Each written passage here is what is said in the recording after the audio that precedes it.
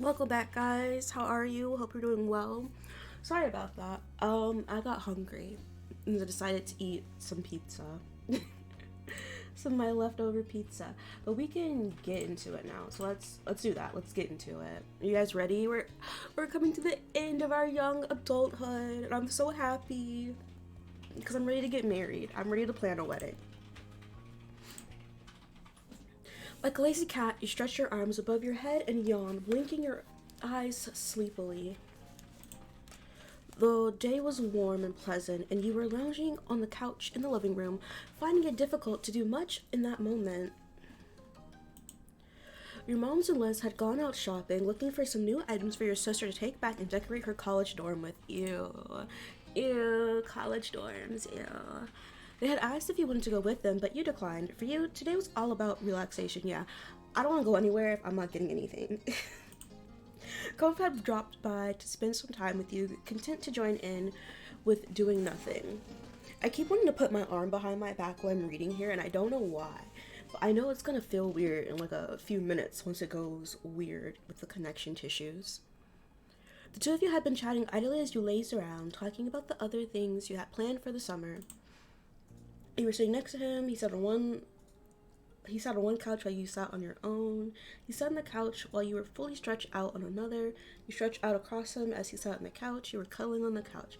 I'm stretching out. You had your feet propped up on one of the armrests and used Cuddle as a comfy cushion between your head. Totally settled in. Excuse me. I need some water.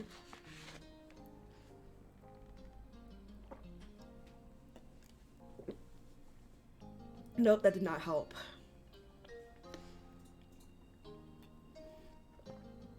Yeah, that didn't help. Okay, well, Clove gently wound his fingers through your hair as you rested on his legs, equally at ease. The day dragged on, and you found yourself yawning more and more often between conversations. You had almost dozed off completely when suddenly a buzz rang out, disturbing the silence. Your phone was on this charger in the kitchen, so it couldn't have been that. Cove pulled his own phone from his back pocket and checked the screen. His movement had jostled you, so you tried to readjust your position to get it right again. Oh, it's Mom? Okay. Cove waved his phone in the air, giving you a small smile. I'm gonna take this. I'll be right back. He carefully nudged you to move. He made a small noise. What do you have to leave? Why do you have to leave for that? Sure, okay, it's your mom. Can I hear? You held on to him to keep him there. I made a small noise. Oh, come on, princess. I have to take this. I mean, yeah, but you don't have to leave. He poked you again. Finally, with a groan, you relented and let him get up. He got to his feet and stretched out, answering the call and holding the phone to his ear as you headed off. See, I put my phones on speaker mode.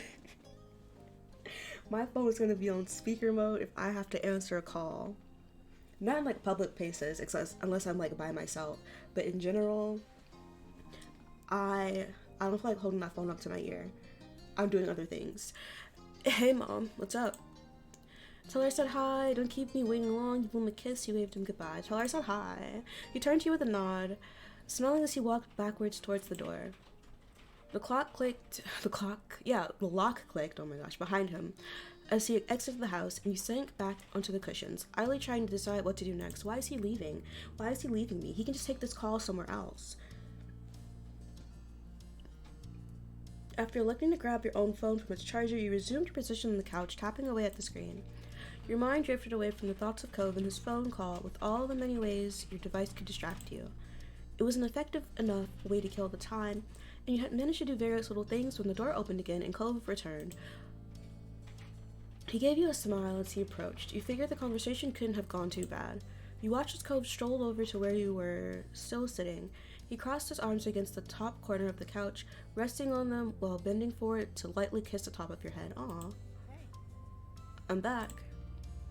You gazed up at him fondly. You put a hand over his. You stretched to hold his face. You tilted your head and gave him a small kiss. Touch his face.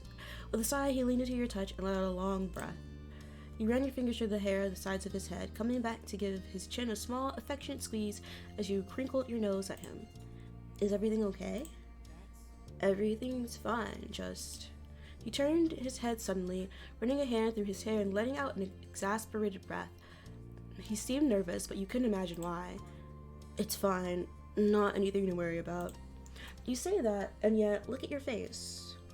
You raise an eyebrow at his tone, moving your head to the side to try and meet his eye. That doesn't explain what's going on. He shrugged and gave you a tight smile, trying to play whatever it actually was off as unimportant. There's nothing going on, just stuff I can deal with later, some other time.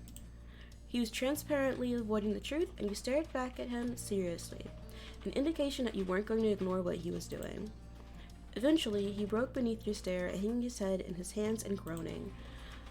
I need to make another trip to Mom's place. There's some stuff out there that I'm gonna use, so have to go pick it up. Road trip, I wanna come. It wouldn't make sense to ship it, and I couldn't bring the stuff back with me last time, since I flew. Oh. Suddenly you understood what the phone conversation was about. Cove was going to drive to his mom's house in Nevada. When will you go? Mom thinks it'd be best to do it now. I'm still kind of free, but... Cove pouted, giving you an unhappy look, and you could see the prospect was already taking a toll on him. I don't want to. I was just there, and for even longer than usual. Why do I have to leave right now, when it's our last summer like this? You laughed, not knowing why he was being so difficult about it. You thought it was cute he wanted to stay. You can hack it. I don't want you to go either. You shook your head affectionately. He's cute. He's so cute. He's precious. It showed how much he appreciated being there and spending time with you. Looking up again, you meet his bright aquamarine eyes, finding a sad smile tugging on his lips. Suddenly his Suddenly his eyebrows jumped and his eyes lit up like a lamp. You could come with me. What? You could come with me. I mean, I get that the two of us live next door to each other and my mom lives in another state. My trips there are usually to spend time with her, just the two of us. But this time it won't be like that. All I'm gonna do is drive over, stay for a night, and then pack up the car in the morning and turn around again. Most of the time will be spent in the car, so it'd be good to have another person there. Plus, you'd have the chance to see my mom again in her place. Oh my god, excuse me. My pizza. My pizza. I'm so sorry about that. Maybe we could even find something cool to break at on the way. Oh, okay. I was reading that like, what? You couldn't stop yourself from laughing at his enthusiasm. He blushed a little, reining himself in. I just felt like it could be fun. Please, could you think about it? I want to go. A road trip sounds fun. Yay! I suggested a road trip, and here it is, the road trip. I'll have to let my moms know, but as long as we've got nothing else important on the days we pick, then there's no reason I wouldn't be able to go. He grinned from ear to ear, thrilled by the news. He put both his hands on your cheeks, kissing your face all over, having to bend down far to do so. Oh, now they mention that he towers over me because when we were dancing, they were pretending like we were the same height. But he didn't mind it a bit. Then he wrapped his arms around your neck, letting out a happy sigh. This is great. I'll call my mom back and let her know right now. Well, I mean, will she approve? Because where am I going to sleep? I'm going to sleep on the couch. I don't think we're going to be allowed to share the same room or bed. You spent some time together going over your schedules and making plans for when you could take the trip. You need to fit it in around Cove's work schedule, which he brought up on his phone to double check. Luckily, it was only a 2-day trip, so finding a couple free days in a row wasn't impossible. It wasn't long before the dates were finally set and all the plans were made. You were excited for the trip, you were content with the plans, you were nervous, you felt unsure about everything. I'm excited. I love me a little trip. A short trip sounded like the perfect way to spend some time. You could listen to music, eat snacks, and enjoy the open road. I used to road trip with my dad all the time. We drove from where he lived all the way back to where I live now. And it was like a 10-hour, 12-hour drive, and I'd always fall asleep. I would pick the radio stations. No, I would pick the music because I listen to Spotify. So we'd have Spotify on. It was mostly Korean songs. And we'd listen to that the whole road trip until I fell asleep, and then my dad would change the radio station to smooth jazz. I always woke up to him listening to smooth jazz for some reason. And yeah, and then when I woke up, we took breaks. I played my music again, and yeah, I took a lot of naps. Also, welcome in, Pippisappy. How are you doing today? I hope you're doing dandy, but maybe you're doing a different descriptive word. Is it an adjective? I think the word I'm looking for is adjective. I hope you're doing well. No matter what you thought about things, the mornings when you were due to leave arrived. Oh, you're finally catching this game. I don't think you've seen me play this game before. We just finished up Animal Crossing. It was cooler than usual, the sun barely peeking over the tops of the houses. You stood outside your house, on the footpath near the road, waiting for Cove. You yawned loudly, covering your mouth with the back of your hand. Mornings were always a struggle. It's something about, like, I can do super early mornings, but once it passes like 7 o'clock, I'm like, yeah, no, it's not for me. I can't do it. You're doing quite dandy as always. You just pumped and oiled your bike for tomorrow. Oh, is it like a bicycle bike, or is it like a motorbike or a motorcycle? Is it electrolyzed? Electronic? What is the word I'm looking for? Whatever word it is, it's not what I'm thinking. Bicycle? Ooh, normal bike. I don't have a bicycle. I want a bicycle. I've been wanting one for several years now, and I've just never gotten it. Maybe someday I'll get a bicycle again. But are you going somewhere on your bicycle? Got plans? You're just gonna go on a regular bike ride? A bike ride? Oh my gosh. With your travel bag clutched in one hand, you watch his Cove finish packing up his car. He had organized all sorts of things, water bottles, snacks, and who knows what else, just for work and back. Do you take your bike all the time to work? I have never known anyone to oil a bike. I didn't know that was part of the maintenance. All I know is I had a bike, it needed air in its tires, and I was good to go. He had organized all sorts of things, water bottles, snacks, and who knows what else. Cove insisted he had everything under control and didn't need help. At least you could rest easy knowing that it was all taken care of. As you waited, you glanced over Cove's car. You knew it well. It used to belong to Mr. Holden, and when Cove had learned to drive it, passed it to him. His dad had taken the opportunity to get a newer one, of course. That's such a dad thing. You will if the roads aren't icy. I hope they're not icy tomorrow. I hope you guys don't get the cold front that's moving in your direction. At least I think it's moving in your direction. I don't know. I don't live in your country. You haven't biked in months, so it needed some oil in the chains, air in the tires. Ooh, okay. See, I didn't know you needed to oil the bike chains. All I know is about air in the tires. But yeah, my dad does that. So I was supposed to get the car that my dad bought my mom, and he made her return it. And it was a Kia Soul, and it was orange. Now, I don't really like orange and red and yellows, but that car was my car. My dad said, once you learn how to drive, that car is yours. And I was so happy. I was like, yes. I didn't get my license until 3 years ago, and I'll be 26 this year, so. And I just started driving last year. Like, I got my license, yeah, but I wasn't allowed to drive. And I finally started driving last year. Anyway, not the point of the story. So what my dad did, he sold it. He got himself a new car. And then, you know what he did with that new car? He traded it and got him another new car. And I feel like every fucking year he gets a new car. And I'm like, hold on. Yo, what are you getting these new cars for? And have you seen, the newer cars? I hate them so much. Their prindle is in a weird spot. They don't have, keys, car ignitions. They have the ignitions, but you need a fob now. And it's so, I hate it. I hate new cars. I'm not looking forward to getting a new car, but eventually I'll need to get me a car. A newer car, but not a new car. I want another Kia Soul, because I just love that car so much. Right now, my car is a 2011, so it's getting old. It doesn't have 150,000 miles on it yet, but it's getting close. It's getting close. Sometimes, we have a guy at work who often changes cars. Sometimes he changes it to a motorcycle. Where is he getting these funds to be changing his cars that often? Is he just renting stuff?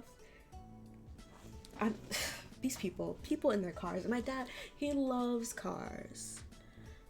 I don't get it. I don't understand it. I tried, but that's him. And I love teasing my dad.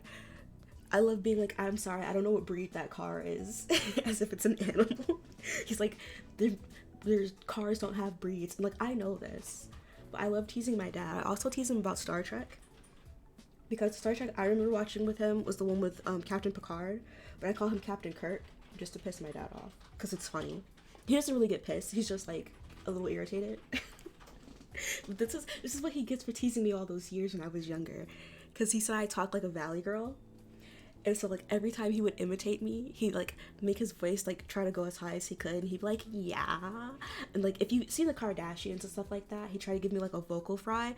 And I feel like I don't have a vocal fry. I mean, I could have a vocal fry, but I don't feel like I do. And so, yeah. It's payback. It's payback. It was pretty old at this point, but he had served both of them well so far. You just hoped it had enough life left in it to survive a trip as long as the one you were embarking on. The slam of the car door closing made you jump. You snapped back to focus and saw Cove was walking towards you. He dusted his hands off on his pants and tilted his head towards the car. That's it. Ready to go? Yeah, I'm ready. He smiled and stepped aside, giving you space to situate your own bag where you wanted it. Once everything was safely inside, he glanced back at you. We should get started. It's gonna be a ways to go. Look, I know the voice that I'm doing for Cove doesn't match. I want you guys to know that. Like, I know, I can hear. My hearing's not the best, but I'm not deaf. I can hear the voice. I'm not that hard of hearing. I can't imitate that voice. So he's getting a lower register voice because I need to signify that this is man, this is Cove. I'm not saying that girls or women don't have deep voices, they do. But this one's for Cove. It's specifically for Cove. Woo, you give him a high five, you hugged him, you smiled back. Woo! Let's get the show on the road. He chuckled at your enthusiasm, shaking his head slightly. The two of you climbed into the car and buckled up, Cove in the driver's seat and you sitting shotgun. His eyes moved to you. Thanks again for coming on this trip with me. Of course, it's no problem. After checking the mirrors and starting the engine, you pulled out of the driveway and the trip began. With a small sigh, you got cozy in your seat and watched the familiar houses in your neighborhood pass by. You know what? They use the same car background for every single car. Now, do we all have the same model and make of car? Do we all have the same breed of car? Is that why all the interiors look the same? Cove reached over to turn on the radio. A crackle of static mixed with the old snippets of song filled the car as he flipped through the stations. Now you're telling me none of us has music on our phones? Because I don't listen to the radio. I try my hardest not to listen to the radio. They're always playing some bullshit on these stations. And I don't want to hear it. I'm fine listening to my old people music. My old people music. It's not old people music. It's just from like the 90s and the 2000s through 2010s. My old people music. Mr. Holden's car was in a good condition, but it was well older. There was no way to plug in a phone to play music, which the radio had to do. No, because I can't plug in my phone to play music in my car. You know what I do? I put my phone in a spot that makes the music louder, and I go. Hopefully it's in a good spot so it doesn't, fall to the ground when I'm swerving. I'm swerving and turning in my wild ass car. Eventually settled on top 40 station before sitting back and resting both hands on the wheel. Is this okay? Yes, you know what I like. Yeah, it works. You know it. Can I change it? I'd rather have it off. Yeah. Yeah, it works. He smiled happy with the answer. Ooh, it's bright now. Time flew by, and with the scenery outside your window became more and more unfamiliar. Neither of you spoke for a good long while, but the quiet was comfortable. You had been all too used to each other's company over the years. Eventually, Cove broke the silence, clearing his throat softly before he spoke. It's been too long since you and I have spent some time with my mom. I know she still comes to the neighborhood sometimes, but it's not even once a year. I'm always going to hers. Oh, by the way, Animal Crossing's on sale on the Nintendo store now. Here. Oh, are you gonna get it? You don't have to, but if you want to. Was the DLC worth getting too? I'd say so. It adds new stuff to the game, like new items. And I mean, you've seen me play the DLC. So if you find like decorating the houses and everything fun too, you can do that. With the DLC, sorry guys, I know we're not talking to you about story, but I love Animal Crossing. That's the main series game right now. With the DLC, you get to decorate your villagers' houses. When you buy those chocolates for them, you can decorate houses for them on the island, and then eventually you'll be able to decorate the actual houses for the villagers on your own island, and not just the Happy Home Paradise one. I personally think it's a good DLC to get. But if you don't want to do the DLC, that's totally up to you. I just don't want my villagers to have ugly ass houses. And I can't really talk right now because my house is ugly as fuck. And most of the villagers don't have ugly houses that are on my island, but some of them do because, you know, they came here before I had to scout them out. But yeah, I'll still be changing their houses because they don't have all the amenities that they need, and I gotta make sure they have the amenities. But yeah, you should definitely get it if you really like the game. You'll at least get the base game, not sure about the DLC, but most likely you'll get that too anyway. Okay. Nintendo should be paying me. I'm helping them get a sale. No. I hope you have fun with the game. Let me know how it goes if you do decide to get it. I'm happy the two of us are doing this. Yeah, me too. But speaking of your mom and trips, remember the time she took us on that crazy drive all across town? He shook his head at the memory, his laughter clear and bright. Oh, I remember. I kept worrying about papers and shoes while you were having a blast. I mean, I wouldn't say I was having a blast. I was worried about the paper and the shoes too.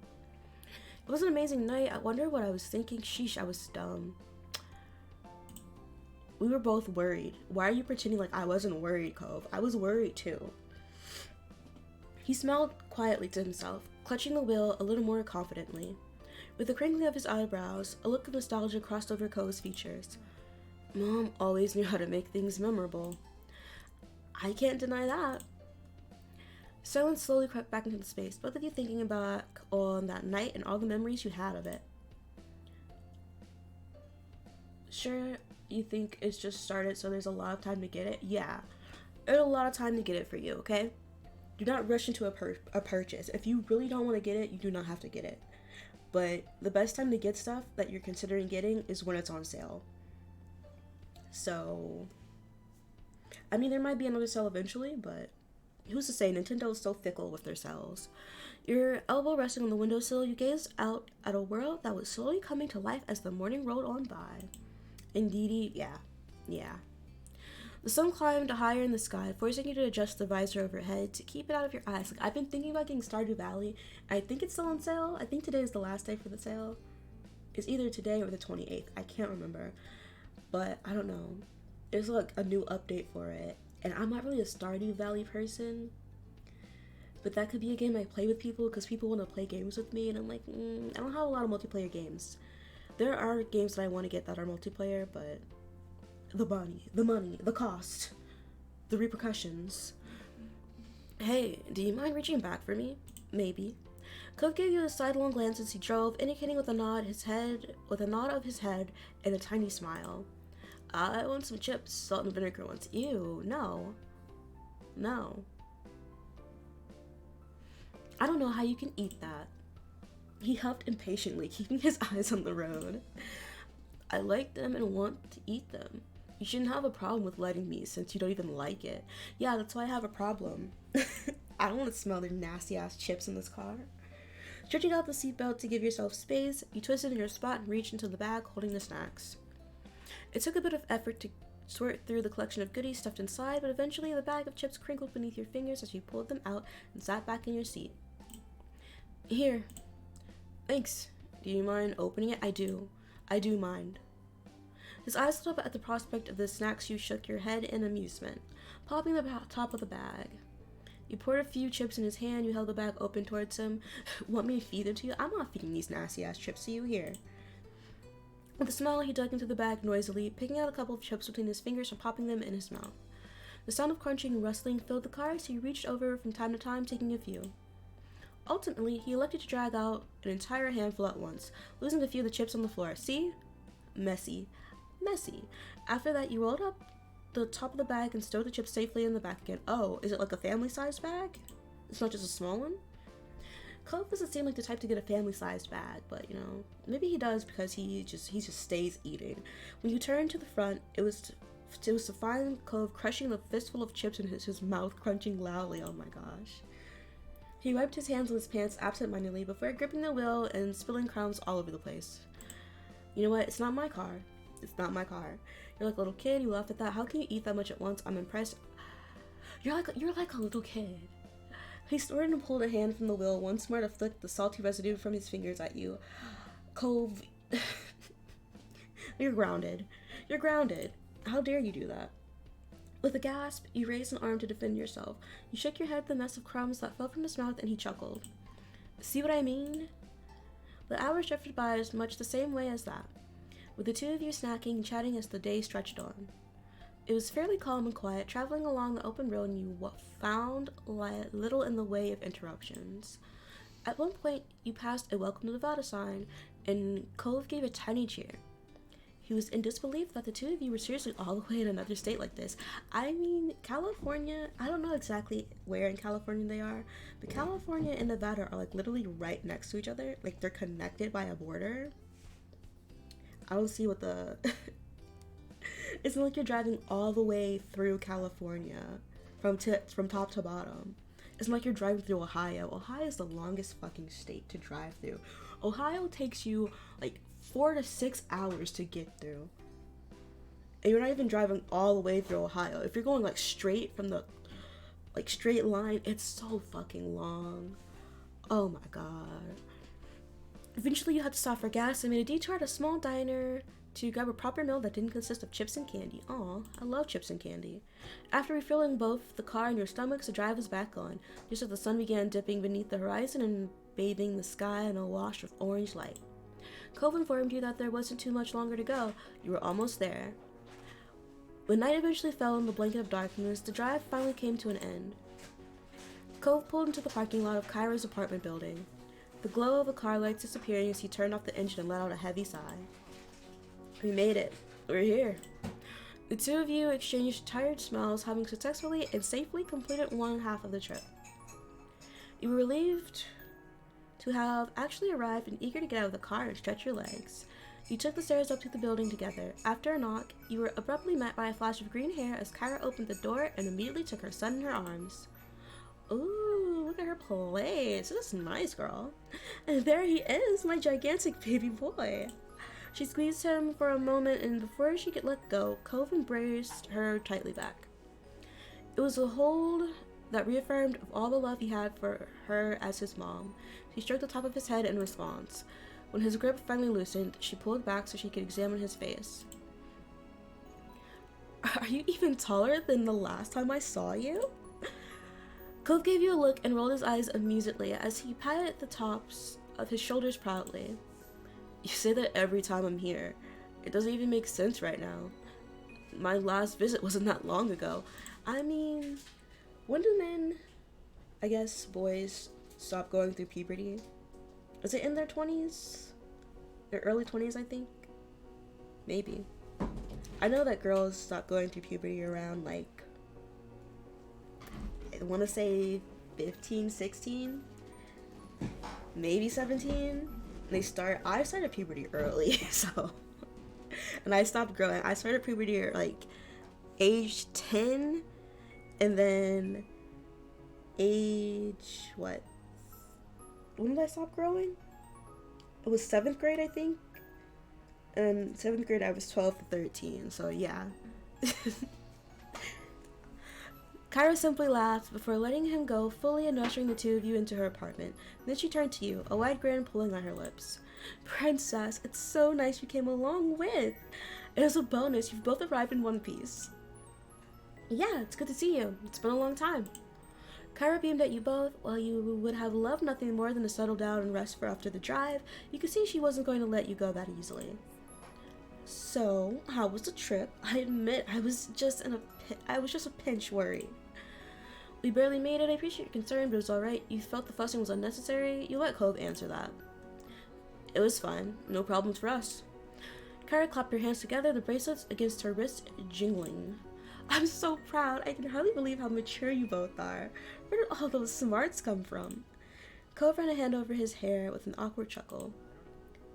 Maybe I got some from my parents. His mom looked up at him deeply, her eyes glistening as she shook the sentimentality. Yeah, off with a wave of her hand. I have to make sure I read that word right. You have to be half asleep already, huh? I don't want to keep you up much longer. Early mornings and any-hoos. She said any-hoosies. Any-hoosies. How do you want to deal with the sleeping arrangements? I've only got my own room in Cove. Still, the living room couch isn't bad. Princess can use my bed. I'll just sleep on the floor in the room. It doesn't matter for one night. Mm-hmm. Kara gave a skeptical look. Her lips bit into a teasing grin. What? I wonder why I don't believe you'll stay on the floor when Princess is right there in your bed. Kyra, oh my gosh, do not insinuate stuff that has not happened yet. Cove froze in shock, his cheeks turning a dark beet red. Then his eyes narrowed and he scolded her with a harsh whisper. Mom. Kyra giggled to herself, but managed to give him an apologetic look upon seeing he was less than impressed by her teasing. Sorry, baby, I'm only pointing out the obvious. You blushed, you laughed it off. It's not a long day, it's cruel to tease the poor boy so late, even if it's true. Oh. Yep, she's right. That's totally what you do. You were annoyed, she knows he's sensitive, it was uncalled for. You put a hand on Cove's arm in a show of support. He gave you a grateful smile. Kyra cooed at the two of you. Mom! She finally let it drop, and you tried to move on. I'll take the floor, I'll sleep on the couch in the living room. Thanks for letting me have a bed. Thanks for letting me have a bed. I'm not sleeping on the couch. I like sleeping on the couch. I'm a princess. Cove offered a small smile. No problem. Would you be okay with me sleeping on the floor in the room? I'd rather be there than out in the open in the living room, even if there is the couch. Are you afraid someone's gonna break in? I'd prefer if you were on the couch. Yeah, you can sleep there. Girl, I don't care, it's your room. Sleep where you want. Sleep on the ceiling if you want to. Kyra giggled softly, drawing your attention back to her. All funny stuff aside, you need to get some sleep for tomorrow. Seems like you're setting yourselves up to not get any. Why wouldn't we get any sleep, ma'am? I know that sounds really captious, but I'm a mom. I have to say these things. Come on, we're not little kids having a sleepover. We're responsible adults, right, princess? I mean, you still act like a child, so... Wasn't it you who climbed into my room last night to give me a firefly? I'm just saying. You're very irresponsible. No, we're not. Well, I am. Cove, though. Cove is, so I can't say the same for myself. He simply smiled at him. Maybe you should sleep in the living room after all. I'm gonna smile at him. I'm not gonna say a single thing. I'll leave it all up to that then, for now. Just remember that the walls are thin in this apartment. If you can't settle down and sleep, I might have to separate you. Kyra. Ma'am. We'll be good. Perfect. Kyra clasped her hands together, her bracelets softly tinkling against each other again. It's only getting later, so I'd better let you prepare for bed. She nodded towards the hallway and gave you a small smile. I'll play hostess for a sec and show you where the bathroom is first, princess, and where we'll be staying the night. Thank you. You hoisted your travel bag back over your shoulder and followed behind Kyra and down the hallway. Cove shuffled along behind you, disappearing to the bedroom while his mom had you go to the restroom. The apartment was small but nicely decorated in soft, cool colors with plenty of artwork hanging on the walls to give it character. It was stylish and exactly what you would have expected from someone like Kyra. Ooh, this is a nice bedroom, Cove. After being shown the bedroom and wishing Kyra a good night, you headed into the room and found Cove already there. What is this, a full-size bed? Is it a queen? I think it's full. I think he has a full-size bed. I don't think he'd have a queen. After being shown the bathroom, yeah. He had changed into his sleepwear for the night as well and set aside his glasses already. Looking around, you found the bedroom to look much the same as the rest of the apartment, but with small ocean elements you were sure Cove must have enjoyed when he stayed here. All in all, the room was pretty and clean, though it almost looked like a hotel guest room than a bedroom. Cove only spent a few weeks out of the year there, so it made sense that it wasn't especially lived in. What is this shirt? You know what? I picked this shirt, but they didn't give us very many options for shirts. It's not that I don't like Cove's style, it's just very interesting. What do you think? It's pretty nice, huh? Mom always keeps it clean and everything, even when I'm not here. It's a great room. It seriously looks like a hotel room. That's sweet of her, you know. It looks like a hotel room. A really good hotel room. Cove huffed and turned away. I'm sorry, babe. Are you for serious right now? Because I said it looks like a hotel room. It's not that deep. It's not. Cove really is me. He's so sensitive. He was being defensive over your teasing. When you went back to the room, you jumped in bed and under the covers, just as Cove was shuffling to his sleeping bag on the floor. You waited until he was settled in before you flipped off the lights, and a soft glow from outside peeked through the blinds, casting shadows over the floor. You closed your eyes, blocking everything out. Night, princess. Night, Cove. Sleep well. The room grew quiet as the two of you wound down for the night, and you found yourself listening to the sounds of the city outside the window. The noise out there was so different to what you were used to back home. Cars zooming past and people out having fun, instead of crashing waves and the ocean winds cocooning your house in their embrace. This feels familiar, don't you think? You've been having sleepovers for years. Cove mumbled quietly and rustled in his bedding, turning to face towards your location. We should be sleeping. Right? It feels like I've had this view so many times, looking up over at you tucked into bed. He trailed off a little, and you assumed he was drifting off to sleep, too tired to continue the conversation. But then, as if the switch had been hit, he sprung up, startling you as he shot upright in his sleeping bag. Wait a minute. Why am I always on the floor? 'Cause you offer. 'Cause you offer, silly. What? You raised your eyebrows at him through the dark.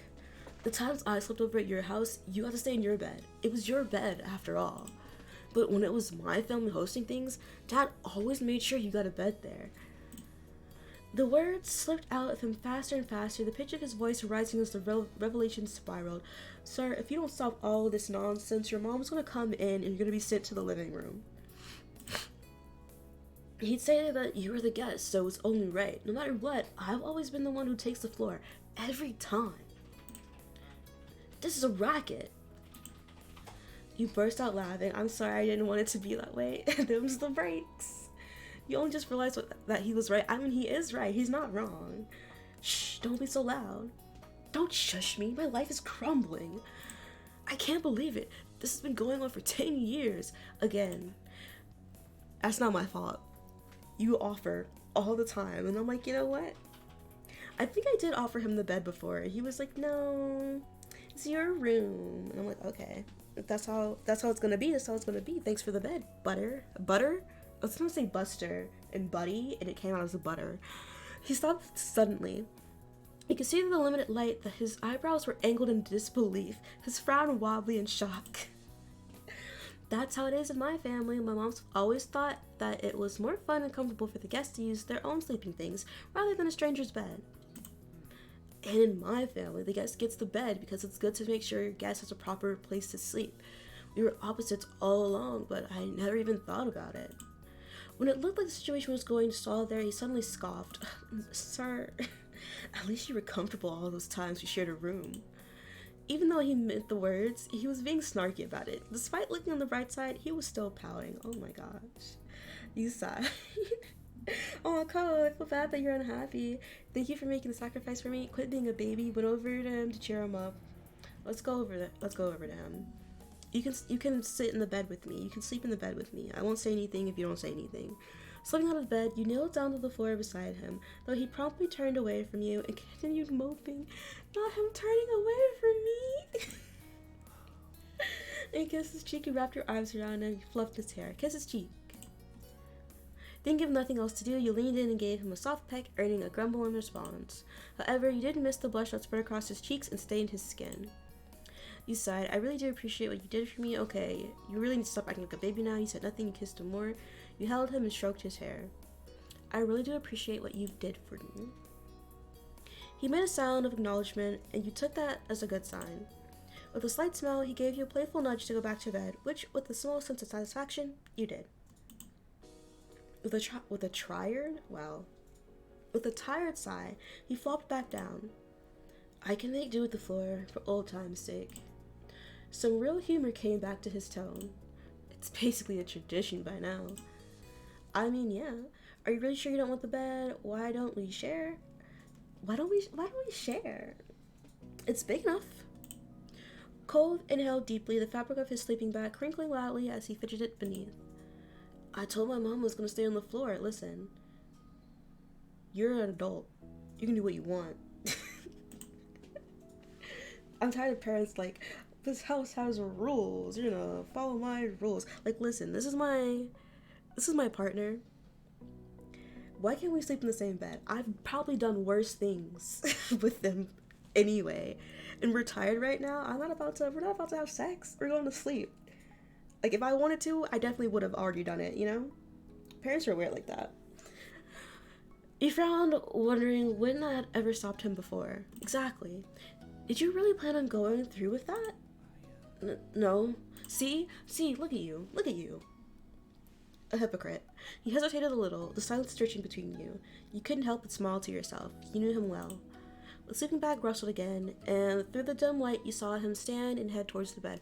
I mean, if it makes you feel better, you can unzip the sleeping bag and then put it over top of us. That way you are still technically in the sleeping bag.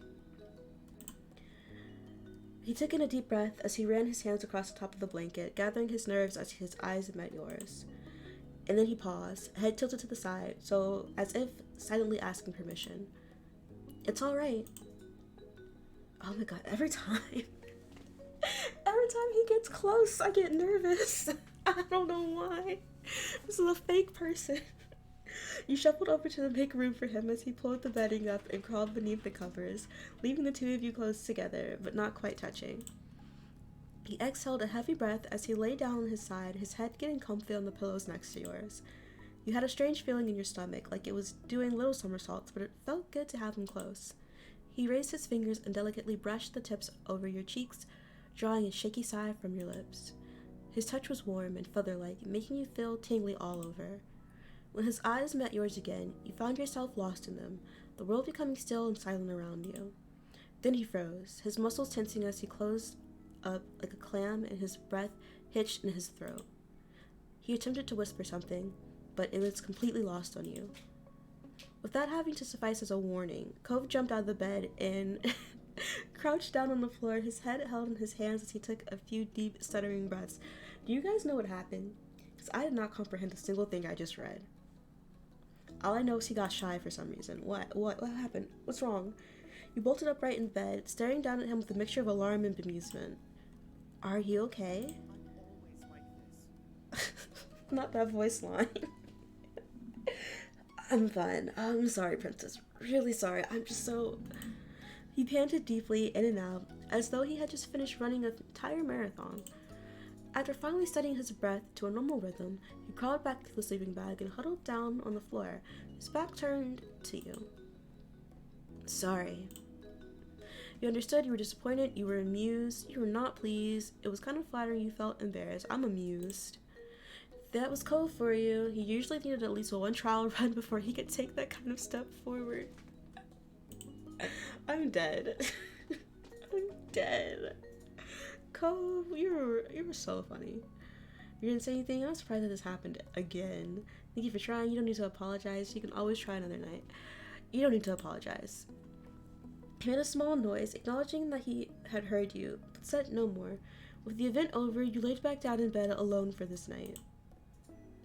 The next day dawned, bringing with it the sounds of birds chirping happily outside the window. You opened your eyes slowly, letting them adjust to the light as you tried to recall where you were, and remembering the unfamiliar sight of Cove's second bedroom. You had woken up on your own. You reached over to turn off the alarm you had set. Cove had nudged you awake. Sure. Rise and shine, princess. Cove shook your shoulder, and you groaned dramatically and buried your head beneath your pillow. 5 more minutes. We've got to get started. What are you taking? Why are we here? What are you bringing with you? Sitting up in bed, you let out a yawn and stretched your arms above your head. You felt pretty groggy. You felt okay. I'm groggy. I'm not a morning person. I need to stay in bed for at least an hour before I really get up. But some days I can't afford that luxury. But I need at least 10 minutes. I say an hour, but 10 minutes, I just need to lay there and not get out of bed yet. You were used to sleeping in longer than this, and the late night hadn't helped. Morning. The two of you were on completely different wavelengths right now. You pulled yourself out of bed, grabbing a fresh change of clothes and your toiletries before heading to the bathroom. After all of that, you met Cove back in his room. He was sitting on the floor where you entered, sorting through a bunch of stuff in the box, determining what to bring and what to leave behind. Hey! Can you pull out the stuff in these drawers? Why are you being shy about this? You nodded, though he hadn't looked up from his task, so you knew he wouldn't have seen. Heading over to his drawers, you started the task of taking out various items and setting them on the ground in front of Cove. After a while, it became clear to you that Cove was acting strange whenever you went near him. He was flinching over your presence. Oh my gosh. What is wrong? What's wrong now, Cove? It happened a few more times before you couldn't take the awkwardness any longer. You dropped the stuff you were holding right in front of him and raised a questioning eyebrow. Is everything okay? Yeah, sorry. I'm sorry about last night. Again. He quietly squeaked the second part of his thought. About not staying in bed with you.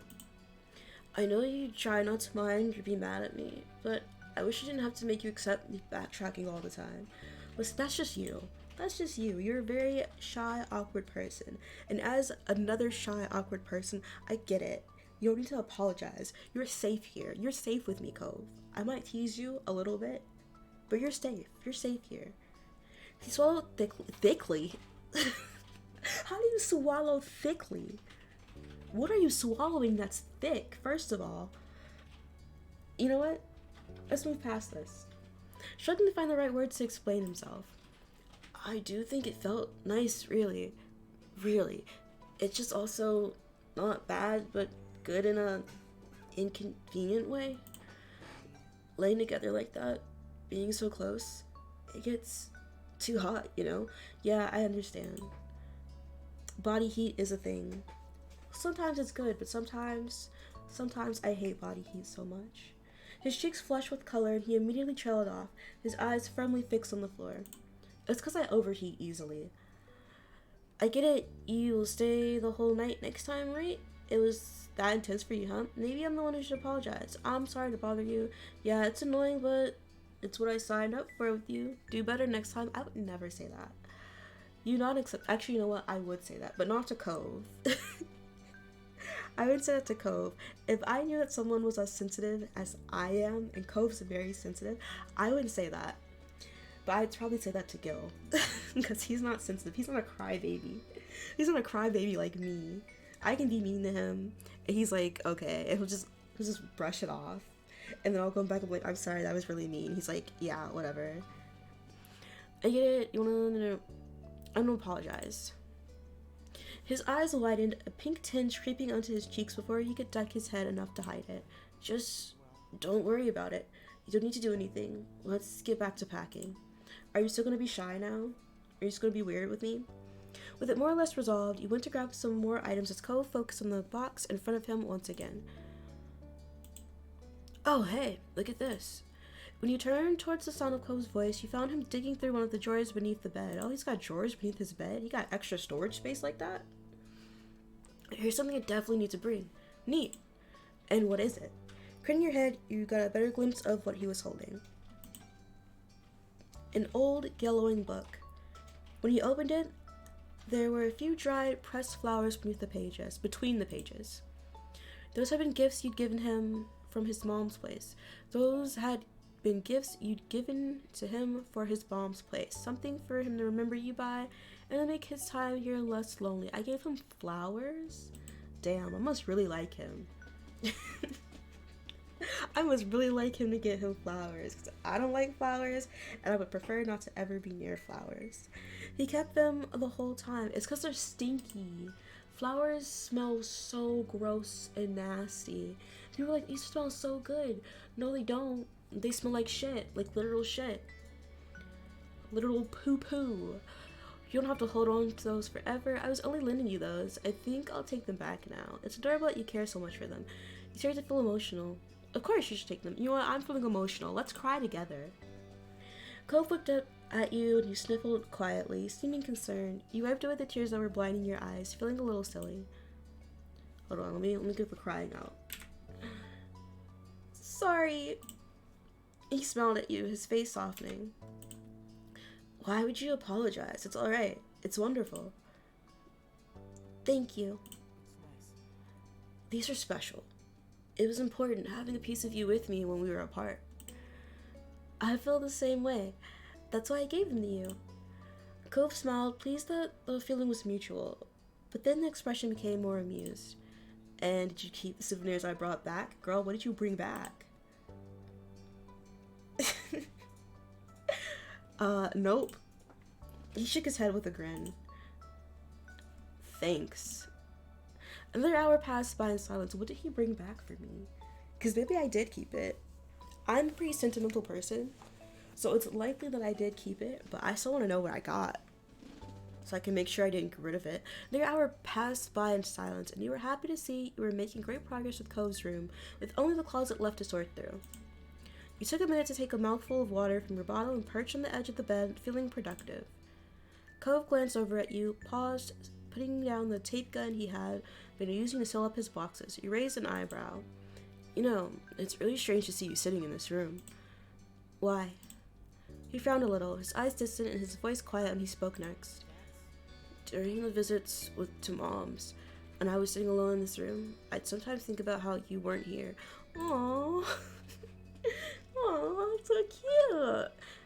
It was a weird feeling at the time, that you just weren't around, and now that you are here, in this exact place, I don't know how to explain the feeling. He shrugged it off and smiled a little, as though he'd said enough already and didn't want to risk sounding silly. Life is pretty confusing, is all. I didn't know you thought about me when you were away. That's true, life makes no sense. I missed you so much when you were gone. I missed you so much. His eyebrows crinkled as he looked at you solemnly, his eyes bright with emotion. I missed you too. All the time. It made you feel better to know that to know that when you were stuck at home missing his company, that he was missing yours too. And that's such a special thing. But maybe it's just me because I have codependency issues. He looked away satisfied, heading over to the closet and the last of the items to be sorted. Before long, every box, closet, and drawer had been thoroughly combed through, with the items either neatly packed up in boxes or organized and returned to their proper place. With a sigh of relief, you glanced around the bedroom and the work you had done together. We're done. Good job to us. I'm gonna change out of my PJs for the drive. Yeah.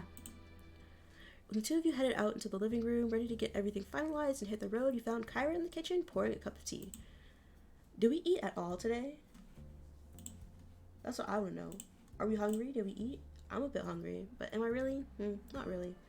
Cove headed towards her, leaning casually against the counter that divided the two spaces. Hey, you didn't have to get up so early. Are you crazy? Of course I have to see you off before you go. You can't sneak away while I'm out cold. She beamed at him and in all honesty seemed more than happy to be up and getting ready for the day. Do you want some breakfast? I've got some muesli or eggs and toast. What is muesli? Oh, and some of that fruity cereal you used to love? Trix? Did you know Trix put like vanilla cream filling inside of their Trix now? And so did Cocoa Puffs. And I saw that recently and I'm disturbed because I understand the Cocoa Puffs thing, but I don't understand why Trix cereal would put vanilla filling in theirs. Like that doesn't seem like it would go together. It seems very gnarly, very gross. I can't imagine that being tasty. I haven't had Trix in years, so you know what? It doesn't really matter. I'm not buying them. I'm not trying them. I've got Captain Crunch Oops All Berries now. I'm good. I've got the best cereal in the world. That's okay. We should really eat on the road. Kara smiled sadly, a little disappointed, but she seemed to understand that your time was running thin. I thought you might say that. In that case, I packed you some snacks for the road. Even if you don't end up eating them, take it anyway, just in case. You can always feed them to Cliff when you get home. Tell him I said hi. Cove laughed and shook his head, knowing his dad would love nothing more than to polish off whatever food Kyra had prepared for you. Thanks, Mom. You really didn't have to. Thank you for the snacks. It was nice of you to organize this for us. It must be a mom thing to know stuff like that. I'll definitely eat whatever you've packed. You smiled quietly at her. Thank you for the snacks. I'm sure it'll come in handy with this guy around. Cove scoffed and playfully rolled his eyes, earning a giggle from Kyra. I don't doubt it. Like father, like son. She returned her smile with one of her own, before putting her cup of tea aside. Well, I'll help you get the car packed. Sure. Sure, thanks. The three of you got a move on, taking the boxes from Cove's bedroom and heading down to fill the back seat of the car, until there was barely an inch of space left in the back and trunk. With all of you helping, it only took a couple of trips to move everything, and you were done before you knew it. Then it was truly time to say goodbye. You convened back inside the apartment, where Kyra looked over the two of you with a quiet smile. It was great to see you both. Thank you for coming. She gave each of you a hug, and you felt a little sad that you hadn't been able to spend more time with her. It was good to see you too, Mom.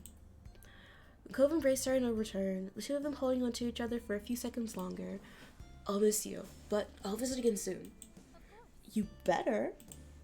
Hey, we should make plans for you to visit us too. I'll let you know when it's settled. I'd love that. Kyra bundled all the stuff she prepared into a bag and handed them over to you. You took a quick peek at what she had packed. There were fruits, nuts, seeds, hard-boiled eggs, and some veggie sticks. Absolutely nothing here that I want. Unless these are fresh Fuji apples, I don't want to see anything in here. Oh, good to see you've got some fresh food options now. The snacks I brought weren't. Kyra shook her head at him and let out a soft laugh, as though she wouldn't have expected anything else. I seriously hope you're feeding yourself better than that at home. Yeah, of course, just not on trips. I can live with that then. She looked over at him fondly, her eyes at last focusing on his face and filling with emotion. I'm gonna miss you, baby. Goodbye, thank you for letting us come. We'll be together again before you know it. You didn't know what to say. Goodbye. It was nice seeing you again. You too, princess. I hope you'll visit again soon. Kyra put an arm around you both, pulling you in tight to her sides for one final squeeze. Have a safe trip. We will. With the last goodbye, you exited the apartment, though Cove hesitated for a moment in the door, his expression distant. You weren't sure what he was doing, though you tentatively took a step towards him. Everything okay? Your voice seemed to bring him back to earth, and he shook his head to clear his thoughts, his green hair swaying from side to side. Yeah, let's go. With that, the two of you headed back down to the car, ready to make the long trip home. Soon enough, you were on the wide open road with a car full of Cove's things and only one destination, Sunset Bird, California. The drive went as smoothly as could be expected, with the morning slowly creeping to midday as the miles flew by. The day flew by in a whirl of open road and sunshine, and before you knew it, there was an early afternoon. By that point, you had already crossed the state line. Cove announced that he planned a little stop on the way home. He was quite pleased with himself as you arrived at the precipice, the Redwood National Park. Shaded beneath a canopy of enormous redwood trees, you drove along. Hey, we went here before. When Cove parked the car, you pushed the door to get out, and the first thing you did was look up. Enormous redwood trees surrounded you on all sides, their massive trunks shooting straight up into a canopy of foliage overhead. There were too many of them to count, stretching on and on as far as you could see. You squinted against the sunlight that was peeking through the leaves and dancing on the paths around you. It's great, right? He smiled at you from over the roof of the car, before glancing around the place fondly. Remember the trip our family took here that one summer? It was cool going on the journey, seeing the forest in person, even if we didn't stay very long. And I guess you can stay for even less this time, but oh well. I know you didn't have a super good time then, but I thought maybe you'd be able to enjoy the park now. Why is he trying to tell me I didn't have a good time? I had an okay time. He keeps filling my head with thoughts about things that I didn't have. I know how good of a time I had doing these things and what I did. You are putting things into my head, and I do not appreciate that, Cove. It just seemed like a good time to stop by. Who knows when we'll get another chance? His voice got a little softer at the end. It seemed to be bittersweet for him. Being in a place he was fond of, but not having the time to appreciate it fully. You were pleased you had stopped here. You felt pretty good about being here. You didn't mind either way. You would prefer not to stop at all. I felt pretty good about being here. Cove, you're so sweet. There was plenty to look at, and it was a good chance to refill with some snacks and water before heading on again. Thanks for bringing me here. There will always be more chances in the future, I promise. It's better than taking a break at the gas station. I'll put up with you for the trees. I'll put up with this place for you. You said nothing about it. This will be more chances in the future, I promise. Cove smiled, shoving his hands in his pockets and dipping his head. I'm gonna hold you to that. The two of you walked around for a while, completely dwarfed by the sheer scale of the redwoods. It kind of put your view of yourself and everything in a strange perspective. That's how I feel when I think about space. I don't like space. I'm not a fan of outer space. It's scary, it's terrifying to think there's so much more out there than just us. It's terrifying, and I don't want to think about it. You took in a lungful of clean forest air, listening to the sounds of birdsong and the cool breeze rustling through the underbrush, taking advantage of the space to move around freely. However you felt about being there, it was a totally different scene than sitting in that old car for hours and hours. You wrapped an arm around Cove, you took Cove's hand, you nudged, give me your hand, boy. Give me your hand, it's mine. He intertwined his fingers through yours, smiling at you as he relaxed into your touch and rubbed the back of your hand softly with his thumb. Oh, don't do that.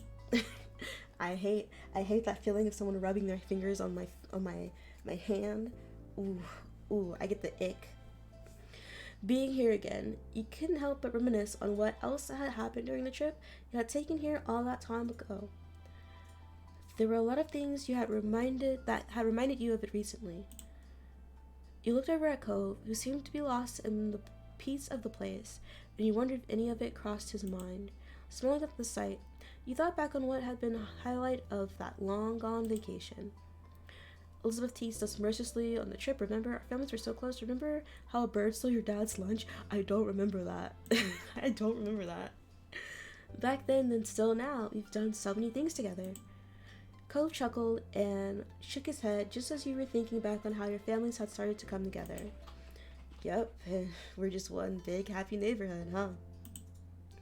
You continued chatting about the trip a little while longer, about the things you had seen and done and even eaten. I'm sure this trip took all day, and we made a stop here? We're gonna be gone for a while, Cove. This is kinda not ideal. A lot of the memories Cove had of the trip are similar to your own, but you were also surprised to hear a few other things from his point of view. So much had happened that there was no shortage of things to talk about. The place certainly had a nostalgic quality about it. Your spirits were as light as you ambled past information boards and picnic areas. But before long, you decided it was time to bring the short trip to an end and head back to the car to get on the road again. Cove sighed when you finally reached the vehicle, jangling the keys in his hand before unlocking the doors. I wish we didn't have to go, but we're going to be responsible and not stay longer than we should. How grown up of you. He smiled slightly, and with that, the two of you jumped into the car, buckled in, and he put it in drive. You were getting closer and closer to town as the sun started setting, though you were still far enough that the radio stations were unfamiliar to you. Oh, what a scene this is. I love how he's just driving. I love how his whole fit just matches. Love that for him. We love a style icon. Cove twisted the dial this way and that way before stumbling into a channel with a song he seemed to like. That was a rare gift from the fates in the sea of static, strange radio jockeys and gritty tunes. His face immediately brightened at the sound of it, and he drummed his fingers along the bottom of the steering wheel happily. Sitting back in his seat, he bobbed his head along in time to the tune. You smiled, you chuckled softly, you shook your head, you sang along, you ignored it. I smiled. You got the impression he was pleased to be heading back home after everything. The song ended and Cove reached over to start cycling through the radio stations again. Upon finding nothing tolerable, he flipped the dial off in defeat and leaned back in his seat with a sigh. You rested your head on your hand and stared out the windows as the sky darkened, watching the landscape slowly melt into more familiar views. The miles went on, and any energy you had earlier was beginning to drain away. You imagined home and your family. You'd be there together soon. You know, I haven't spent all these years living in Sunset Bird and taking a few weeks each summer visiting my mom in the second room. I probably read that wrong, but that's just how it's gonna get read now. That's not gonna happen anymore. Not really. I can still see my parents, but the way it all works between us changed. Forever. He paused, silent stretching. A serious look settled on his face, his thoughts far away. I'm excited to be on the brink of real adulthood. I'm worried about how things will be in the future. I feel the same about my parents too. You should lighten up, you said something. I'm scared. So many things will be different. I hope I'm ready for Cove's mouth pulled into a tight line. He gave a small nod. You got the feeling that he understood how you felt. Cove stared straight ahead down the long road. The path looked like it never ended from where you were, but that wasn't true. Eventually, he found a few more words to say. I think it's good we were able to do this trip without any parents or chaperones. It was just us. We did it all. I don't know, I feel a little more independent now. A little more ready for what's ahead. Right. I felt ready for a while now. I'm not sure I'll ever be ready. That's exactly how I feel. Even now, my big age of 25, I still don't feel like I'm ready for adulthood. The thought of leaving home, my mom's, it's scary. Cove sighed solemnly. The topic seemed to wear on Cove, and he made an attempt to find something else to speak on. So, I'm kinda sad about getting back. I'm gonna miss having you right there tonight. Oh, right there tonight? Hold on, sir. You didn't even want to sleep in the bed with me. Calm down. Calm down. He cleared his throat quietly, though said nothing more. You smiled to yourself a little, hearing him say something like that out loud. I'm gonna miss it too. And with the feelings confirmed as mutual, the two of you fell into a comfortable silence. The sky outside grew darker as the hours passed by, the stars blinking on like tiny little fireflies painted onto a canvas of blue. The scenery continued transitioning between open roads, industrial areas, and beach towns, becoming increasingly recognizable as time went on. You felt someone disconnected from the world around you as you watched it through the rear window, your tired mind growing hazy. It was a strange, reflective feeling, but peaceful nonetheless. Soon enough, the world would return to you, and you'd find your feet firmly on the ground. It couldn't be helped. The adventure would end, life could continue, but your memories would linger on. Ooh, okay. Happiness! Happiness by Red Velvet. Let's do this DLC. Let's do it. We're almost done with young adulthood. Woo! I need to take a short little break. Drink some water. The day and the week were nearing their end, and you were welcoming it in your own way by lying sprawled out on your bed. It was quiet in your house, getting to that time of the night where you really should be sleeping, but you didn't feel tired at all. Oh, you mean 2 in the morning? 2 in the morning? You rolled into your side. Outside, the last lit up window across the street blinked out, leaving the buildings in the block faceless silhouettes against a black-blue sky dotted by stars. Your phone came to life on the nightstand, a pale light cast on the ceiling of your room. Without looking, you threw your arm out behind yourself, groping around on the tabletop until your phone was under your palm. At that point, you lifted it up to your face, snorting once you saw the familiar name attached to the short message just reading, "Hey." Cove wasn't much for sleeping now either. As you made to reply, though, more and more texts came through in quick succession. Oh. Hey. You like doing things. You like doing things with me. I mean, what I'm saying is that there are things you and I do and we like together at the same time. What? Cove is so cryptic. He really is me. Cove, what's wrong with you? I feel like this is how Gil feels when I text him. Just random. It probably is. Now that was eyebrow raising, you propped yourself up on one elbow, sitting upright against the headboard as you could text more comfortably. I'm like, what the fuck are you talking about? That's how I would respond. Yeah, well, you've got it all figured out. Damn, you suck at texting. I would never say, damn, you suck at texting. There was this boy that I liked, and he said I was really bad at texting. But, like, I was the one carrying the whole conversation, so who was really bad at texting? Was it me or was it him? It was him. I'm a great texter. Except for when I have nothing to say to you. Man, am I excited to see where this is going. You're right about that. You waited for him to continue. Man, am I excited to see where this is going. Let's be a little snarky. The typing indicator dropped off, and a notable pause followed. You snickered into the palm of your hand. Sorry, my wrist was itching for some reason. It wasn't hard to imagine Cove red-faced and hunched over his phone in the dark. Eyebrows furrowed as he tried to think of how to respond to your comment, but ultimately he didn't even attempt to address it. Same. I would probably ignore that too. For what I was saying, you're free for a while, right? I got nothing big planned for the next few days. Cool. I thought so. I was just making sure. All right. What, sir? You can just. Cove, we're gonna have a talk.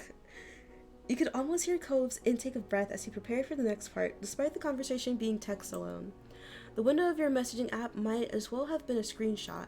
You were left to keep track of the passing seconds with the rising and falling cries of crickets outside. When your screen darkened from inactivity, you wondered if you should do something yourself. Yes, you thought you could give him a nudge. No, you thought he'd get around to it when he was ready. Nah, bruh. What the fuck are you talking about? Cove is struggling with what to write, huh? Cove. Almost immediately started typing, like you'd only dreamt up the lull in the conversation. Sorry. Still here. The next message came almost instantaneously. What if we did something new or sort of unexpected? Oh, like what? Would you be okay with that? Something we haven't ever done together? That could be many things. That could be many things, Cole. You lowered your phone, leaning back against the headboard as you thought it over. The streets outside your window looked different at night, but you knew that if you were to wander out, there would be no chance of you losing your way. There wasn't a single inch of your neighborhood that you didn't know by heart.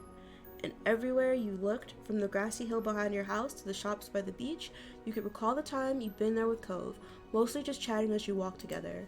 You didn't mind everyday things like that, but as for something new or unexpected, I'd love that. What do you have in mind exactly? What's gotten into Cove Holden to want to do something brand new? Yeah, no response. What do you have in mind? Because I'm okay with doing something new, but I need to know what we're doing so I can prepare. I need to be able to prepare. Some things. Cove. I've got anxiety. You can't just leave it off like that. One by one, Cove began presenting his ideas, starting off with attending a play. Ooh, a play? Sure, I'll see a play with you. We've watched TV together, movies, but real people performing in front of us? We've never done that. I'm not sure what plays exactly are on loan right now. I would love to go see a play. I love plays. I love musical plays, but I don't like musical plays that are just singing. Like they're singing all the dialogue. I hate those. I hate those. I need to be able to understand what you're saying. Like, love that you can keep singing for like 3 hours. Love that for you. But can I get a break, please? But that adds to the unexpected factor. There was a slight pause before Cove moved on to the next plan, visiting an aquarium. Ooh, I would love to go to the aquarium. I love the aquarium. I love the fishies. But that makes sense, right? You go to the beach and stuff. We were pretty close to the water. But going to an aquarium would be water in a whole new way. The third and last idea was the one that was most out of the blue. Ice skating. I want to go ice skating. Ice skating? It was a total wild card, as Cove was putting it in the polar opposite of what the two of you normally did. However, it was fitting right in with the other options as something you had never done together. Let's say if, hypothetically, someone wanted to surprise you with an unexpected outing, would that be okay? No. No.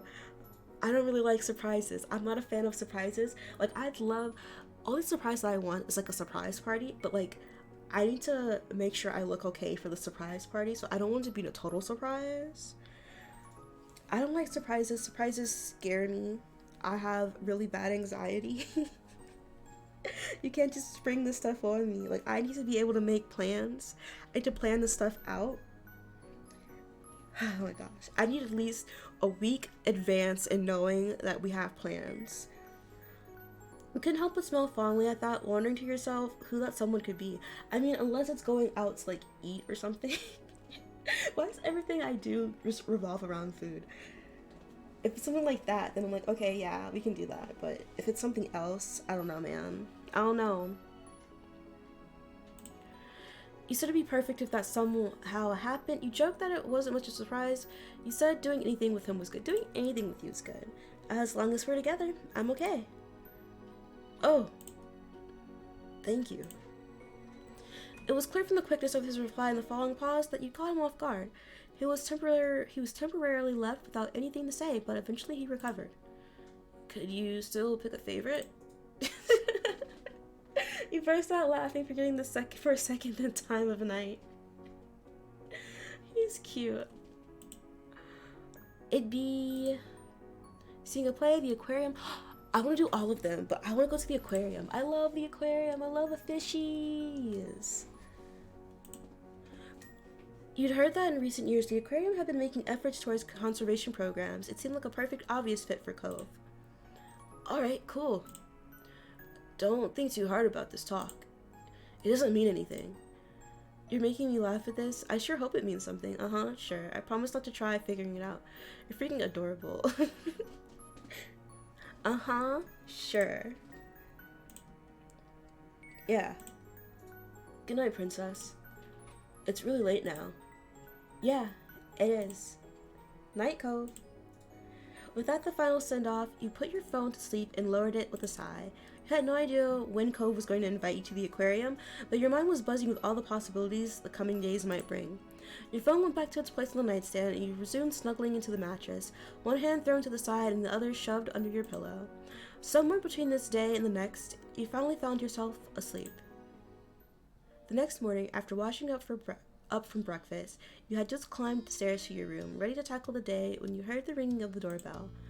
You turned towards the sound, angling your head in confusion. Was someone expecting a visitor today? Then again, you weren't even sure if anyone else was around, judging by the lack of footsteps you were hearing. You raced back downstairs to answer the door. As you pulled it open and saw who it was, you were only further confused. Why would I be confused that Cove's here? Don't we see each other like every day? Cove? He was standing there with an unsure look on his face at first, like he didn't know who would answer the door, but the moment he saw it was you, a shy grin spread across his face. He raised one hand and gave you a little wave. Surprise. Hey, this is a surprise. Don't you normally use the window? Get him. Dig into him. What might you be here for this fine day? You found it funny how you had grown so used to hearing him tapping that glass pane that showing up at your front door is what it took to get a reaction. Cove turned his head to the side with a considering lift of his eyebrows. I guess I do, but not today. I got you something. Ooh, what'd you get me? I love little gifts. He slid his hand out from behind his back, holding it in front of your face as he offered the present to you. Your eyes widened once you saw what it was. A orchid, oh. I mean, yeah, I like orchids, but do I want real orchids? No. I already told you I hate the way flowers smell. Oh, you hadn't expected a gift at all, let alone something as thoughtful as this. He took a step towards you, so close you could see the sunlight shining through some flyaway strands of his hair on top of his head. There was a quiet little tremor in his voice when he spoke again. Surprise again. Do you like it?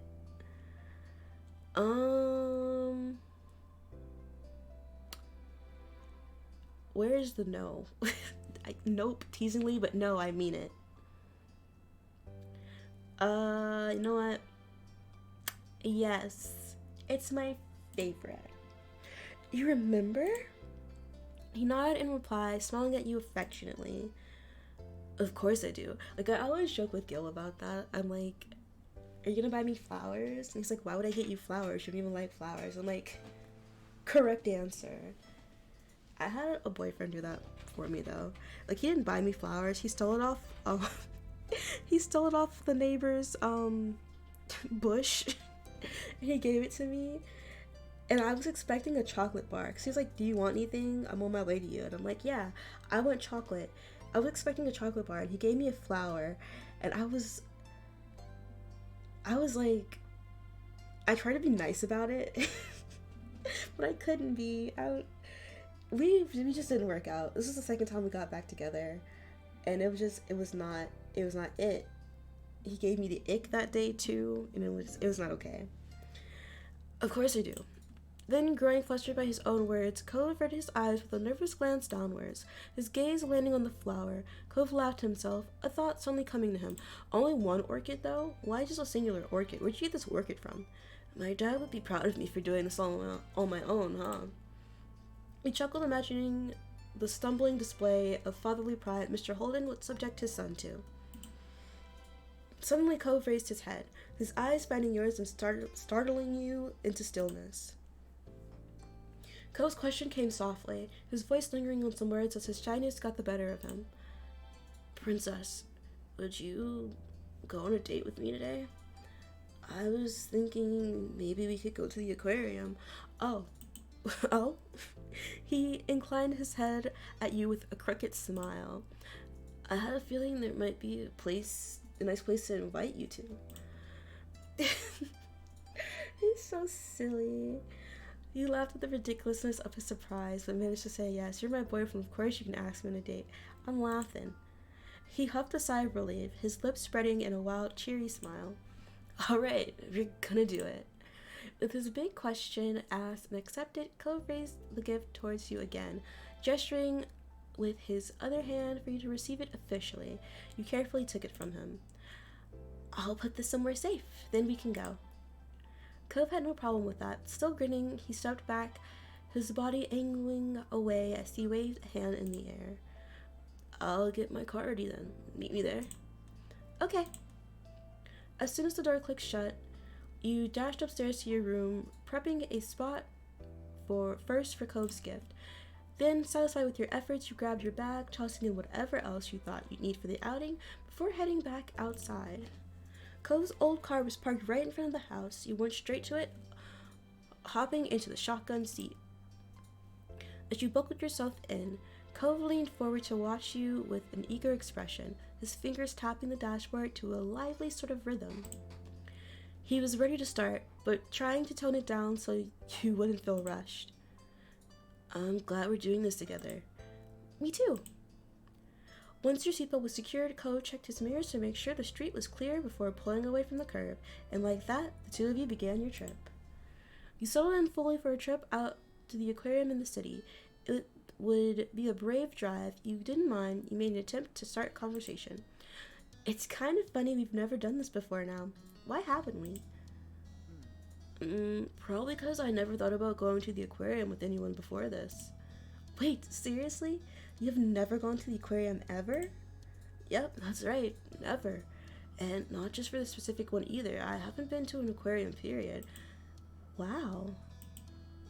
That might be brand new for Cove, but you'd been to this aquarium before. That made you two of you. You hadn't been to the aquarium either. I've been to the aquarium before. I want to go to the aquarium again. I love being at the aquarium. Sometimes in the little kitty areas, they'll even let you touch the fishies. You have more experience with aquariums than Cole Holden. That simply sounded wrong.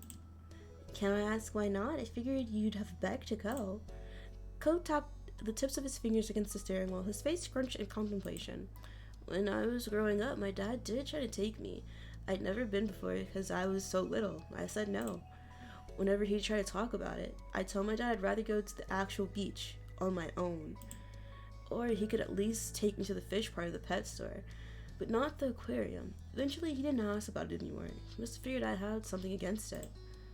When he stopped mentioning the aquarium, I stopped thinking about it. It just never came back to my mind.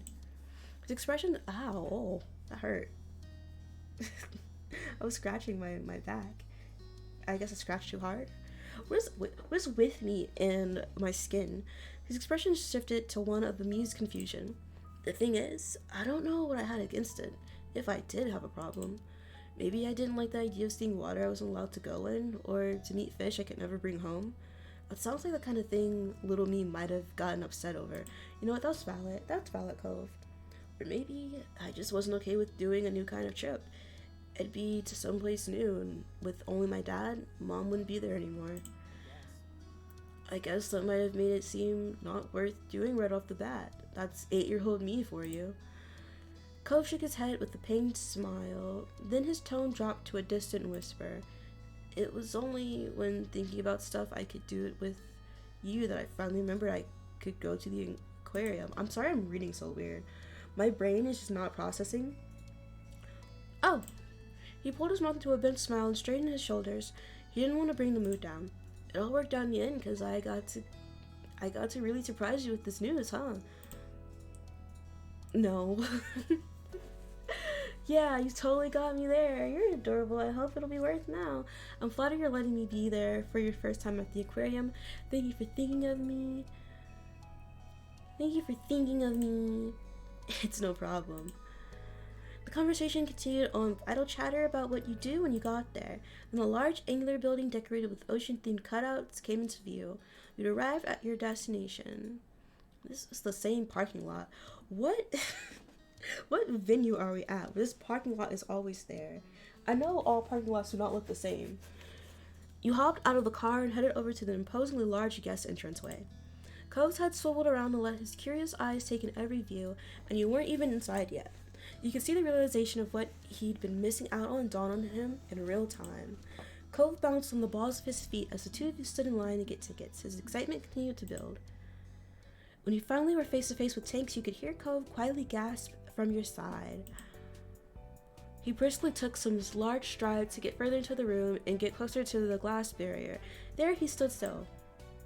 After taking a moment for himself, he whipped around to look at you. Cove was outright vibrating with excitement. Oh my gosh, this is so cute. His mouth opened in a large smile, but all that came out was tiny squeaking giggles. It bubbled over into a full-on giddy laughter before he was able to speak in earnest. Each word was full of joy. Oh, he's so cute. It's amazing. I love it here. I love it too. Of course you do. You had to laugh at his obvious conclusion. I'm really glad. It's gonna be a tiring day, but it's good. You shook your head in amusement. I love it too. He turned back without hesitation. Yeah, the aquarium is great. The two of you wasted no time before rushing around the place. You went every which way across the aquarium. Cove was enthralled by each new sight, his eyes alight like a kid in a candy store, and a perpetual smile immediate home in his face. No metaphorical stone was left unturned. He viewed all the tanks from the tallest of heights on tippy toes, as well as crouching as low to get to the floor as he could manage. Your exuberance was just as bright as his, buoyed further by how happy you were that he had found such happiness. You beamed. After making the entire trip through the whole building, you and Cole finally slowed the pace down. Oh, we must have been here for hours. We made it through the whole building? I love the aquarium where like it's interactive. And it's interactive for kids, but I wish it was interactive for adults too. I wanna go climbing through tunnels and stuff. I wanna see the fishies face to face. You had arrived back at the original viewing room. It was a good spot for a break. Cove stood quietly near the tank in almost the same spot as when he first took in the view. Somehow that moment already felt like a long time ago. You weren't sure if he was feeling the same way. Cove simply watched the watery world inside with open fondness. He wouldn't get tired of that view ever. You were certain of that. You walked up to stand by him, taking in the same otherworldly experience of having a sea right in front of you. Suddenly, Cove swallowed hard. Your head tilted. He wasn't looking at you. His eyes were glued to the vast ocean view in front of him. Are you about to start crying? Are you going to get emotional at the aquarium? Because that's me. I went to the aquarium with my dad, and I started crying. Mind you, I was like, what? Was I 20 at this point? I think I was. I was 20, I think. I was either 19 or 20. It was one of those ages, because I wasn't 21 yet. Yeah. No, it was just my 20th birthday. That's what it was. My dad took me to the aquarium a month later after our birthday. And I was crying because I was leaving at that point. I was leaving to go off to Job Corps. And it was a very emotional time for me because it's the first time I've ever been away from home. So, yeah. The fish made me emotional. But his bright red face reflected clearly in the floor to the ceiling glass pane separating the aquarium goers from the water. You couldn't understand. Nothing had happened. Then realization came. This was Cove. He was flustered because he was thinking about doing something. Oh my god, me. Me. Not him getting pre-embarrassed. Cove always got that way when he was mentally building himself up. You nodded to understand and elected to keep your lips zipped. You wanted to give him a chance to do whatever it was that he had cooking. So there's a lot of fish in here, huh? Yep. His mouth clamped shut after those vague stuttered words. You could feel the tension growing. After a breathless pause, he spoke again. You know, if you were a fish, you'd be... What? What would I be? Huh, Cole? I'd be what? A paradise fish, because being with you is like being in paradise. Shut up. Shut up. Cove pressed his forehead against the glass with his eyes wide and gazed down as he fervently refused to even peek at what reaction you might be giving. He was blushing wildly, feeling unparalleled embarrassment over the line he just dropped. Not him trying to spit game at me. You smiled adoringly while watching him. You burst into laughter. You covered your face with your hands bashfully. You stood still, stunned. I'm gonna laugh. It was so unbelievable, so completely out of nowhere, and so totally not what you had expected when he started talking about fish. You had plenty of fish name knowledge up your sleeve to use for this too. You're a paradise fish too. You had no wish. You're a paradise fish too. Cove bashfully shrunk into himself with a sweet smile. What is a paradise fish? I have to look this up. Hold on. Give me a second. Paradise fish. Oh. They're not ugly. But I don't know if I like the little fin that I have on its tummy. I'm not a fan of that fin. But it's cute. It's a cute fish. Cove bashfully shrunk into himself with a sweet smile, even though you had only managed to direct his own words back at him. It was still highly impactful. Thanks. After that, Cove wanted to go around the aquarium again. He hoped to let it all sink in a more lucrative, leisurely pace while you were here. Yeah, okay. I don't know why, reading is just not for me. Plus, he desperately wanted more time to settle down after his latest big attempt at flirting. Is there a gift shop? Can we go to the gift shop? I want a souvenir. I want a shark. The two of you began your second loop down the path. I already have 3 sharks. It took no time at all. No, I have 4. I forgot about Bruce. The two of you began your second loop down the paths. It took no time at all to become absorbed in the incredible sea life once more. As you walked, Cove stole a quick look at you after only having eyes for the fish for quite some time. Hey, would it be alright to ask why you chose this place? What made it the favorite out of everything? It doesn't matter why, I'm just curious. Because I knew you'd love it, I thought it'd be the most fun to do together. At the aquarium I picked randomly. I don't know, honestly. I like the aquarium. Oh, cool. You could tell Cole was feeling pretty pleased with himself, by the way. His eyebrows rose as his smile curved. One of his suggestions was something you wanted to do regardless, and he was considering that a success. I liked every single option he had for me. I'd never been ice skating before. I love going to the aquarium, and I haven't been to a play in a really long time. There wasn't nearly enough time in a single day to satisfy Cole's desire to exist inside of the aquarium, but the day did have to end eventually. What? We didn't go to the gift shop? Oh, this is lame. Despite obviously wanting to linger longer, Cove left the building with a skip in his step. It had been a good trip. The two of you checked the doors of Cove's car behind you as you took your usual seats. The clicking of seatbelts punctuated the end of the adventure. I would absolutely do that again. No kidding? Cove chuckled as he pulled the car out of the parking spot, spirits still as high as ever.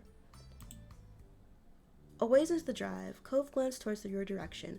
You stretched your arms as you shifted in the seat, waiting patiently for him to say what was on his mind. I know this was unexpected, but thanks for coming along. Yeah, it really was. It was fun, but still the worst attempt at a surprise ever. Thank you for going to the trouble to plan this. Any date with you is a good one. You smile. Any date with you is a good one. Really? Any at all? Yeah, of course.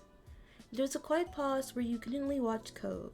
It wasn't hard to imagine the blush that was likely trailing over his cheeks. I'm glad. The drive continued in comfortable silence. Cove wore a content expression on his face that warmed your heart. It would have been an even better date if we went to the gift shop. Doing things like this with Cove, he made you happy. Your heart skipped a beat thinking about how mutual the feelings seemed to be. Watching the passing scenery out of the window, you relaxed into the seat. The time sped by. It wasn't too long before Cove pulled into his driveway. Sighing happily, you got out of the car while Cove came around to where you were standing. He stood there a moment, rolling a pebble under his shoe. I'll see you tomorrow. Definitely. After that, you and Cove parted ways for the rest of the day. Even when you fell back into your normal routine, your mind refused to stop buzzing with the memory of your little adventure. As you crawled into bed and closed your eyes, you were back in the best parts of today. You hoped Cove's surprise would continue just a little longer and continue in your dreams. After breakfast the next morning, you were sitting with your moms and Liz. While you were mildly listening to the conversation, the side of your face squished into the palm of your hand, the doorbell rang. I'll get it. Mom passed by you to the front door. Your eyes lazily followed her. Then you turned your attention to Ma and Liz. They were still lightheartedly chatting. You weren't sure about what. Your focus snapped back when your name was called from across the room. Hey, princess, you have a guest. Be right there. On your way to the front door, Mom gave your shoulder a pat as she returned to the living room. When she moved by, you saw who was at the door. It was Cove again. A smile stretched across his face the moment your eyes met. Hi, Cove, sweetie. Instantly, you looked over your shoulder to see Ma several feet away, but then eyes shot out the door. She waved. Mom, what are you doing here? Why are you here? Why did you get up? When you faced Cove again, he was looking at the ground shyly. It reminded you of the last time you had seen him the night before. That was all the place you needed to step outside, closing the door behind you for some privacy. Hi, what's going on? What do you have up your sleeve today? You come to the door all the time? It's starting to get weird. You have up your sleeve today. Pressing your eyes, you leaned your back against the door. You already had a good feeling about where it was going. I'm glad you asked. Then Cove chuckled awkwardly. He didn't quite meet your eyes. He pulled out another gift from behind his back. Surprised. Want to go to the theater with me? Ooh. What? You blinked and then switched to staring at him in bewilderment. Cove's eyes narrowed conspiratorially. The real surprise was that I'm going to invite you to all 3 places. You never had to choose only one. I just needed to make sure that they didn't sound completely terrible. The longer Cove spoke, the quieter his voice became. He shyly scratched at the side of his cheek. And to check if you'd be free, so surprise again. Are you serious? You burst into laughter. You're so sweet. You don't have to do that. You're main wordless. You're so sweet. You're a sweetie. Thanks. His face grew red with a blush. Shyly, Cove looked away from you. Oh, do you like what I got you? Okay, you have the tickets, but what are we going to see? Cove nudged the present in his hands towards you, hoping that you'd take it, until now you hadn't completely registered it. It was a carefully chosen star map. Oh? I do like it. Thank you. I love that you're so thoughtful. Well, you definitely are a little surprised all of a sudden. You're doing so much. I feel a little bad. You're doing so much. I feel a little bad. You don't have to. I'm not missing out on anything by doing nice stuff for you. And I think you should have these good things. You didn't tell me to do it. Okay. Trusting Cove, you pushed your words aside. You took the gift and smiled softly. I feel like he deserves gifts too. I don't have any gifts for you, Cove. Are you gonna accept the other part too? Yeah, let's go to the theater. It'll be fun. Cove bounced a bit on his toes as his feet as he leaned over to kiss you. It was light, but you could feel his smile pressing into you and every bit of happiness ringing off of him. Thanks for coming. I'll be in the car. You can go get ready. Alright. You slid back inside and spotted your family sitting around the table. They all turned and smiled at you. So, what's the plan for today? I'm going to the theater with Cove. That sounds so fun. Ma's smile beamed. Your gaze slid over to Liz, and she looked happy for you. I hope you have a great time. Thanks. It didn't take long to get ready, and you dashed out the front door. Cove was waiting for you as promised, and you both set out for day 2 of surprise outings. And this time, it was actually a surprise. Honestly, truly. So, when I looked it up, there were 2 shows we could pick from around this time. One was a historical romance with nobility, fancy outfits, drama and stuff. Ooh. And the other seemed like a modern day story. Something set near a lake and at a bed and breakfast with comedy. It's kind of wacky, I guess. Ooh, these are both great options. I don't know. What do you think? I love me drama and romance, but I also love comedy. You pick. Let's have Chance decide. Should he pick? Let's have Chance decide. I can't pick. They both sound great options. He laughed. His head shook a bit as he looked ahead. Alright, why not? Cove reached forward and fished out a coin from the little shelf area in front of the gear shift. He handed it to you. Give it a flip. Heads to see the romance and tails to see the comedy. Chuckling, you shot it up. It turned 1, 2, 3 times before falling back into the palm of your hand. The comedy. Oh, cool. That settles that. You hummed an agreement, still twisting the coin in your fingers. Then you placed it back into the little shelf area Cove got it from. If we end up not liking the show, at least you can blame the coin. Cove cracked a smile, and so did you. You were already enjoying the trip. I'm getting kind of excited. I wonder what it'll be like. I haven't seen a live play before.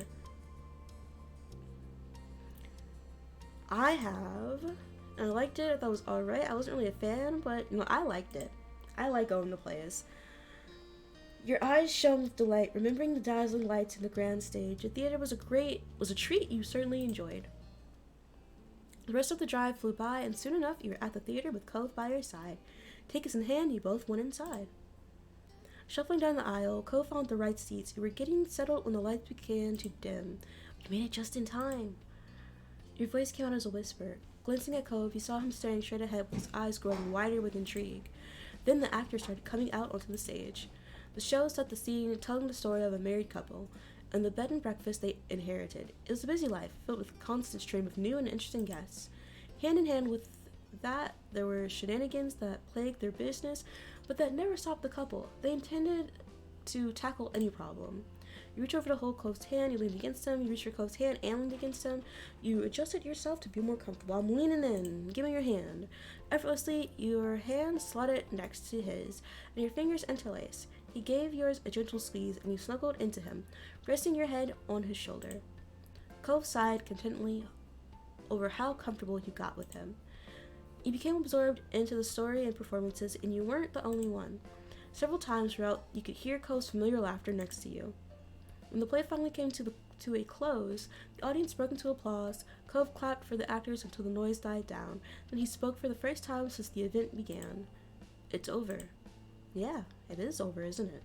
Hand in hand still, you followed Cove out of the theater. The sun was hanging low in the sky. I had so much fun. I can't believe what a good time that was. But really, I might have to come back sometime to see the other one. Bring me along too, I want to see. Cove scratched at his cheek, Cove scratched at his cheek contemplatively.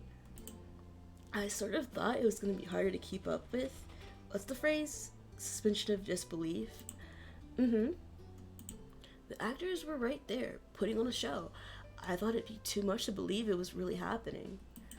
But I felt more into it than with a lot of movies. I could totally picture the world they lived in. Yeah, plays tend to be better than most movies, if I'm being honest. Amused, you nodded along and listened to Cove's animated commentary. I'm still thinking about it, even though it's over. Imagine if that was us. Working together to run a little place of our own, dealing with all those crazy guests. People would come and go as they're passing through the area, giving us new stories to tell. But at the end of the day, it would be just the two of us who stayed forever, sticking it out and making a life there. Aw, that's so cute. He had stars in his eyes as he fantasized about the events of the story. I would love that and go with the life I'm already living. Are you envisioning us being married like the couple in the story, you joked? Bed and breakfasts do exist in real life. We could get one. You nodded along with him, you just shrugged. I'm gonna tease him. You raised an eyebrow accusingly, but your tone left little room for doubt that you were teasing. Well... Cove's gaze avoided you, and settled on the ground off to the side. He spoke softly. He's so cute. He's so precious. Like you said, it is part of the story, so it'd be wrong to throw that out, right? His mouth pulled into a small smile, and after several heartbeats, his gaze met yours, making your skin feel hotter. Yeah, you're absolutely right. The words came out slowly, while you watched him in a daze. Cove's smile widened, but he was too flustered to say anything. A few quiet moments passed, and you noticed a distant look on Cove's face. He shook his head. He was trying to send a thought away. What is it? Trying to really picture a completely new life in a new place actually feels kind of weird now that I'm doing it. I'm not exactly sure how to explain. It's exciting, but also sad. I completely agree, Cove. I'm thinking too serious about this dumb idea, I guess. But if I don't remember anything from this world, then it would be pointless that I had a life before. And if it did really happen, I probably would be surrounded by totally new people. I wouldn't have you with me anymore. That's not true. I could always just come along with you. Surprised, you sucked in a breath. Cove laughed shyly. The fun part of imagining it all was that you were there by default. Just getting to be somewhere else on my own wouldn't be nice, no matter how cool the place was. It's settled then. I'll just have to look for you if I wind up having another chance at life or magically end up in some other world. I hope you try to find me too. Nervous, Coke's eyes didn't meet yours. His cheeks and ears were solidly red at this point. I'd find you, it's obvious. Of course I'd search for you. I'll never forget about you, Cove. I'll see how it goes. My new life might keep me busy. You're getting a bit too out there for me. It's not something you should worry about. You nodded. Of course I'd search for you. I'll never forget about you, Cove. You felt somewhat worked up for having to even say that. It was absurd to imagine any other scenario. I really need a pillow. A different pillow, like an added pillow for my chair. Oh, thank you. The sincere tone in his voice struck a deep chord with you, and you had to return the earnestness. I mean it. There's nothing anyone could do to stop me from trying to find you again. Well, in that case, it'll work out after all. He took a deep breath and stretched his arms high over his head, and he then turned his head to your direction and pointed with his thumb to his car. You better get back to our real world now, huh? It's getting late, and I think we're the only ones still out here. You spun around, getting a good look at your surroundings. Cole was right. All the other cars that were out here after the show were long gone. How did I miss that? It surprised you how much you really lost track of everything for a while. You even failed to notice how dark it was until now. Let's go home. After that, you made your way into Cove's car. He set course for your neighborhood. Your legs felt stiff from standing still and talking for so long, but it was worth it. Then the car ride home went by far too fast. You and Cove were in good spirits and spent the ride chatting and laughing, bouncing around various topics. But you didn't ask the question that sat all day in the back of your mind. Why was Cove doing all of this in the first place? Again, you both parted ways for the night in the neighborhood street. You watched Cove head inside with a quick wave. You were halfway to your house when a familiar voice called out to you. Turning on your heels, you spotted Mr. Holden. He lightly jogged over to talk. Oh, Money Man. How are you? I'm good.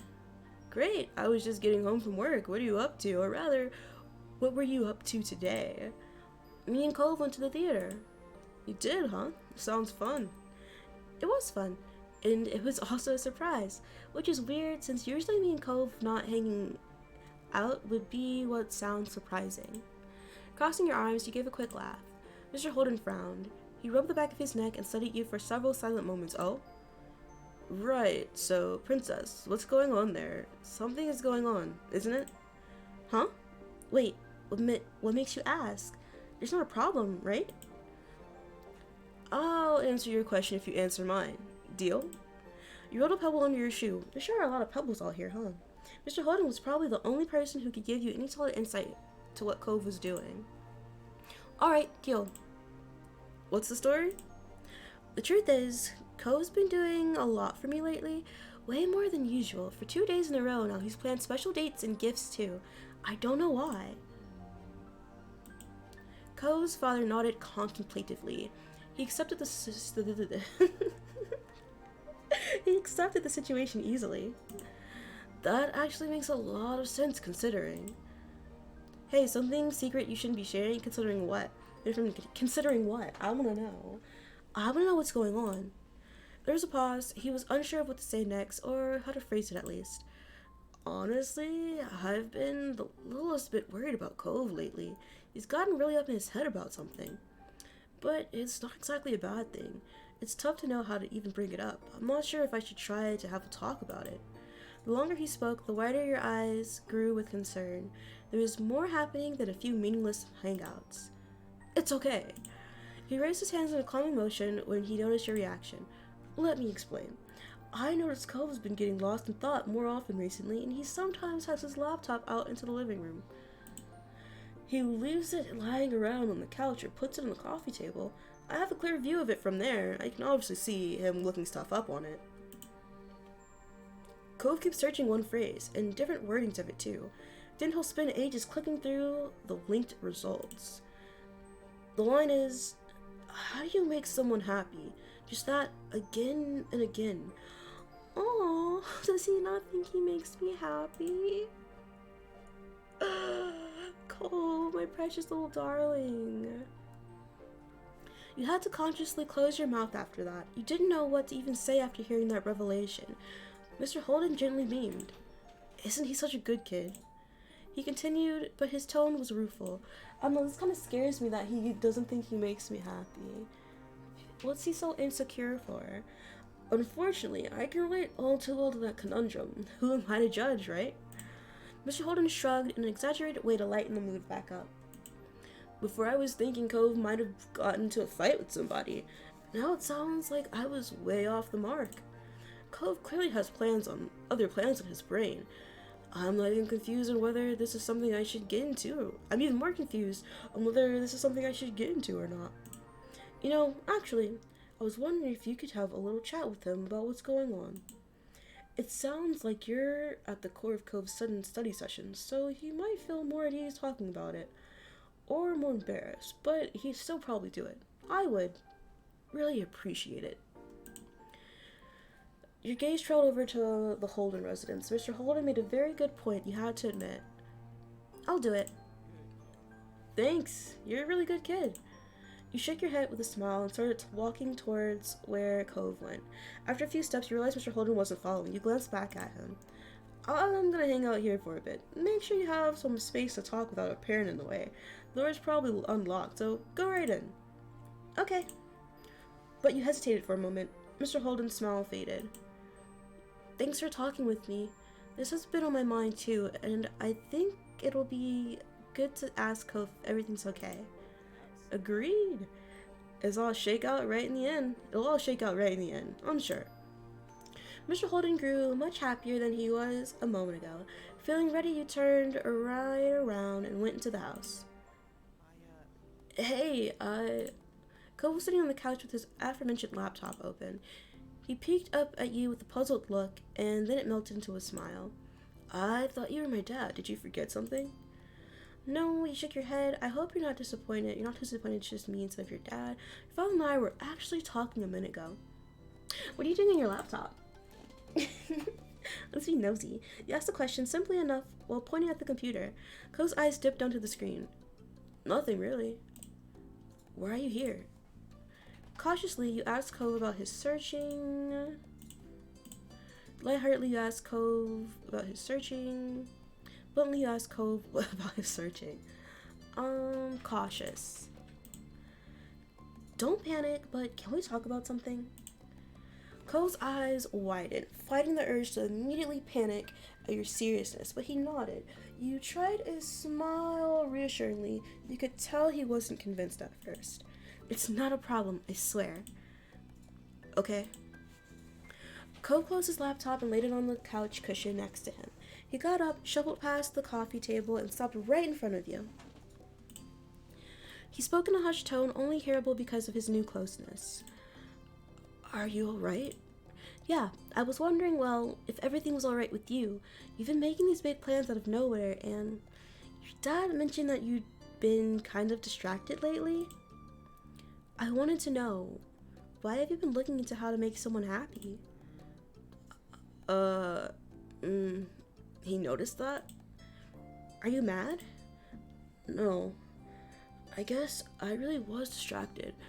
I didn't think people around would actually be paying attention or taking notes of things.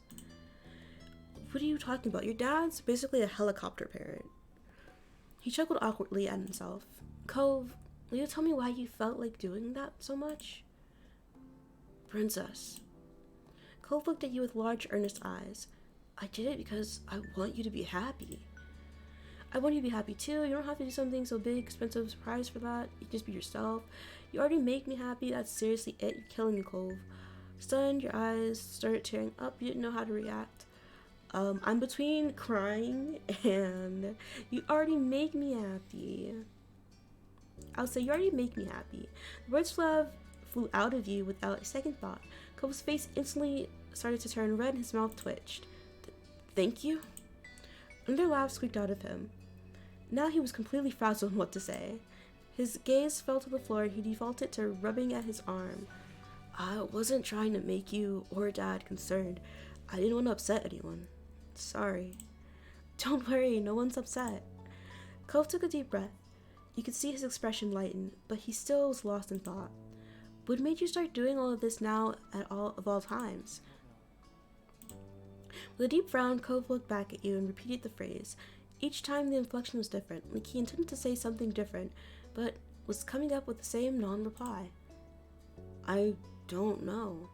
I don't know? I don't know anything. He ran a hand through his hair, trying to understand his own motivations. I guess maybe with everything that's been happening and everything that's coming soon, it's just kind of hit me that we're neighbors. A quick snort of air came out of your nose from his conclusion. We're more than just neighbors, Cove. Yeah? I mean, you've lived right across the street from me for 10 years. The only other kid who grew up in this whole neighborhood is your older sister. His weak smile bent. And then there's our parents. They sure are putting in the effort for the two of us to get to know each other. My dad literally paid you to be my friend. Cove shook his head with a laugh. His gaze was far away as he nostalgically reflected on the history you had. Basically, everything in our lives was set up for us to be together. It was always effortless. And why not? It practically went without saying that we'd been around each other, but it won't be like that forever. Our parents can't always be there to arrange things. We can't live in our little world of on the street forever. Do I even know how to make it work when I don't have every advantage possible? I've made you happy in the past, but can I keep doing it? What even is that I do to make you happy? I don't know, you're just cute. You're just yourself. Maybe I just like you. Cole started to run a hand through his hair again, but he stopped partway through. He looked at you earnestly. It was like breathing. When you're just going through life, you do what you're doing without even thinking. And something reminds you that you're breathing and you become way more conscious of it. Being with you is the same. I do what I normally do without pondering deeply on it, but now all this stuff made me start thinking about it. And I couldn't stop thinking about it. Cove sighed and stood up straighter. His eyes watched you softly, and you felt a surge of warmth in your chest. Princess, I love you. I felt like I needed to try harder to make an effort for you, for the relationship we had. I had to, and, well, that's what I did. Cove scratched the back of his neck. He looked sheepish now. It seemed like such a good idea in my head. It made complete sense, but maybe it was dumb. You punched his arm affectionately. You threw your arms around him in a hug. You kissed him. You started crying. You laughed. Kiss him! Closing the space between you both, you laid a hand on his chest and tilted your chin up and pulled him lower. Cove easily moved with you, placing his hands on your hips, and you both melted into the kiss. Stepping back, you took a deep breath. Cove shifted how he was standing and watched you bashfully. Oh, were we standing this whole time? I thought we were sitting. Cove, you will always make me happy. You don't have to worry about any of that. I love you too. You're so precious. He is. He's so precious. You big dumbass. I'm not gonna say that. You know it's okay to tell me when you're feeling like this, right? You're so precious.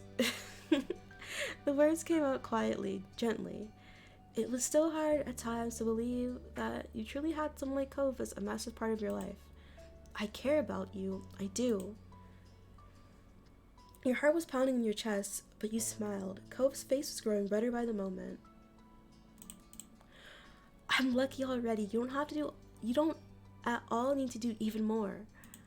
There was a pause where neither of you were certain who was going to speak next. Cove sniffled. My little crybaby. Thank you, princess. Thanks for looking out for me. Even when I didn't even notice I was doing something worth checking in on. You're amazing. I don't like this face he's making. You're welcome. Someone has to do it. It's no problem. You nodded. It's no problem. And you meant it. Cove was always there for you when you needed him. You breathed a happy sigh of relief that you were able to work this through. Cove chuckled. Now that everything was out in the open, his words were lighter. I gotta thank my dad, too. I can always count on him to be around. have such good people in my life. See, I thought we were getting I thought we were getting a proposal out of this, but I could be wrong. We still might, I don't know. He smiled softly. Cove withdrew a bit, looking shy. I mean, it depends on the kind of proposal, because rings can be expensive, but I don't really need an expensive ring. I don't need a diamond ring. There are more brilliant looking gemstones out there than a diamond. He smiled softly. Cove withdrew a bit, looking shy. Can I still show up tomorrow and invite you on the last surprise outing? That'd be just fine. I'm looking forward to it.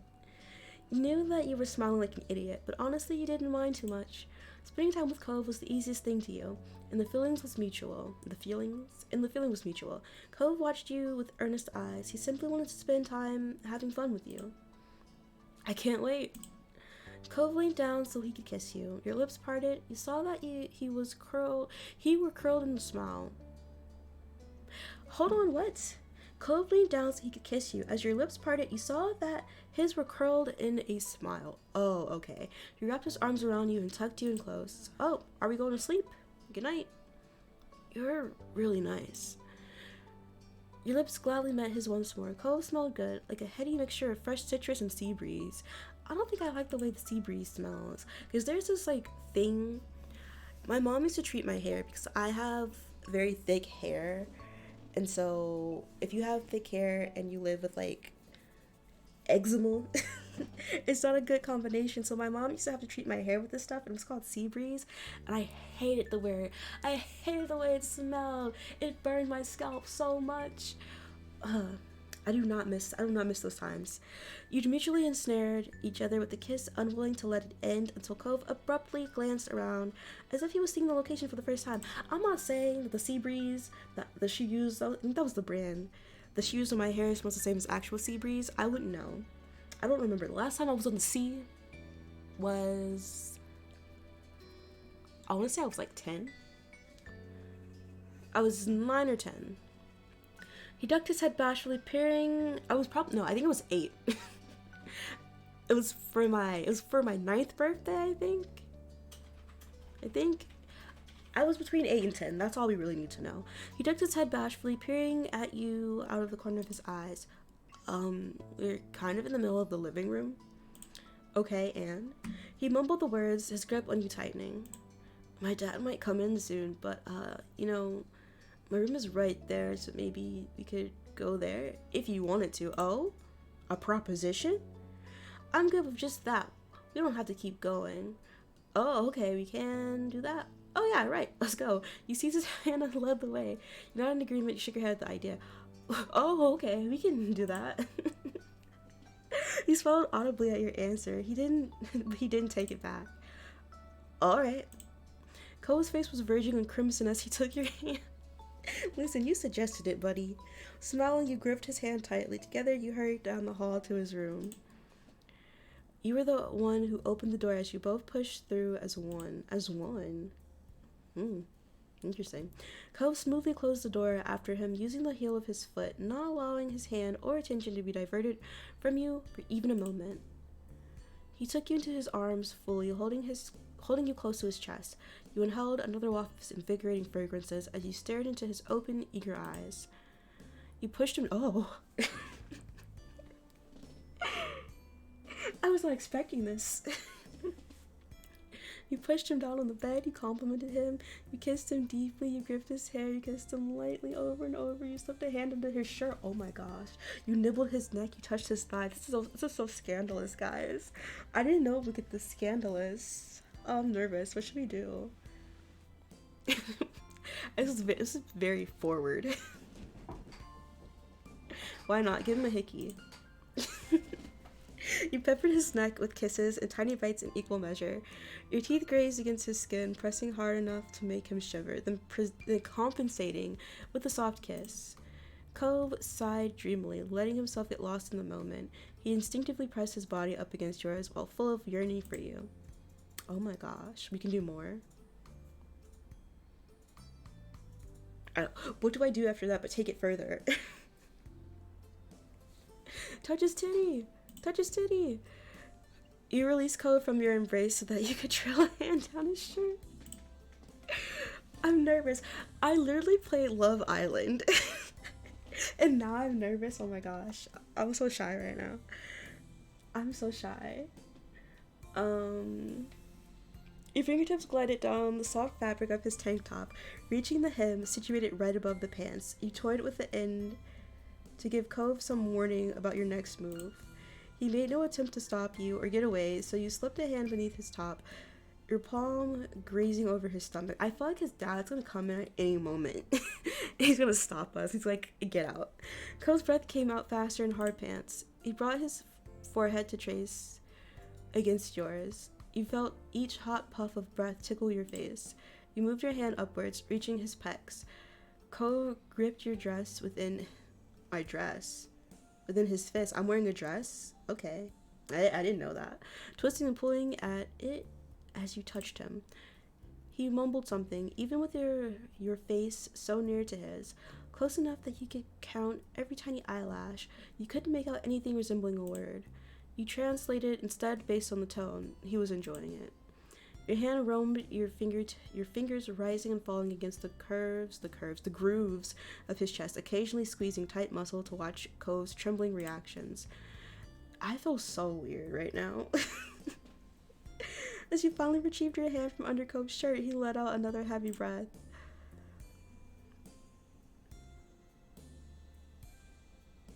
Kiss him deeply. You pressed your mouth against Cove's, holding it there in a longing kiss. It was only when the need for air became too much that you finally broke apart. Cove inhaled rapidly, then leaned in again. This time, he gently slid the tip of his tongue against your lower lip. Startled, you let out a tiny exclamation of surprise. Was that alright?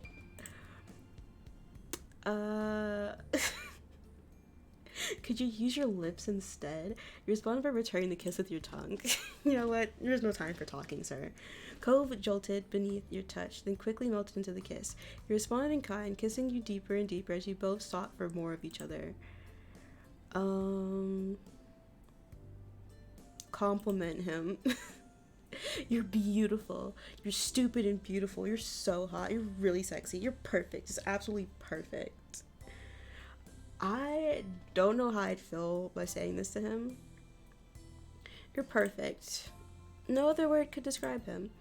Cove sputtered while covering his face with a hand. From between his fingers, you caught his eyes closing as you spoke, your words of praise rendering him unable to look at you directly.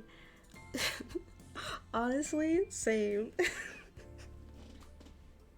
Honestly, same. Oh my god, I'm so nervous right now. But you could also see his smile spreading wider with every syllable you uttered. He squeaked with delight, unable to construct a sentence or even form a single word. You grinned at his reaction. And then you felt good stopping there. No. Grab his hair. Moving a hand up his head, you coiled your fingers in his hair and solidly took hold of it. Ah! In response, Cove reached out and laid a hand on the side of your face. The pad of his thumb softly circled against your cheek. Using your varying vantage points, you pulled closer together, your lips meeting in a kiss. Then you let your hand drift back down lower. Push him on the bed! Taking his shirt in your fist, oh my gosh, we are so aggressive. One hand on his waist and the other on his chest, you pressed him over towards his bunk. I can't. Cove stumbled over his feet. It wasn't easy moving backwards as someone else set the pace, but he soldiered on. Once you judged that it was close enough to the bed for a soft landing, you opened your hands against his chest and toppled him over. He didn't resist, falling back onto the bed with a gasp.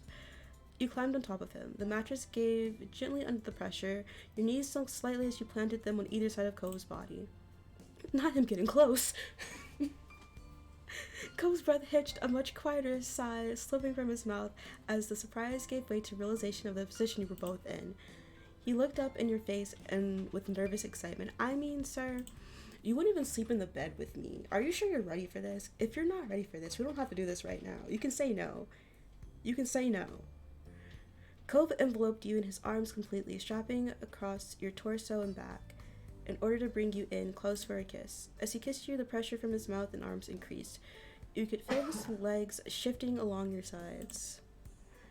And then he used his newfound hold on you to roll over without warning. Oh, you were abruptly laid flat on your back, the mattress beneath you, while Cove pinned you down from above. Oh my god.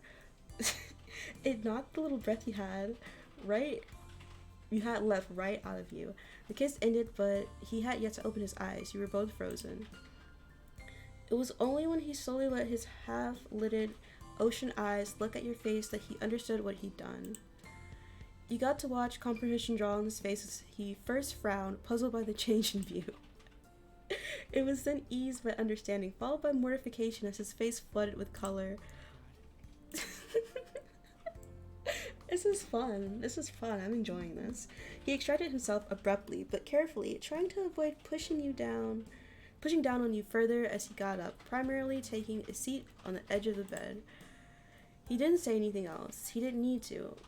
From the way he was studiously looking anywhere but at you, you knew at once that he was too embarrassed to go any further. And that's okay. That's okay, Cove. The blush that reached all the way to the tips of his ears were merely extra confirmation. Cove had accidentally shown more proactiveness than it seemed he was ready to admit to. His embarrassment was sweet, and made it easy to feel like the more confident one in the pair again. You couldn't suppress the grin. Maybe I'm thinking giggle because I'm giggling. I'm really giggly right now. You couldn't suppress the grin emblazoned on your face. You joined him in sitting upright. He cleared his throat, trying to regain some control over the situation. I wish you could stay, but it's getting late. You need to get home and get some rest. He looked at you, attempting to feign an innocent expression. I know you're not innocent, buddy. I mean, what if something just happened to happen tomorrow? You had to laugh. Cove cracked a smile, acknowledging his poor attempt at subterfuge. How about I walk you back? I can manage crossing a road by myself. You stay here and get your own rest. Then let me walk you to the door at least. All right. You silently headed back into the living room together, comfortable with each other's presence. You stopped by the front door. Good night, princess. His voice was soft, like a comforter you just wanted to wrap around yourself forever. But Cove was right. You had to go for today. Good night, Cove. With that, you opened the door and stepped outside. When you walked down to the street, you noticed that Mr. Holden was still standing out there. Why? Why? He looked up at the sound of the door closing behind you, his phone in hand, and smiled as he sized up the situation. You were in there well. I hope that's good news. Oh, sir, mind your business. Everything's fantastic. I got it all taken care of. I'm sorry for keeping you out here so long. Were you really gonna stand out here in the dark until I left? Thanks for letting me know about this. It's all better now. Great, glad to hear it. Everything truly resolved. You exchanged goodnight wishes with Mr. Holden before continuing the very brief trip home. Not wishing to disturb anyone, you quietly snuck inside and gently pushed the door closed behind you. As it clicked into place with a minimum of fuss, you let out a sigh. Your mind buzzed as you climbed the steps up to your room. Cove had done so much just to make you happy, and you knew he'd be back tomorrow with another big surprise. You were determined to fully appreciate his effort. You wanted to prepare a gift to surprise him too. Of course, let's give him a gift. Cove had brought you 2 gifts already, and odds were a third was coming. It was time to turn the tables and have something ready to give him. At this hour, that was easier said than done. Most stores were long closed, and Cove would be here bright and early to surprise you tomorrow morning. But ruled out purchasing a gift the way that he'd done for you. Luckily, you've known Cove long enough to see a solution to his problem. Your neighbor was always happy. Was always a happy boy when he was given food. Are we the same? You were sure you could rustle something fitting that description out of the kitchen one way or another.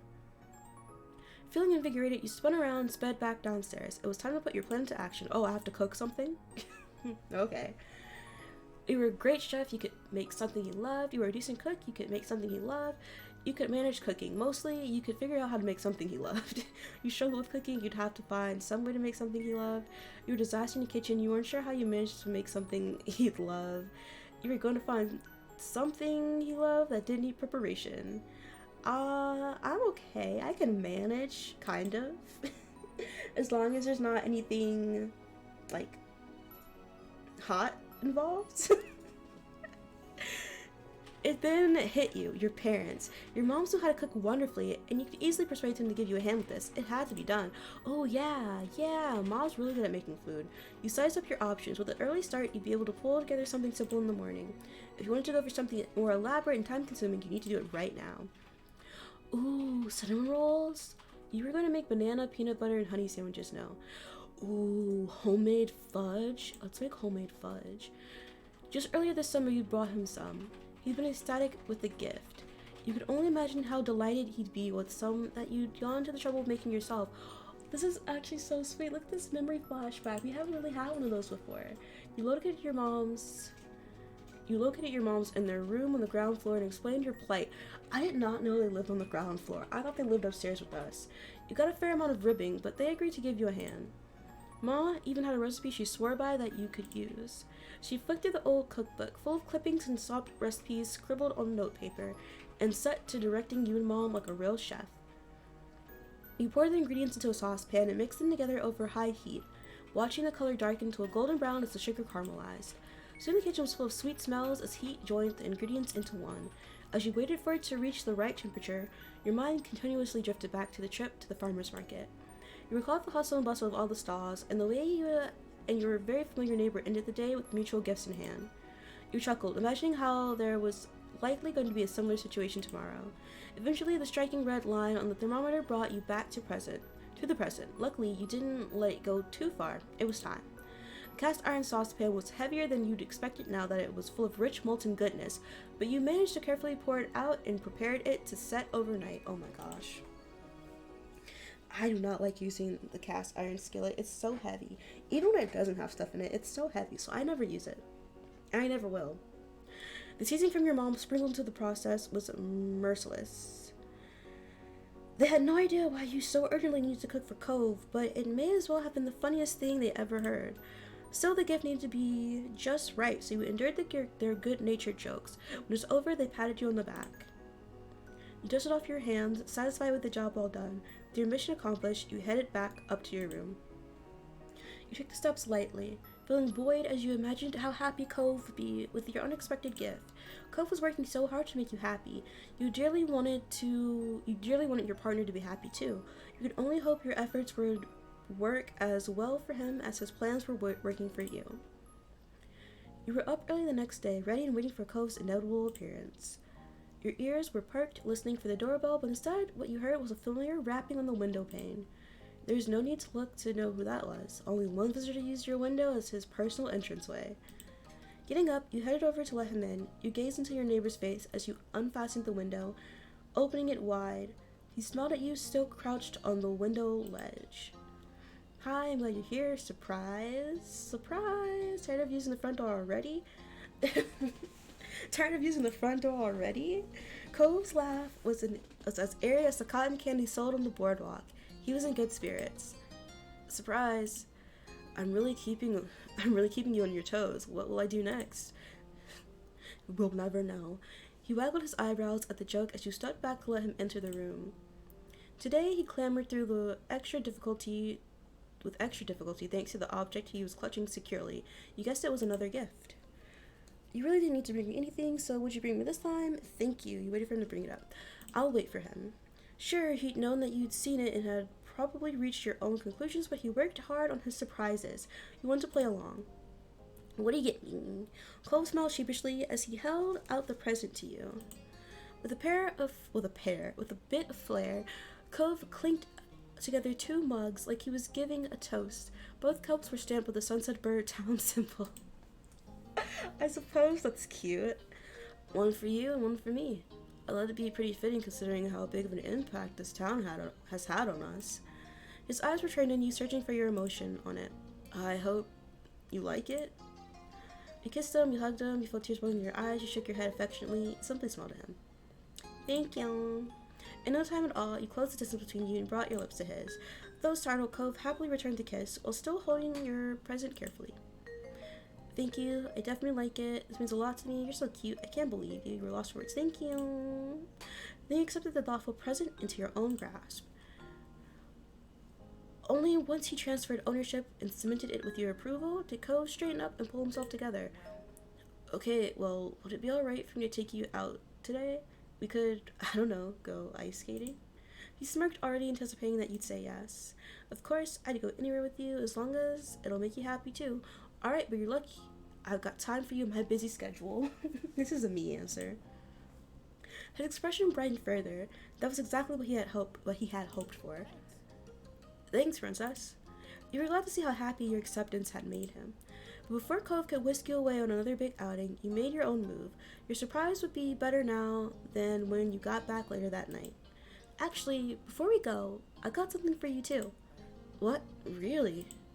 It was amazing how surprised he was. Cove had spent 3 days raining gifts and special trips on you, but he hadn't at all counted on you doing something in return. What is it? Stay here for a second, and I'll show you. Okay.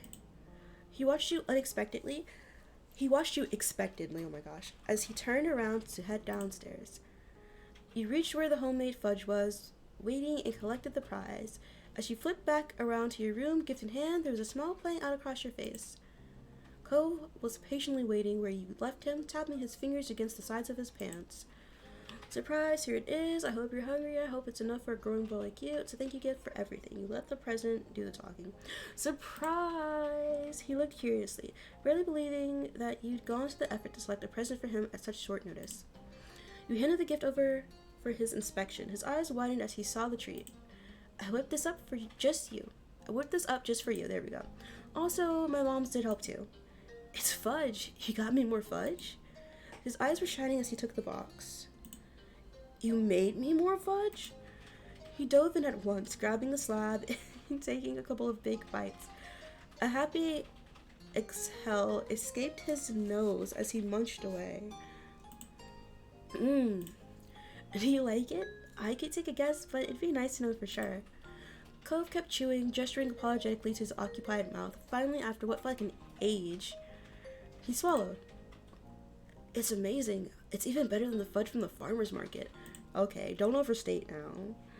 Your mom is right. You really do spoil me. You chuckled, recalling the way everyone had ganged up on you and Cove that day, but you couldn't deny the charges. How could you not spoil a guy like this? I mean, that's just love. That's what you do in relationships. Cole wiped his mouth with the back of his hand, now a little calmer after an initial burst of excitement. His feelings instead settled into an easy, warm affection. Thank you for this. It's so nice of you. You're welcome. I would give anything for you, Cove. Just do me a favor. Don't eat so fast you can choke. I would do anything for you, Cove. He chuckled shyly, tucking his head into his shoulder self-consciously. You don't have to give anything, though. I'm already yours. Your face got significantly hotter after that blunt statement, even though you certainly hadn't forgotten he was your boyfriend. The way he said it left you speechless. His features softened, and you felt like you were being thoroughly appreciated. This is a long story. That's okay, though. We love the DLC. The food you gave was also getting its due attention. He'd already gone in for a second serving. You couldn't blame his indulgence. That said, the amount you'd given him was enough for several servings, far more than even Cove could usually finish at once. You made sure of it. But as he continued to devour it, you were starting to suspect the polishing it all off was the goal. In spite of the generous portion, he was willing to try and eat it all in order to show you how much you like the present. Do not eat it all. You're gonna make yourself sick. It's okay to save some for later, I don't mind. Maybe this is a bad idea after all. It's okay to save some for later. It's okay. It's okay, buddy. You could tell he wanted to show how taken he was with the gift, but you not presented it to him as a challenge to be overcome. Cole finished his current bite and let out a satisfied sigh. Alright, I'll stop for now. There's other stuff to do, and I can have more later. Exactly. That's why I made you such a big serving. You smiled at him, relieved that your gift could be enjoyed and not inhaled. You clapped your hands, signaling that your diversion had come to an end. Alright, now you can head off for your surprise, too. Cove laughed. Yours was a better surprise for sure. It's a real one, but yeah. He grinned broadly, as if the exchange had fired him up even further. I'm definitely gonna take you out now. I mean, weren't we already going out? Cove offered you his hand. You welcomed it, you shook your head, not needing it now. I'll welcome it. You took his hand in yours, palm to palm. Cove squeezed your hand before heading out the door, guiding you along. Hand in hand, you wove down the stairs together, out of the house and into the neighborhood. Cove's car was parked nearby. He unlocked it, allowing you to reach your regular spot in the passenger seat. Cove paused to put what remained of his present safely away before hopping into the driver's seat. He set off, beginning your trip to the third and final activity of Cove's grand happiness plan. Now that you were sitting down for the drive, it felt like a good moment to regain your bearings. You strapped your pack onto your lap and began thumbing through your things to make sure that in your hurry to leave, you hadn't forgotten anything important. You were dressed more warmly to hopefully be prepared for the trip. You were dressed normally, just packed some extra layers just in case. You dressed normally and didn't bring your extra layers. I brought a jacket. With the jacket stuffed in there, your bag taken on the lopsided sort of bulk, awkward to carry around. You zipped it closed again, and Cove began to speak, raising his voice to be heard over the ambient noise of the car ride. Ice skating. This is gonna be crazy. Having fun with water that's frozen? Unheard of. You've never seen snow? He chuckled at his own joke, and you shook your head at him, though you couldn't help grinning at his silly comment. Who knows? Maybe in colder places, it's the opposite that's weird? As you looked at him, you caught a glimpse of the back seat. It was empty, which wouldn't be strange any other day. You didn't bring a jacket? Nope. You know I hate extra layers. And there aren't any parents around to force me to do it now. Yeah, your parents can't tell you what to do. You're a big boy. You scolded him for not preparing for what you were doing. You're probably gonna regret that once we get there. This is me and Gil. I don't like bringing extra layers, so I always take his. I like that you don't wear a lot of layers too. You're probably gonna regret that once we get there. You simply shook your head. Cole's brows knitted together as he began to pout. I'll be fine. He stayed firmly in his seat, showing no sign that he was going to change his mind. Skeptical as you were, you said nothing more on it. You laid your arm against the window, the scenery outside passing by in a blur, until finally you arrived at the ice skating rink. The two of you grabbed your things and you got out of the car. A wave of heat so thick it felt like you were swimming in it hit you as soon as you set foot onto the sun-hot asphalt of the parking lot. Cove fell in step next to you, dragging the back of his arm across his face. You and Cove exchanged looks. Well, here we are, his salted smile seemed to say. The skating rink was a large building of glass and concrete, with its name plastered in simple white letters above its entrance. The nondescript flat rooftop-style architecture reminded you a bit of the local mall. You went in. As the door slid shut behind you, you heard Cove's sharp intake of breath. You glanced over at him, seeing the sun look on his face, his lips drawn tight in a frown. It's really cold in here. I told you. You were equally amazed at how cold it was. You talked about this exact thing a minute ago. Are you gonna be okay? Oh, wow, you dork. Of course it's cold. That's something Gil would say to me. I guess you'll have to change your name from Cove to Cold. That's lame. It's not even like cute and corny. It's just lame. You were equally amazed. Wow, you dork. Of course it's cold. What else do you expect from an ice skating rink? I don't know. I've only ever seen snow on TV. Cove, his bottom lip stuck out, his arms wrapped around himself as he whined impudently. Oh, this poor baby. How about you? How are you feeling? I'm feeling just fine. It's not too bad. It's not too bad. There was no denying that the building was chilly, but once you relaxed, it was bearable. He laughed breathily. That's good. Your neighbor shuddered dramatically, also retracting his head into his shirt in his renewed effort to keep warm. You held onto him to keep him warm. You shrugged. Tough luck for him. No, I'll keep you warm.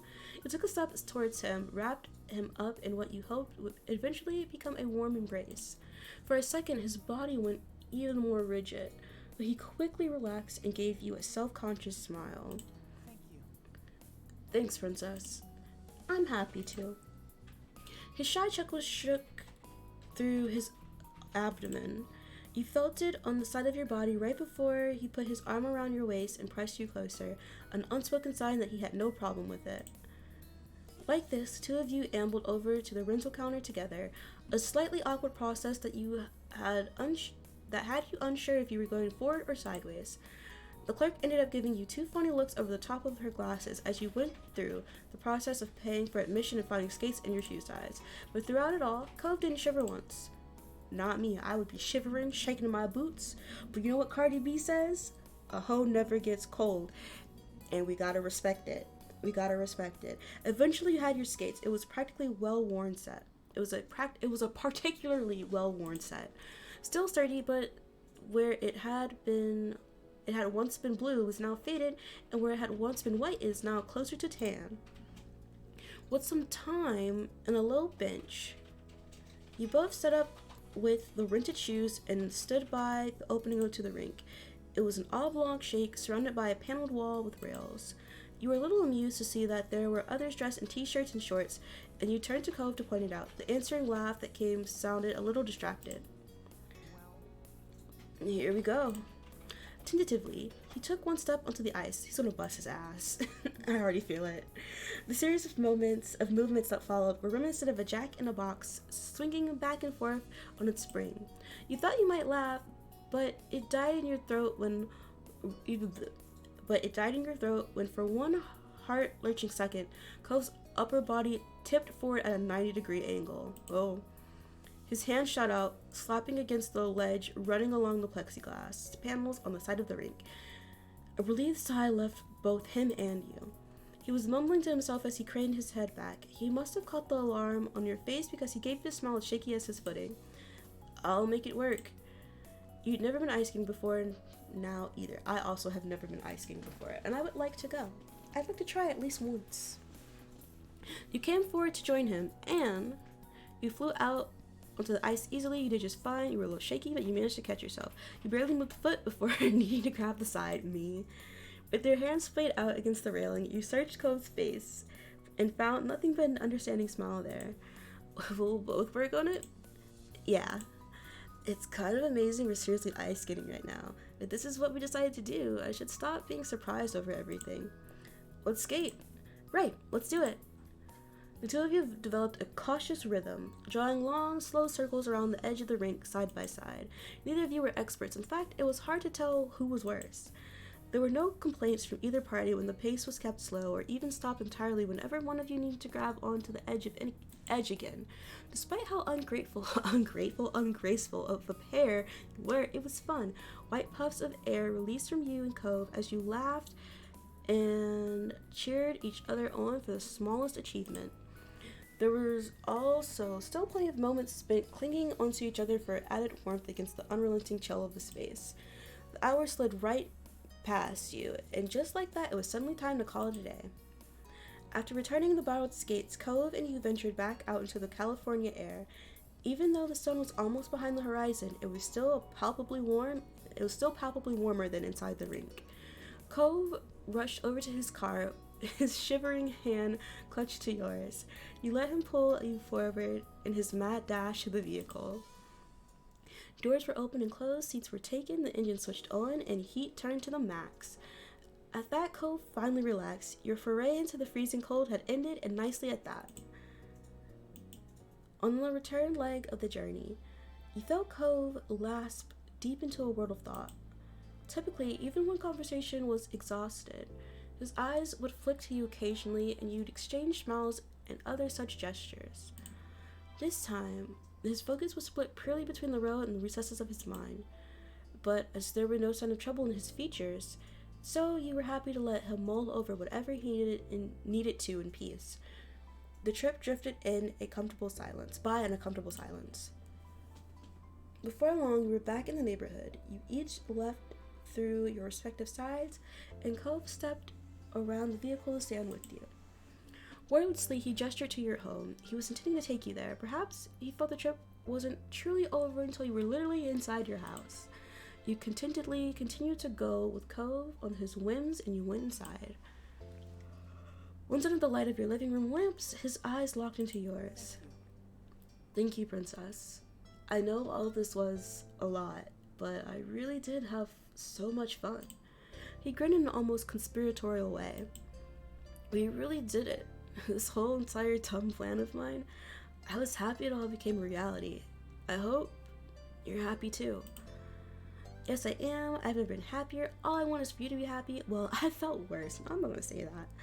I've never been happier. The smile he wore was small, even restrained compared to some of the grins he flashed earlier, but it was imbued with a calm, comforting contentment. In this moment, he was as joyful as you'd ever seen him. His next words escaped in a whisper. No one makes me feel the way you do. But he moved the conversation along before you had a chance to react to that admission. It had to be intentional. Princess, can I ask for you to go along with one more surprise? His voice was gentle, even as he implored you for a little more. The question itself was a surprise. Another? You could hardly believe that there was even more hidden up his sleeve.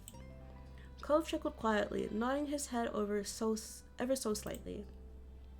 A new one. I think I don't want to go home already. Not yet.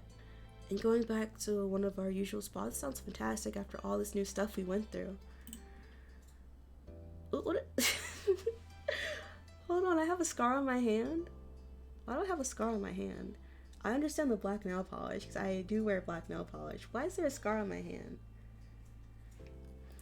Did I do that on accident? Your hand lifted up to his face to caress his cheek. I'm not ready to let you go yet either. But I've learned you've got a weird definition of surprise over these past few days. Coming from you, a request like that isn't a surprise at all. You smiled brightly back at him. You're right. I'm bad at surprises. What a surprise. The two of you laughed together over the silliness of this entire mini adventure Cove had concocted. Thanks for saying yes anyway. You walked down your usual path, side by side, hand in hand. You trodden the same path many times. By all rights, the novelty should have been long gone, but you found fulfillment in every step you took. You were sure you always would. With Cove supporting you along the way, whether he was near or far, it didn't matter in the end. He would always be there for you. With this plan of Cove's drawing to a close, you might have expected to feel a little wistful. It had been an exciting few days, but there was no need to yearn for what had gone. After all, you knew that the two of you would always find new ways to bring a smile to the other's face. It's what you both did, and you were looking forward to new surprises already. That was so sweet. Oh my gosh, guys. I wonder what the other surprise was. And then summer ended. Move to the next step. Wait, hold on, no? Oh? Oh? Locked? All of these are locked. I didn't know there was more DLC. Hang? I can't do this one? Oh, it must be... These must be for, this doesn't say Bruno. This must be for Baxter. Why can't I do this one, though? This one doesn't show lock. It just says hang. You know what? Fine. And then summer ended. Yep. Moths bounced against your window, attracted by the light of your room. A siren call in the slowly darkening sky just as the day was coming to an end. So too would summer. Maybe that means I've missed more DLCs. Probably. Liz would be moving back into the dorms before long. Luckily, Lee had been able to come stay for a short trip before her own new journey began. She'd officially been accepted to her first choice college a few weeks ago. This was her last chance to see you all in person for her. You clicked, hold on, did I read that right? No, that's wrong, incorrect. I meant to load log. This was her last chance to see you all in person for... Yeah, that doesn't make sense. You flicked through the plans for the next few months, realizing that you didn't even know what you'd next have the opportunity for everyone to be in the same place again. It was hard to think that you'd likely be seeing even less of your cousin going forward, but you were delighted that she was pursuing her dreams. While you were still with each other, your family was going to have dinner together. As ever, the Holdens were tagging along too. You're going to a Chinese restaurant. Ooh, yeah, let's go to a Chinese restaurant. I want Chinese now. I really like Chinese food, but the Chinese food here is not that great. It's not that great. It was somewhere your family had always enjoyed going, ever since you and Liz were tiny. That long-standing connection made it a fitting location for a final meal out before Liz and Lee set off again. Technically, you were still getting ready to go out, though your mind was only half on the task. It was a pleasantly warm evening, the kind that epitomized, oh my gosh, the vacation feeling. And you were in no mood to spoil it by rushing around. It was strange to think that summer was coming to an end, yet you wouldn't be returning to school. The pattern had been in place for as long as you could remember and had come to feel like a natural rhythm, as inescapable as the coming of the tide. This was the first time that you were going to be able to set your own tune. Whatever came next was entirely up to you. The future looked bright, you couldn't wait to start your new life. You were nervous but ready. It was all so uncertain and weird. You just thinking about it made you queasy with stress. You didn't know where the summer had gone. The future which you not felt ready to face was bearing down on you without mercy. Mom called up from downstairs, tearing you from your thoughts as she told you it was time to head off. You hurried downstairs, hoping that the evening would be sufficient to distract you from your anxieties. Everyone piled into the car. While it was marked as being suitable to hold 5 people, in practice it made for a very tight fit. Your mom was sitting in the front were fine. You, Liz, and Lee were squished into the back, Lee in the middle, wedged between you and your sister. But Mom was an excellent timekeeper. Thanks to her efforts, she pulled up near the restaurant on time. The process of getting out of the car was slightly easier than squeezing into it, with much less coordination required to release seatbelts than to secure them. You gave Lee a hand as she clambered out from the middle seat, then headed into the building as a group. A waiter greeted you as you entered. Ma let him know how many of you there would be in total, and he went to arrange a table that met your needs. He returned promptly to guide you to your seats. You slipped into your chair. It felt all wrong. No matter how you shifted in your seat, comfort eluded you. Everyone else seemed fine as they settled into their own seats. Your drinks order had just been taken when the Holdens came through the door. They were pointing in your direction, though with Mom waving an arm in the air, it was hardly necessary. Cove and Mr. Holden came to join you at the table. As greetings were being exchanged, Cove took a seat opposite of you. It had been left empty by unspoken acknowledgement that you and Cove would be wanting to sit together. Mr. Holden sat beside him. It's great to see you. Glad you could make it. Hello, everyone. You wouldn't believe how hungry I am. You came to the right place, then. There was some laughter, though Liz groaned playfully, shaking her head at Mom's sense of humor. Growing up, she'd have complained, and Mom would have responded by making another comment. Liz had mellowed over the years, but she still made a show of despairing at Mom's jokes. Her reaction to them had become a joke in its own right. Menus were soon passed around, and a temporary hush fell over the table everyone read. It didn't last long, punctured by comments about what people had eaten here before, and light chatter about what people were considering tonight. Once the waiter had disappeared with your orders, Cliff piped up. So, I've got some good news. Kyra's making a trip out here tomorrow. Oh? Cove nodded, turning from his father to the rest of the table. Yeah, we talked about it and figured it was a good time for everyone. That's great! Everyone reacted positively to the news, though Ma looked wistful. If only we'd known. Here we are, having a big meal without her. If we waited one day, she could have joined us. Mom patted Ma on the back, gently nudging her from a realm of possibilities and what-ifs, and back to the evening that was going so well. Chin up. Leah and Liz will still be here tomorrow. We'll just have to throw another get-together and keep the fun train chugging along.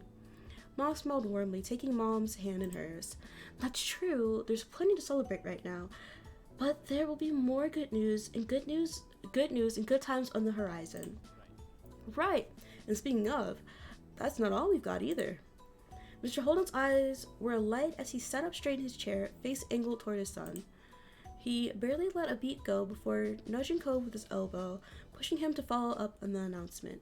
He was the very picture of a proud papa. Cove shied from the limelight, ducking his head down, staring at his lap as he spoke. It's just, I've switched over to working full-time instead of only part-time. Plus, I've been looking at apartments. There's a few I can choose from. Oh? He flicked his gaze up at everyone around the table, a smile creeping over his face. I'll be pretty busy going forward. Apartments. He was moving. Cove was going to move out of his dad's house. After 10 years, he wasn't going to be your neighbor anymore. Mr. Holden gripped one of Cove's shoulders and gave it a loving shake. His excitement couldn't be contained. Incredible! Cove's actually going to make it to adulthood. It's a miracle. Mr. Holden leaned back in his chair, staring up at the ceiling in mock wonder. I wasn't convinced I'd be able to rear a kid all the way to this point, but thankfully I lucked out and got the best boy a dad could ask for. Dad. Cove blinkered? Okay. Blinkered his vision, with his hands on the side of his face, temporarily blocking his father from sight. Despite his genuine bashfulness, which left him unable to meet anyone's eyes after all the attention thrust his way, he was happy. I was really lucky too. You're a good dad. Come here. Mr. Holden threw an arm around Cove's neck, pulling him into as close of a hug as the seating allowed. He rubbed his cheek on the top of his son's head while Cove chuckled, accepting the affection with good humor. He looked around at the faces of the company here. You've been on this journey with everyone here for years, seen them falter and grow, and they had watched you go through the same. Now you were striking out on a new path. Cove was leaving his family home, Liz was heading back to college, and Lee was starting at hers. You were all heading in different directions, to different destinations, some near and some far, but it wouldn't be long until you were all going your own way.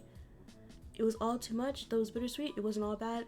Maybe this is all for the best. It's too much. It's too much for me. You looked down at your lap, twisting the napkin in your balled fist. It was one thing to know this was going to happen theoretically, and quite another to be faced with the reality. Your family and friends had given you stability no matter what life threw at you.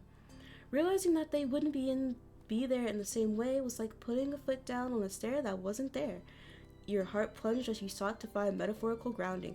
Whatever happened to Miranda and Terry? That's what I want to know. Cove brought some attention to himself with a clearing of his throat and a small interjection.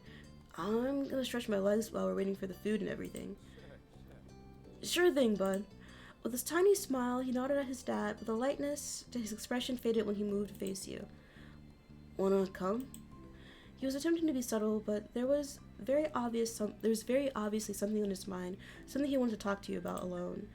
You looked up at him listlessly as he rose from his seat. You weren't sure if you felt like talking, but having an excuse to get some space didn't sound like a terrible idea. So you nodded. I said horrible, but I said terrible. Take care. With those parting words, the two of you walked about the place. He was trying to get as far away from everyone else as possible, without actually exiting the building. What did you need to say? He hadn't admitted that what this was about, but he didn't need to. Well, I was gonna say something about all the stuff my dad brought up, but are you okay? He peered at you, and you could tell his concern was earnest. You were being distant, and he had noticed. I'm fine. No, I'm not alright. Do I look okay? Why are you worried? There's nothing wrong. No, I'm not alright. Are you worried about things ending? He continued to look deeply into your eyes. All you could focus on was the aqua blue of his irises, the concerned crinkle of his eyelids. You know, I'm anxious about it too. What do you think, Cove? Yes, of course. You didn't say anything. Yes, of course. Why wouldn't I worry about it? I don't like that you won't be there anymore, at least not like before. I won't be able to just walk across the street and find you. I won't run to the beach with you whenever it's nice out. You won't be there to sneak up to my window at night to see me. Cove's expression dropped. There was something horrified in his eyes and sorrow in his frown. Even when I'm not across the street anymore, you can always call or text. I don't care how late it is. We'll talk every day. I'll make sure we do. He clenched his hand around his wrist tightly. You know what? That's what they always say. They always say that. But once they get comfortable enough away from you, there's no more goodnight calls. There's no more staying up on the phone all night, falling asleep on the phone. There's no more of that. I know the truth. I know you, Code. You're not going to do it. I don't want to lose what we have, Princess. His voice was quiet, barely a whisper. He paused to take you in, and then his voice came out louder but meek. This really matters to me, a lot, more than anything else. There was steel in his eyes, a rare firmness that you didn't see from Cove often. You continued to feel upset. Your feelings had been dragged out, and you had no chance of calming down now. I didn't want to make you feel bad by bringing this up. I don't know what I wanted, but I felt I had to say something about this. If not now, then when?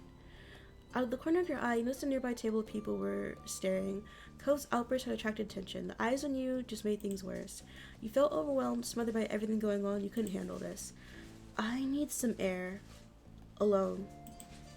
Cove seemed pained, but he didn't protest when you brushed past him and left the restaurant. There was nowhere else to go but out. Oh, is this our first fight? This feels like our first fight, actually. You stepped into the sidewalk. A couple of cars drove by the main street as the breeze hit your face. You took a few deep breaths now that the conversation was no longer suffocating you. You weren't quite sure what to do next. Gaining space had been the only plan. You patted your sides on reflex and pulled out the spare key for your mom's car. Ooh, I keep a spare key? I don't have a spare key for the car my mom let me have. Walking fast, you went down the sidewalk to the part of the street where your parents had parked. You remembered going past a particular building on the way into the restaurant and managed to backtrack your way to the car without incident. You unlocked the car with a shaky push of the button. The headlights flashed. You pulled open one of the back doors and tucked yourself inside. You shut the door, and the car beeped when you locked it again. While putting the key away, you switched it out for your phone. There were concerned messages from your family. Were you okay? Was something happening? Another text came in from your sister at that moment. You didn't respond to any of it and held down the power button. Oh, not me being dramatic. Honestly, this is me. You looked back at your phone and stared at the black, blank screen. You could see part of your face reflecting back at you. Then you dropped your phone on the seat. It's time to cry. It's my turn to cry. Your eyes burned and you blinked softly. You felt warm tears drip down your cheeks. Your breath hitched. Suddenly, or maybe not so suddenly as this had been building for a while, you started to cry. Then you tried to relax, empty your mind, distract yourself, work through your emotions. I'm distracting myself. That's usually what I try to do when I cry, because I don't like being sad. I don't think anyone likes being sad, but I don't like feeling any emotions besides like happy. And I know that's not healthy, but it's the truth. But I'm sad a lot, so I cry a lot. You repositioned yourself so that you lounged across the back seat. You stared up at the car's ceiling. There was one mysterious stain on the upholstery that you couldn't remember how it got there. You stared at the blotch and thought it looked slightly like a dog, or maybe a sheep. The idle thoughts reminded you of looking for shapes in the clouds as a kid. A few minutes passed by. You breathed in the quiet. The car started to get warm, but you didn't feel like turning it on to get AC going or roll down the windows. What about the food? What about my food? You wanted to text Cove where you were so you didn't worry. You wanted to text your family where you went so you didn't worry. You wanted to ask Cove to come see you. You wanted to just sit there. I want to text them. I'm going to text my family. You picked up your phone from the cushion and pushed the power button. It took a minute to boot up. There were plenty of additional messages. You sent out quick messages so they knew you were all right. That was that. After a few minutes, you heard a tapping sound. You lifted your head up and your eyes met with your big sister's. Liz stared right back at you and raised an eyebrow. You hadn't expected her. She smushed her forehead to the window, mouthing something and pointing down into the car. She wanted in. It wasn't exactly what you had in mind when you told them where you were. But whether or not you wanted her in was made a moot point when she jiggled a set of keys on the other side of the glass. Liz wasn't asking. She was informing. You slumped lower in the back seat. Liz walked around the car to the driver's side. Of course, she thought to bring those. Slowly, deliberately, Liz took the spot on the head of the car and shut herself inside with you.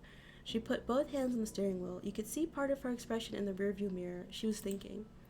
Eventually, she twisted around so she could actually face you.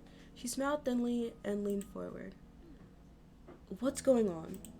She didn't leave you time to answer. Her smile turned teasing. Is Cove's clinginess starting to wear thin on you?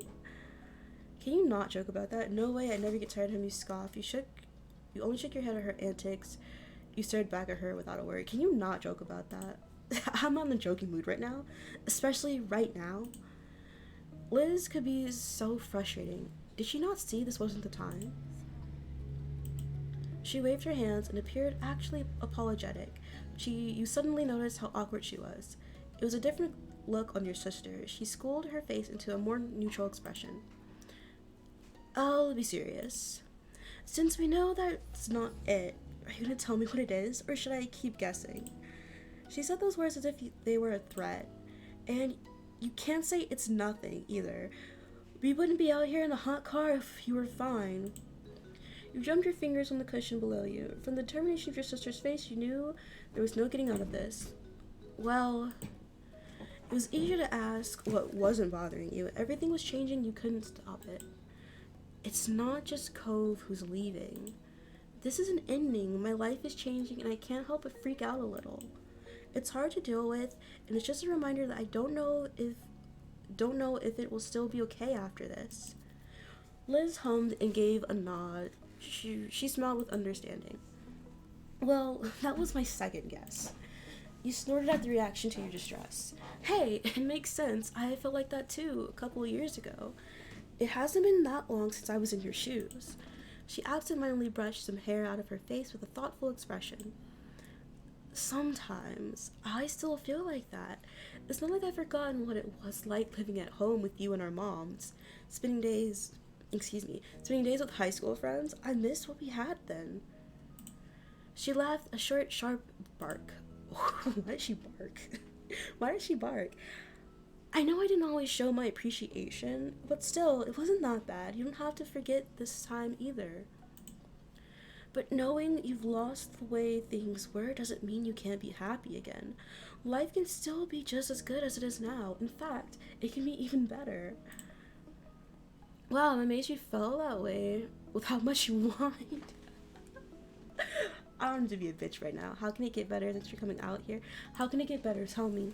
I'm having trouble seeing a bright future here. It's the depression. It's the depression.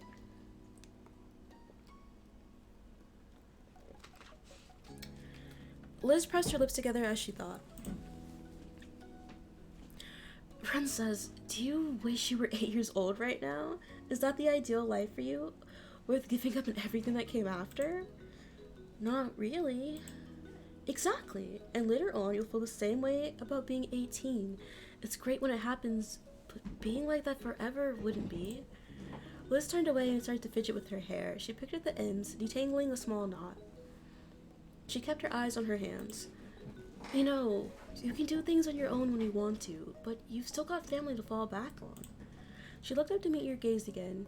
You saw not only her seriousness, but also a rare softness. You were touched at her sincerity. And I didn't elect to make that statement on my own. You raised an eyebrow and she shrugged. The crowd thought a sibling talk would be for the best. It's not like I'm the only one who cared about how you were doing. She tipped her head to the right and you switched positions so that you could see what she meant. Out the window, you saw both of your moms standing outside. Ma smiled at you and Mom waved. They started to head closer to the car. Ma opened a door and they both squeezed into the back with you. You had to scoop up your phone and sit up so they could fit. You ended up with your back to the car door, Ma sandwiched in the middle and Mom on the other side. Ma reached over to pat you on the head, and Mom tilted forward so she could see you clearly from around Ma. Is there room for one more? You searched around, but didn't see anybody. You stared at them in confusion, and Liz cackled. Mom threw you a bone and gave a significant glance behind you. You twisted your head around and jumped. Lee had her face pressed to the window directly behind you. Lee, you're so weird. I love her. She smirked and then giggled at your shocked reaction. You were taken aback, but managed to grin at her. You scooted further down the seat, almost sitting on Ma's lap to give Lee some space. She flung the door open wide and then attacked you with a squishing hug. You laughed when Ma hugged you from the other side. You were trapped in the warmest hug you could ever remember. Princess, you are my wonderful child, and you will always have a home no matter what you decide to do or where you might end up going. You became hyper-aware of a feeling in your chest. It wasn't just from being crushed in a hug either. Also, you can always stay with your cousin if you don't want to have to crash with your parents. I take offense to that. Mom joked. Her eyes sparkled as she continued. What's wrong with visiting the old folks? Princess at least has to come home for the holidays. What would we do without them? Liz snorted and you stayed caught in a hug. Lee squeezed you tighter.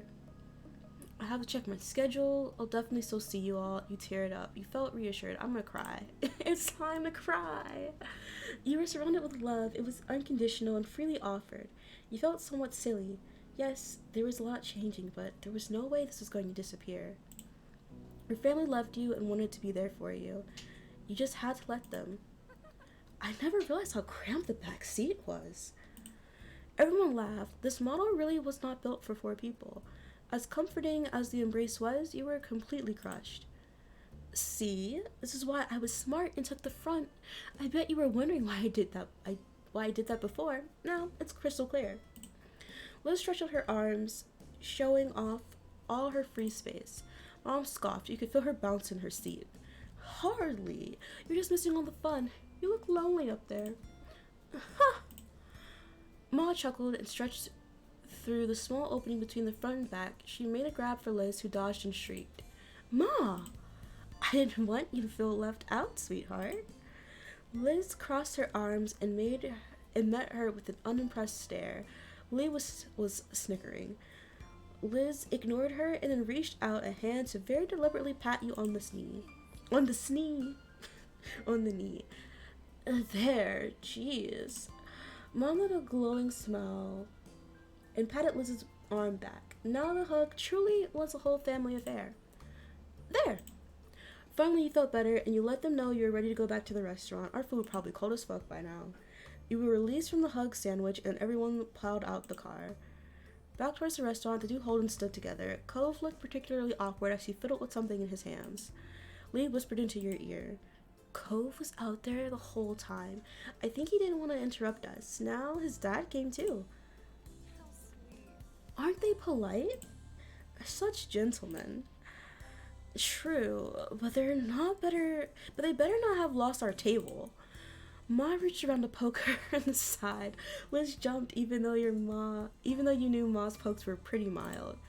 Don't say that. Whether we have a table or not doesn't really matter. What matters is that we're all together and safe and happy. Hear, hear, Lonnie. Mom cheered her on and waved her fist with enthusiasm. Liz sighed and rolled her eyes. A girl's still gotta eat. Lee skipped up and hooked an arm around you. Your cousin offered you a beaming smile. We're not gonna know until we get there, so let's get going. Yeah, let's go. Your full group headed back into the restaurant. Luckily, your table was still reserved for you. You weren't exactly sure what Co's dad had told the staff, but whatever the explanation had been, everything had worked out. You sat back down and were able to pick up the meal from where you'd left off, now with much lighter spirits. Night fell soon after everyone finished their meals, and before you knew it, you were standing in the parking lot, saying your goodbyes and packing up the cars to go home. What an awkward way to end my night with Cove. Oh my gosh. Our first fight. Are we okay? After the last of the chores were done, your family spent some more time together. I mean, technically our first fight was when I told Cove about his dad buying me. But other than that, I think this is like our actual first fight.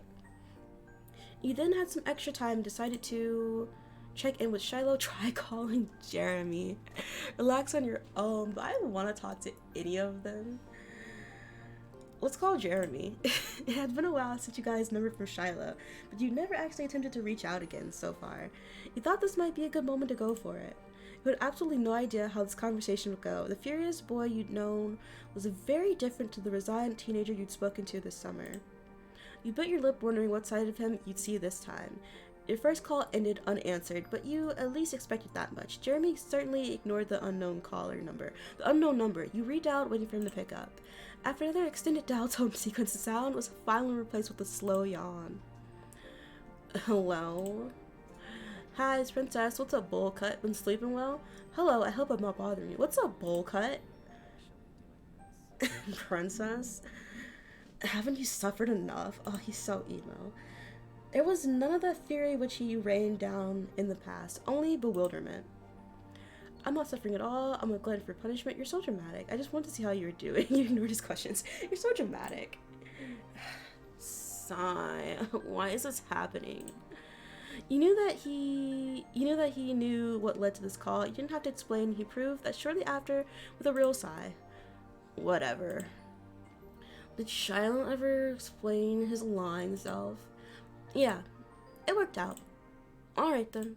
The conversation came to a halt. You joined him in silence. Let's ask him a question. How's your best friend Pran doing? Is everything going okay with you? Were you up to anything interesting before I called? Been on any dates lately? Jeremy groaned in displeasure, cut through with embarrassment. I don't want to talk about it. Alright, cool, Jeremy. You laughed, you sighed, you shook your head. I'm laughing. To your surprise, Jeremy piped up with a question for you. Are you that bored? Or do you honestly have some kind of interest in me as a person? I'm interested in you. I'm just bored. I want to say goodbye. I don't know. Who cares? I'm interested in you. You're very interesting. I know I said fuck Jeremy and everything he stands on if I see him in these streets is on sight, but I am interested in him. He's gotten interesting to me. You're an interesting person. Wow. Then you heard another yawn coming down the line.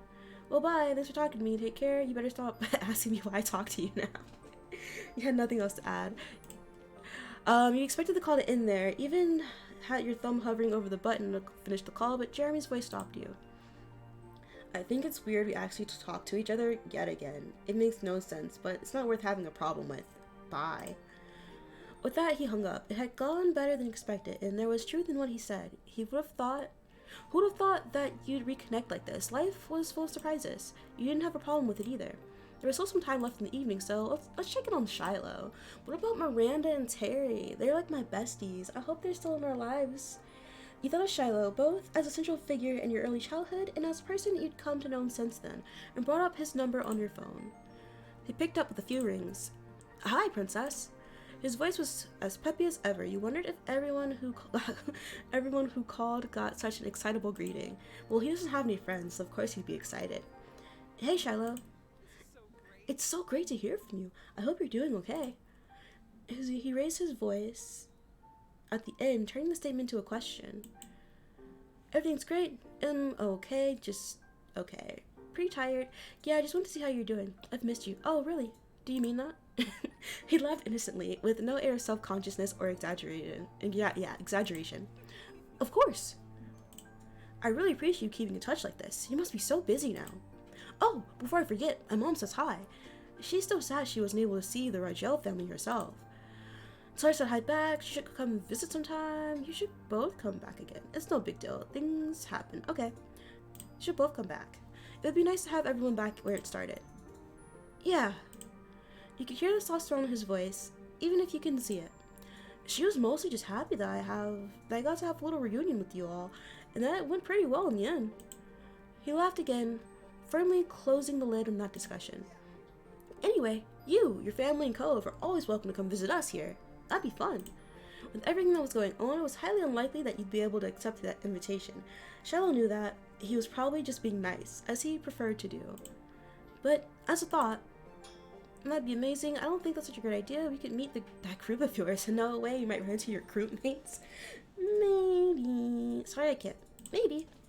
It was hard to picture such a reunion, but you wouldn't dismiss it out of hand. Awesome. Let me know if you're ever in the area. His voice was upbeat, almost as if he'd been energized by the idea and your openness to it. Well, I shouldn't take up too much of your time. Thanks for reaching out, though. Bye. Take care. Be good. Just say you've got to go if you're busy. Be good. Shiloh chuckled briefly. Bye. You hung up, feeling pleased that you could simply talk to Shiloh like this. It was sweet to hear from him, hear a little from his mom too, even if the message was secondhand. The rest of the night felt like it was going by in a blink of an eye, and somehow time came to retire to your room to sleep. You pulled your covers up under your chin and settled down for the night, getting warm and cozy. As your head sank into the pillow and you closed your eyes, your mind drifted back to everything that happened that day. You could see it all now, behind your eyelids, as though you were experiencing it all over again. And then the image of Cove popped into your head, and you smiled softly to yourself. You decided to send him a text to chat. You texted him to come over. You wanted to sneak out to his room. You're feeling tired, so you snuggled deeper into your bed. Told him to come over. You need to apologize. Taking your phone from your bedside table, you lay on your back and held it above your face, typing out a message to Cove. Do you want to come over? You chewed on the end of your finger as you watched the screen, waiting for any sign that he was typing back. If you were being fair, it was a pretty odd time to have a meetup, but even so, you hoped he would. I mean, he's came to my room super late for no reason before. Your heart leapt as your phone finally buzzed and you stared at his answer on your screen. Okay. A breath of laughter escaped as you messaged him back. He hadn't even asked why. You sent him a quick thanks back and put your phone away before sitting up in bed, leaning back against your pillows, waiting for him to come over. The stillness of the night became very obvious to you, and you started to hear the soft noises your house made when you were all asleep much more clearly. Each second seemed to drag on and on. You just wanted Cove to be here already. Finally, you heard those familiar sounds coming from outside, a sort of scratching and then shuffling. Next came a tap on the window. You hopped out of your seat with almost too much energy and rushed to let Cove in. When you arrived, you could see Cove was smiling in at you from the other side in the dark. You slide the window up and step back, giving him space to climb through and get down from the ledge. He was in an amusing mismatch of pajamas and sneakers, and Cove chuckled when he saw you looking at his ensemble. Once safe inside, he straightened up and dusted himself off before looking at you expectantly. What can I do for you? You said nothing. I didn't want to be alone. I was bored. You hugged him. You pulled him in for a kiss. I'll hug him. Leaning forward, you wrapped your arms around Cove, feeling him freeze for a brief moment. When he relaxed and hugged you back softly, you let out a small sigh. It doesn't really matter why. It's okay. You held him for a little while longer, letting his hug relax you, until you pulled back and looked at him gently. The bed sank under Cove's weight as he sat down, his eyes firmly fixed on the ground. His hand shook where he held them in his lap. He was nervous. I'll stay as long as you want me to. Really? Yeah, really. You can go home soon. You don't have to stay. How long do you want to stay? Can you stay the whole night? Oh. Okay. You smiled, feeling relieved that he agreed. He grinned back. You could always count on him. It won't be the first time I've slept in your room. Yeah, we know. You snickered, feeling pleased with your decision to do this. Well, looks like you might be getting the floor yet again. Okay, but there's no way I'm letting you take the floor this time. Here we go again. You rolled your eyes and let a soft laugh, which Cove returned as he rubbed at the back of his neck. No, seriously, you can have the bed. I want to share. Can you try to stay? Not me trying to pressure him. I wouldn't mind if you took the bed. I appreciate you taking the floor, Cove. No, seriously, you can have the bed. His eyes narrowed into slits of aquamarine. He didn't want to argue about it, but also didn't want to accept your offer. But you were firm about your decision. Your gazes stayed locked into each other until you had silently entered into some sort of staring competition, neither one of you willing to budge. As the mini battle of wills continued, you drifted closer until you could almost count every single one of his individual eyelashes. Cove stared you down, and you tilted your chin higher, his eyes locked on his. One of you would have to be the first to crack. You know, I'd be more comfortable on the floor than the bed. Too bad. It's my house, so I get to make the rules. He pouted and pulled at the hem of his shirt unhappily. Princess, I just can't be sleeping in the bed if you're not too. So that's it. I'm not gonna be the only one with the bed tonight. Oh? Finally. You raised an eyebrow and folded your arms over your chest, giving him a questioning look. Does that mean you'd share it with me? Yeah, this time we can share. Really? You'd actually stay and not leave to be on the floor? He nodded, holding back your delight. You tried not to grin at his sudden boldness. Eventually, your smile broke through, though Cove stayed completely serious, his face set like stone. There, I have made a compromise. If you won't take it, then you'll just have to accept me sleeping on the floor. Okay, we'll take the bed. We'll both have the bed. We'll both have the floor. Okay, we'll both have the bed.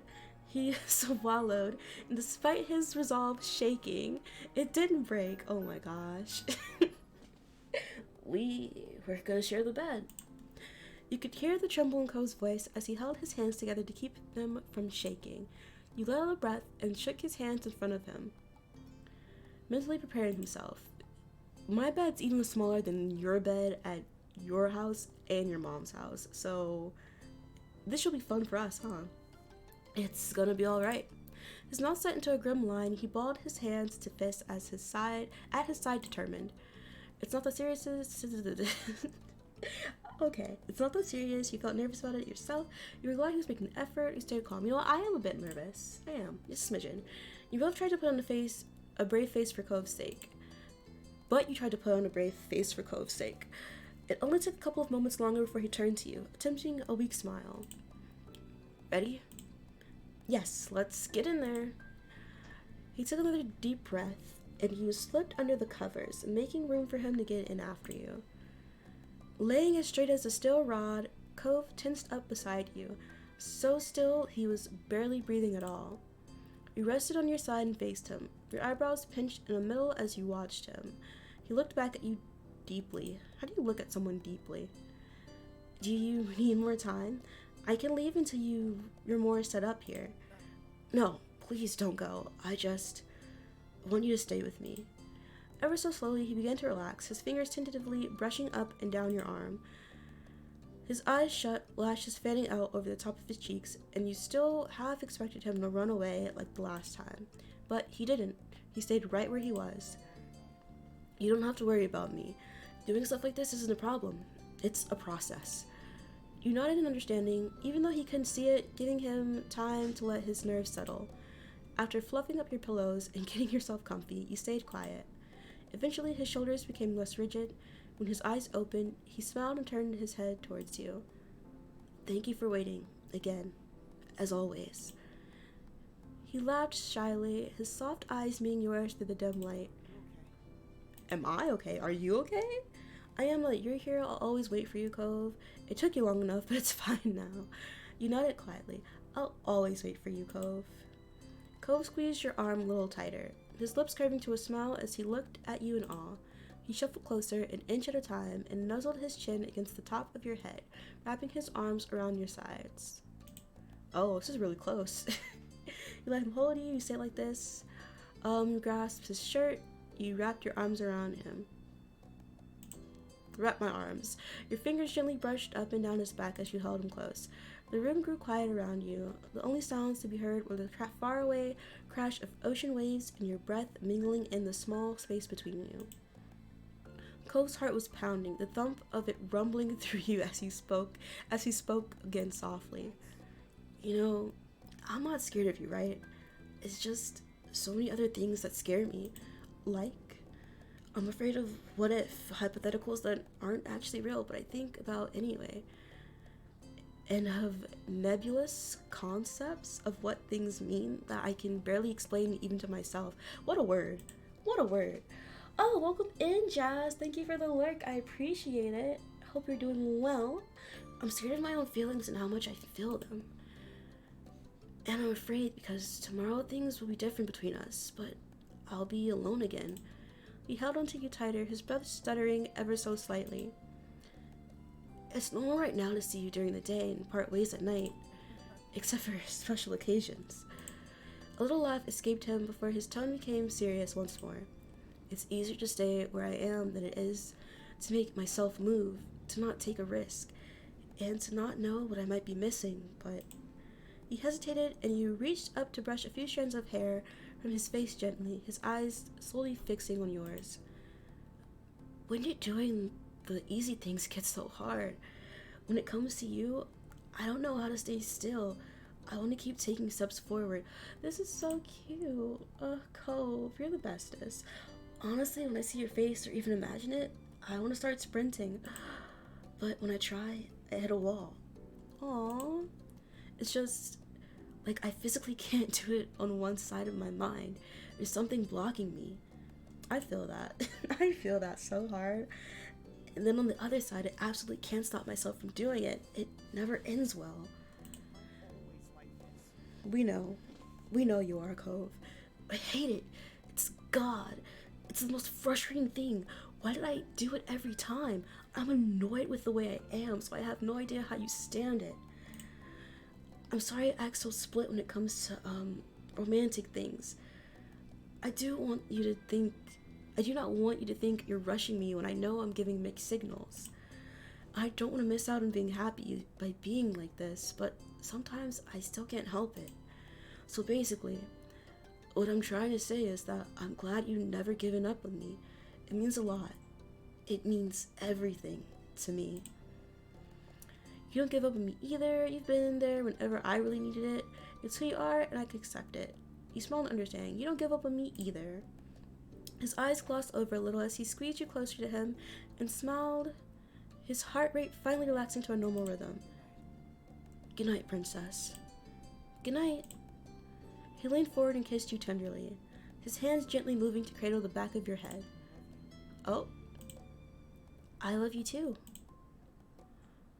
You were still smiling as you snuggled into him, getting as close as you could. Cocooned in his warmth, you easily grew comfortable next to him, feeling him ease into you as well. Before long, your eyes were growing heavy, and you drifted off into a restful sleep side by side. The next morning, you were lost in a comfortable dream. Why is he so close? The sound of someone softly calling your name drifted over, and when your eyes opened, Cove was smiling at you. Shuffling onto your side, you grinned at him beside... Did he ever take his shoes off? I know that's not like an important detail, but they mentioned his shoes, so I'm just like, did he take his shoes off before he climbed his ass into my bed? Shuffling onto your side, you grinned at him beside you as you remembered the night before. His arms were still draped around you loosely, and it felt good that he had never let you go. You gently stroked his cheek, you ran a hand through his hair, you leaned over to kiss him. Kiss him! Getting close, you tilted your head to kiss him softly, and he met your lips with his own. Good morning. How long have you been up? What have you been doing? How long have you been up?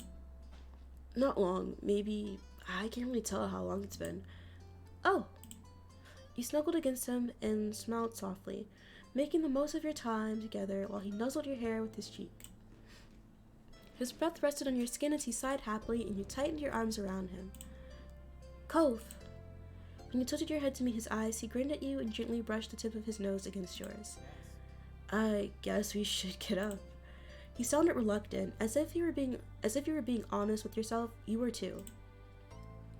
It would have been nice to have more time together, just relaxing and hanging out. Yeah, I guess we should. You nodded quietly. 5 more minutes. You lashed on him so he wouldn't leave. Cole smirked and gave you an affectionate look.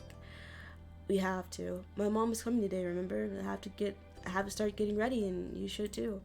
You grumbled in reply, but let him go nonetheless. Nonetheless. Cove shook his head at you with a small smile. You both pulled yourselves up and started shuffling around the room. Cove stretched his long limbs out in a yawn before ruffling his fingers through his green hair. You watched him fondly with your eyes until your eyes met, and he looked away quickly, hiding a blush. So, that was fun. I can't believe I slept here the whole night. Yeah, me either. I'm glad you did, though. Cove slipped his glasses back on as he spoke those words. With a last shared smile, the two of you headed out of your room and down the stairs, laughing and chatting casually about your plans for the day. It was like he had lived there the whole time, or as if waking up together were as a regular occurrence as anything. Cove snuck his hand into yours, giving it a soft squeeze and making you feel all warm. As you hit the floor of your stairs, you froze, finding 4 different pairs of eyes staring over at the two of you in various states of amusement and shock. Your family was already up. I can't. I had a feeling this would happen eventually. It took a moment for anyone to speak, but soon enough, a chorus of greetings drifted over. You scanned the place to find your moms, Liz, and Lee all together around the kitchen and living room. Good morning. I got here, earlier. Oh yeah, I bet you did. Liz started with undisguised laughter, making Lee giggle along with her. I've been out here for quite a while. Never saw you come through. Well... A blush spread across Cove's cheeks, the pink tinge settling on the tip of his nose. If this happened to me in real life, I would be grounded. I'd be grounded as an adult. You're also still in your pajamas. You don't usually walk around town during the day in those, do you? Mom let out a little laugh of her own, and you gave her a look to which she responded by clamping her mouth shut. Cove looked down at his outfit, his shoulders slumped in defeat as he hung his head to hide his very red face.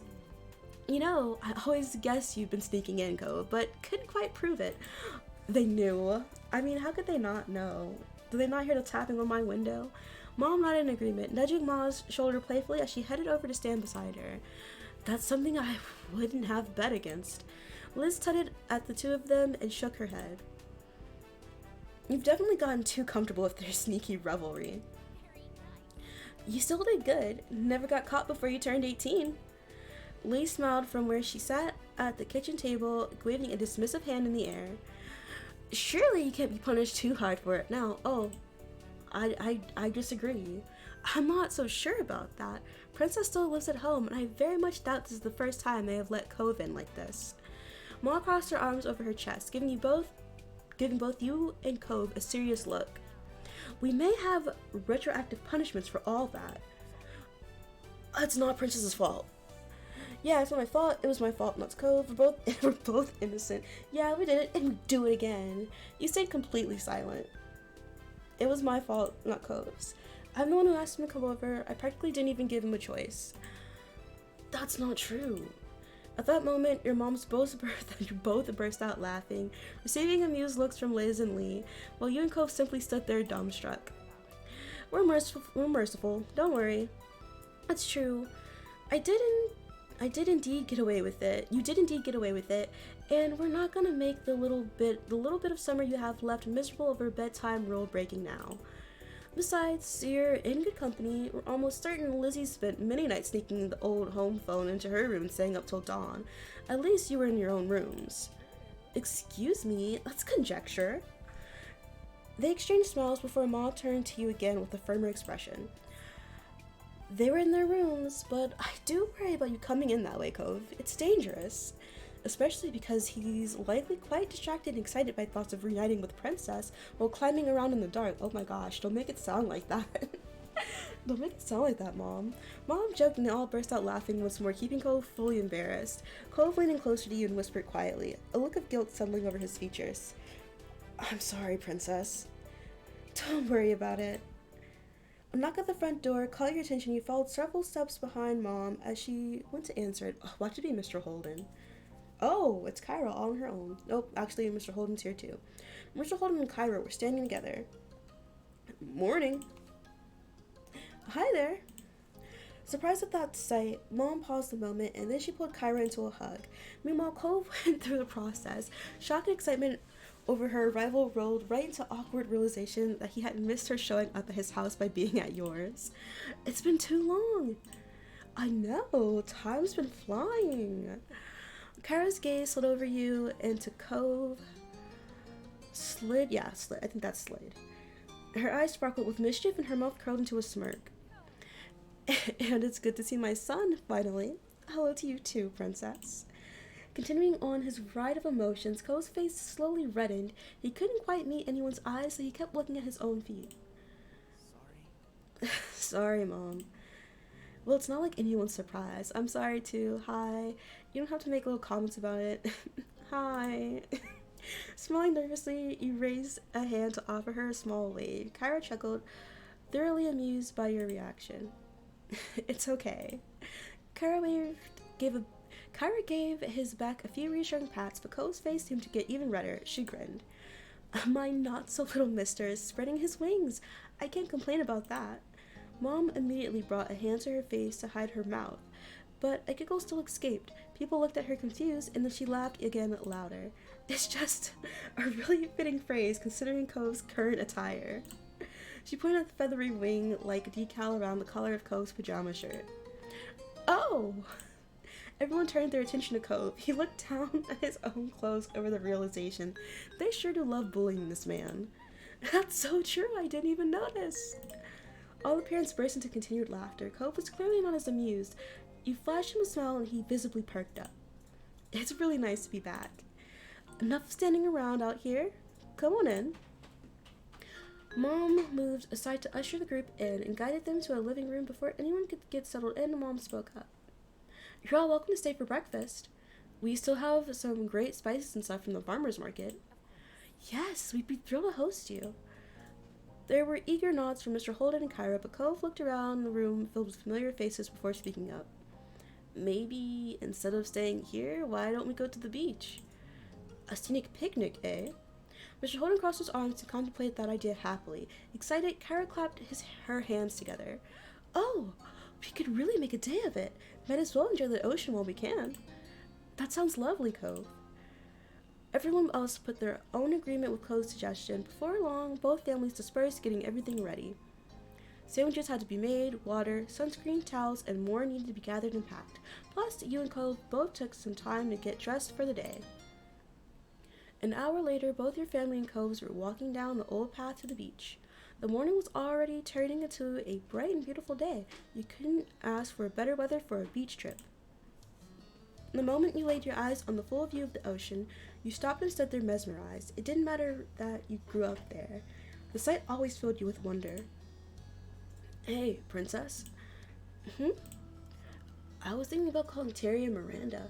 See if they can come too. Everyone else is pretty much already here, so would your family mind? That'd be cool. I'll ask them. You were already so excited at the prospect of seeing your friends today that you immediately darted away in the direction of your mom's. Behind you, you could hear the familiar sound of Cove laughing. I have a question. Would it be alright if Terry and Miranda came by? I don't see why not. Mom looked to Mom to see what she thought, and she nodded in agreement. Mom then shot a glance over at Mr. Holden and Kyra, knowing that they had likely heard everything. Cliff, Kyra, what do you two think? The more the merrier. Okay. Of course, they're welcome with me. Thanks. Delighted, you nodded and turned on your heels. Cove was still several feet away talking to Lee and Liz, likely about the same topic. With a beaming smile, you gave him a thumbs up, and the two of them must have also approved, as Cove quickly got his phone out and started making the calls. At that, you turned your attention to helping with the picnic setup. Unexpectedly, your phone started ringing. You dug it out, curious to see the caller ID. Feeling your heart jump with excitement, you answered the video call request. It was Derek. Derek! How is he? Why don't we get to see him? Hey, it's been a while. Look at him. He's grown up. He's so handsome. Seriously? But what's up? The voice that came through was much deeper than it had been when you were first met, but it still had the exact same amount of enthusiasm of a kid. Have you been enjoying these crazy summer holidays? Oh, so many voices. There's so many voices I have to do. Did I say holidays? I meant days. Yeah, I have. It's been amazing. There's been ups and downs. It's been memorable to say the least. I would have enjoyed them more if you'd been here. It's been memorable. Sounds interesting. You'll have to catch me up on that. But what about you? Your family. What about your family? There's nothing about family here. But what about you? How's your summer been? You were beyond curious to know what Derek had been up to since the last time you spoke. He chuckled, noticing your invested tone. Honestly, I've just been slammed with stuff lately. College applications and scholarship inquiries. What else is new? I bet you're even more toned than the last time I saw you. Your only real struggle will be choosing which place to go. They'll be desperate to have you. I wish you nothing but good luck. Totally. His chuckle turned to a sigh. You could hear his small smile when he spoke. I really hope so anyway. That would be amazing. What about your family? Are your brothers being good? He has brothers? I don't remember that. My little brothers are little punks, but I guess they're doing alright. You both laughed at that. Mom and Dad are fine. That's great. My moms are too. Turning your attention back to your surroundings, you smelled warmly at your family buzzing around. Towels were laid out and chairs and umbrellas were being set up. Actually, I'm out with my moms right now. Liz and Lee are here visiting too. Oh, that's fun, but if that's the deal, I'll let you get back to it. Are you sure? I don't mind. Uh-huh, I'm sure. I'm not about to lose your number. Oop. Okay, bye. Bye, princess. Have a heck of a day. What a saying. What a catchphrase. Have a heck of a day. Okay. What fast food restaurant do you work at? Hanging up, the conversation left you energized and in good spirits. It was exactly what you needed to make this day even better. Are we not inviting Baxter here? You hurried over to your mom's and helped put the rest of the food out. In a moment, you noticed Cove at your side. So, what did they say? They're gonna come. Cool. Thanks for calling them. I'm glad I thought of it. They'll meet us here later today. Shouldn't be too long. I can't wait. So many voices.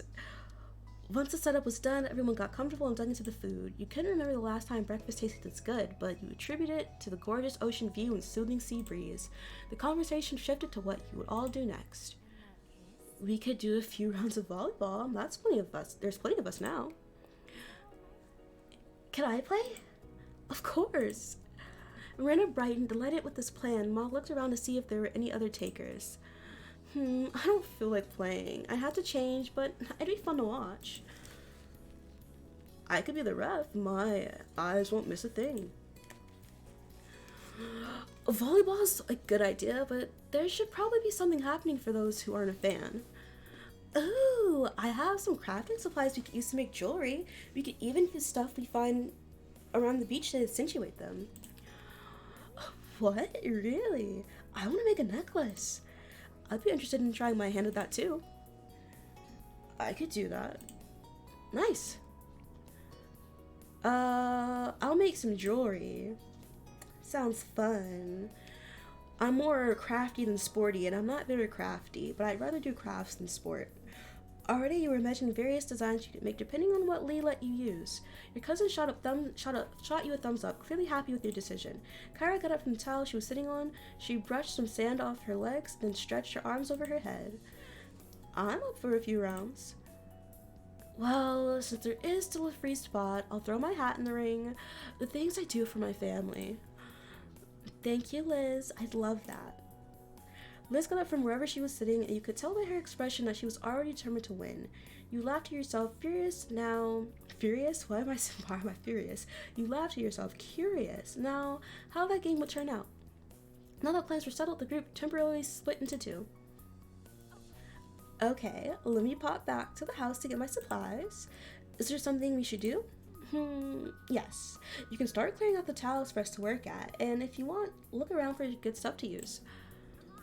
Roger that. While Lee ran back to the house, the group did just as she suggested. By the time she returned, everyone had their craft area ready to work out. Lee sat down on one of the towels and looked up at everyone eagerly. She held up 2 necklace options.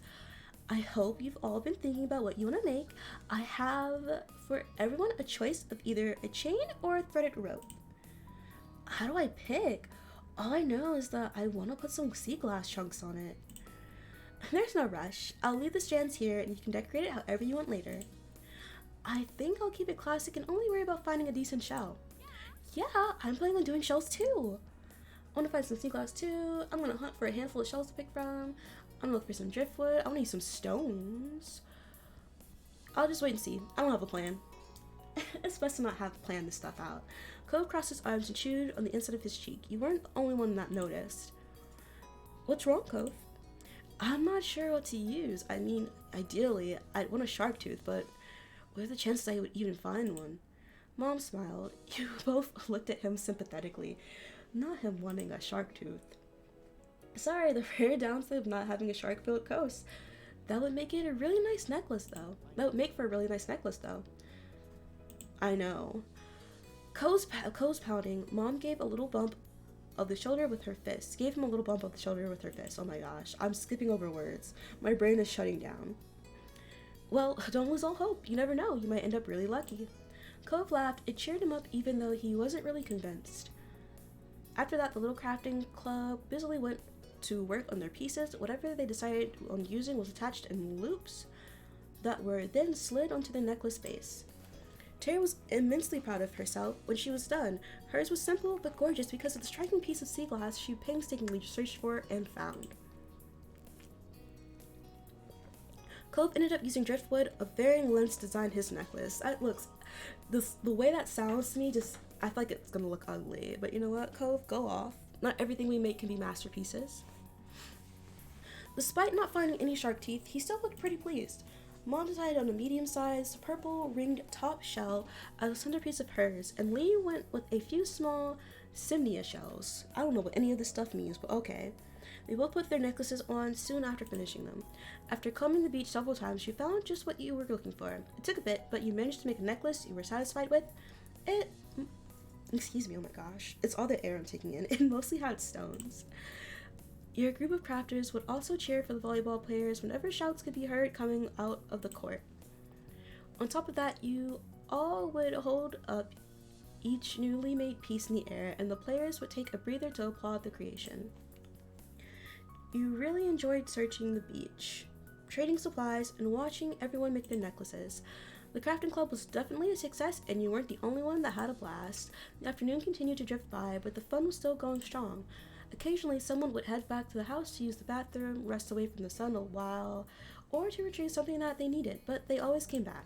The beach was never empty, and there were always a few conversations to take part in, or another game to play. At one point, Mr. Holden even broke out his pack of cards. Oh my gosh. He roped the whole group into a few rounds of good old Go Fish. There was only one thing that could bring this day to an end, and that was for the day itself to end. Okay. Before anyone realized it, the sun began to set over the sea. As that happened, you were taking a break, sitting on a towel with your legs stretched out past it, and your feet buried in the warm sand. Oh my god, these sentences. Shortly, you looked up to see your moms approaching. They stopped in front of you and smiled. Hey there, kiddo. How are you doing? I'm doing really good. How about you? We're wonderful. What is happening? I'm scared. They both sat down, squishing you between them.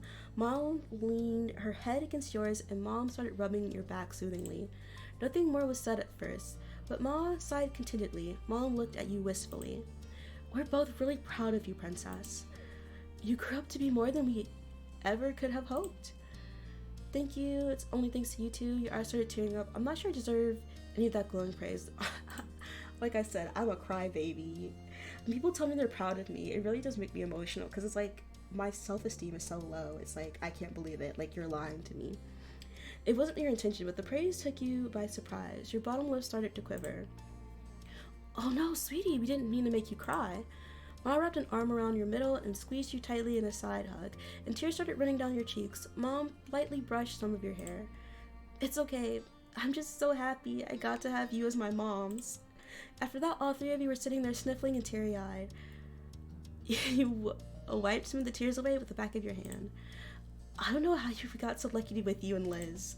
I mean, I don't know. Maybe God was like, yeah, those lesbians, we love to see it. And they blessed you with me. I'm just saying. Ma reached out in front of you for your mom's hand. She gave it to her, and Ma squeezed it. We must have done something right. You stayed there quietly and contentedly, watching the sunset with your parents for a while, until Mr. Holden called out to you. He was still walking in your direction. We were talking and think we're gonna take a walk down the shore. Any of you wanna come? Automatically, you looked to your moms for what they were thinking. Ma glanced from you to Ma and smiled. That sounds good to me. Yes, that'd be very nice. My legs need some stretching. Let's go. Thrilled, Mr. Holden threw out a thumbs up and began heading back to the way he came in a light jog. Hey, don't leave us in the dust. Cliff kept going forward but flipped around, walking backwards across the sand so he could face you again. Don't worry, we won't leave without you. Alright, we'll catch up. Ready to go? Uh-huh. Both of your moms held a hand out to you, chuckling. You gave them each one, and you all strolled back to the rest of the group. Sorry, some of these sentences just don't look right to me. When Liz was in reach, Ma used her free hand to pull her into it too. Liz shook her head, but her mouth quirked into a smirk. She didn't resist. Together as a family, you followed behind the others hand in hand. Your feet squished into the wet sand as the waves rolled over them, and didn't have a single care in the world as more and more stars began to dot the sky. Once the sun had long been out of sight, it was finally time to pack. The closing of the day and the ever-approaching end of summer seemed to intertwine. It caused a quiet, reflective mood to blanket over the group. On the beach, Terry and Miranda took turns compressing Cove in a hug before moving on to do the same to you. You chuckled, still overjoyed that you got to see them today. I'm sorry we have to go already. My parents are here. That's okay. But still, I wish we could help clear this all up. Don't worry about it. Just thanks for coming out today. It was cool having everyone here. Oh yeah, I'm super glad we came. Hopefully we can do it again sometime.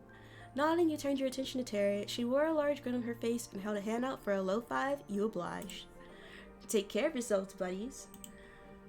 After that, they walked away, waving you and Cove as they went down the shore. Cove waved quietly back with a small smile on his face. You waved too. Bye. I'm happy I got to see them. You looked at Cove. He nodded. Me too. Taking you by surprise, Terry jumped and twisted around. She kept up with Miranda by walking backwards. She kept the mood of your farewell light by shooting finger guns at you and Cove. Miranda bumped her with her hip. It left everyone with a laugh just before that they disappeared down the bend. Princess! Hey Cove, could you come over here? Both of your parents were motioning for you. The two of you went to them. Tons of things ended at the beach over the course of the day, so there was still so much to pack up, and the parents needed help. With a nod, you got to it, stuffing various things into bags and bundling them up in towels. Once things were ready to go, everyone filled their arms with as much as they could carry. Absolutely no one wanted this to be a back and forth kind of task. The walk back home ended up being more quiet. Each person seemed to be feeling the effects of the day. A cold breeze carried you across the sand and onto the road. There was a sigh of relief from what felt like the group as a whole when they arrived back to the neighborhood. Well, hello everyone, I'm thinking this is Baxter. You glanced to the side and spotted a very recognizable face walking down the road. Ah, I was right. It's Baxter. Oh, hi Baxter. Do you need any help with that? It's alright, this is our mess to clean up.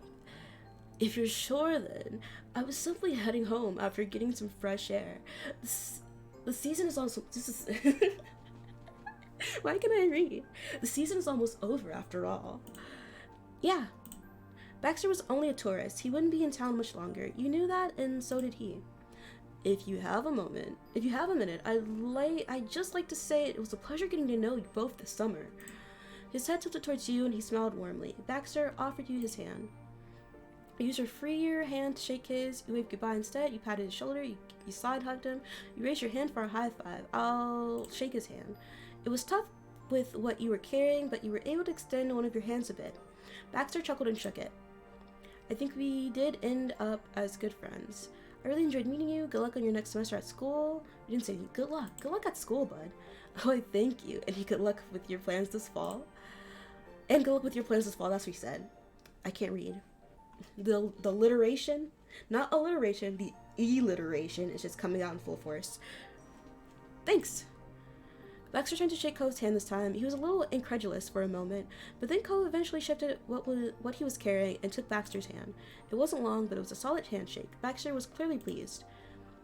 I wish we had more time together, but it was still a nice ride while it lasted. Would happily do it all over again. Bye, Baxter. Yeah, bye. Baxter nodded and walked a few steps toward his condo. He then stopped and waved. Oh, bye, dude. It was nice meeting you. Baxter sauntered away completely and disappeared inside the condo to return to his own things. His time with you and your family and friends ending. We paused for a moment, staring at wherever he went, but afterwards, you looked back over at the rest of the group. Lee and Liz were just going inside your house. You couldn't spot Kyra or Mr. Holden anywhere, but the door to their house was wide open. Mom approached you with an amused look on her face.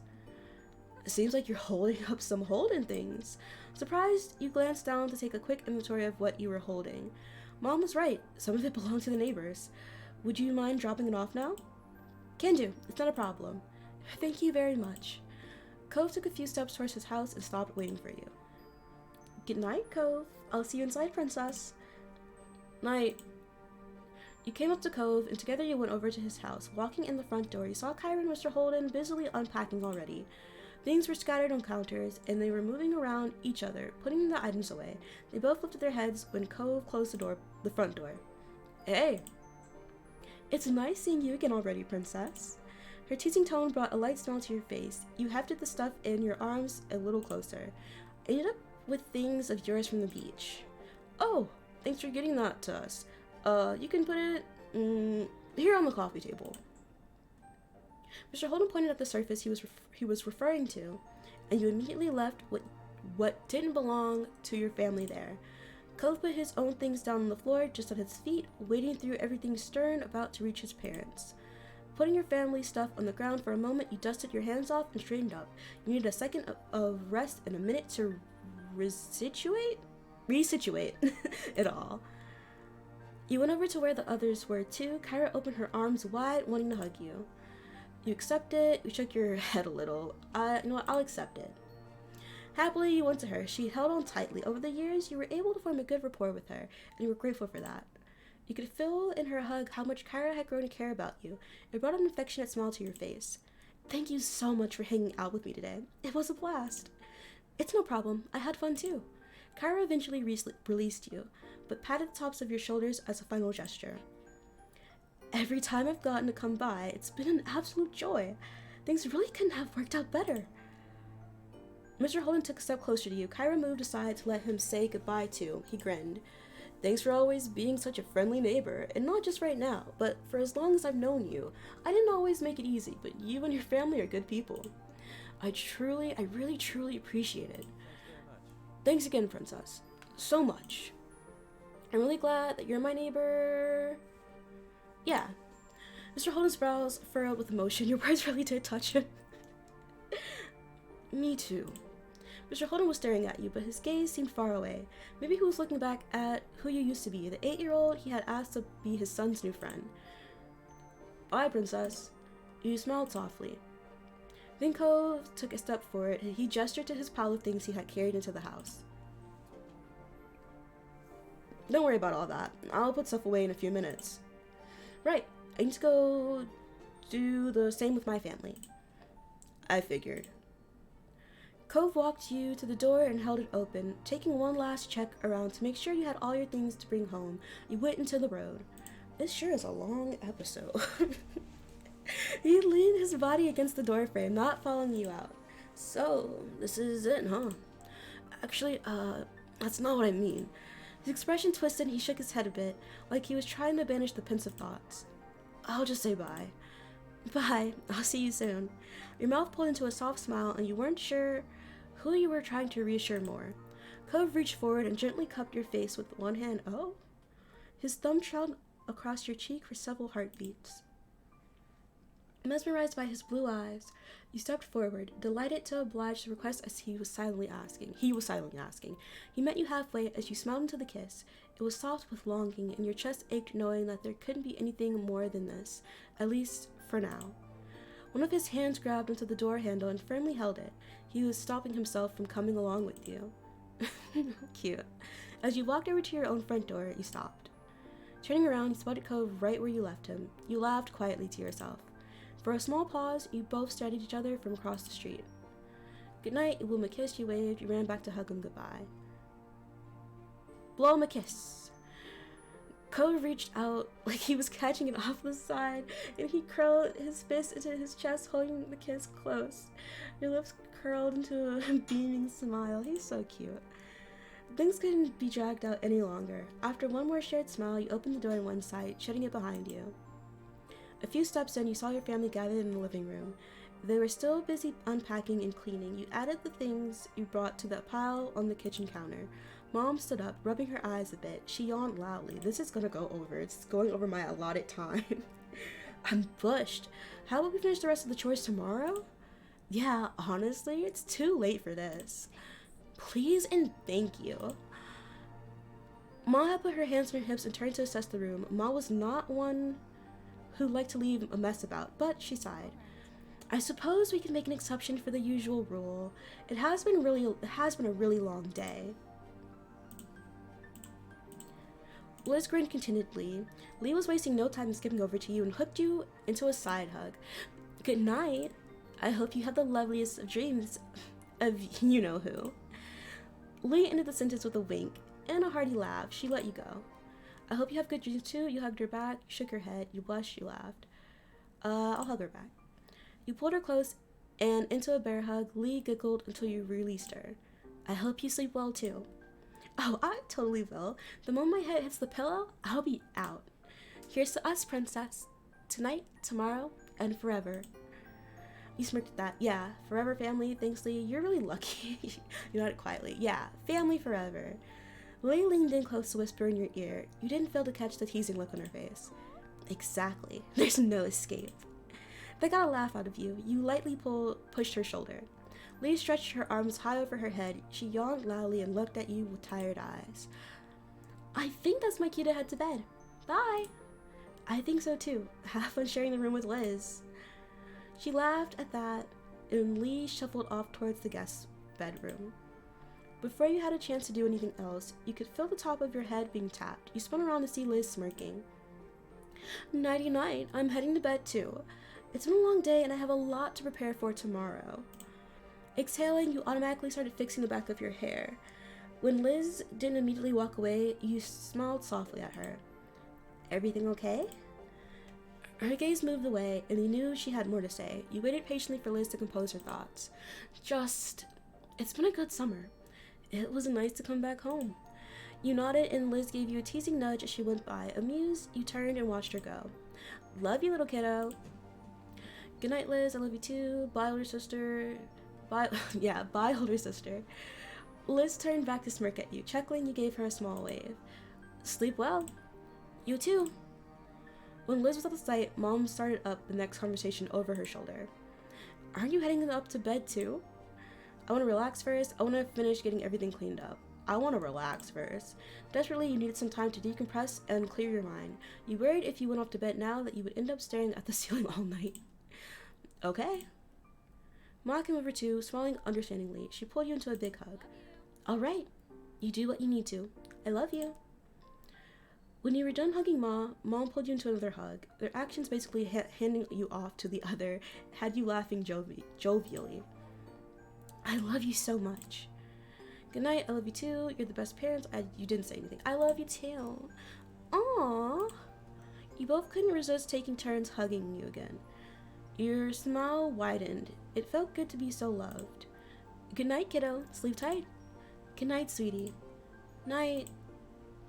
After that, your mom headed off towards their bedroom door, down the hall. You were about to turn the other direction when you heard Mom's voice. And don't let the bed bugs bite. You heard Ma chuckling as you watched them go with a smile. Time had passed, but you weren't entirely sure how much. Sighing, you sat up on the couch. It was a good rest, and all of your tired muscles felt quite relaxed.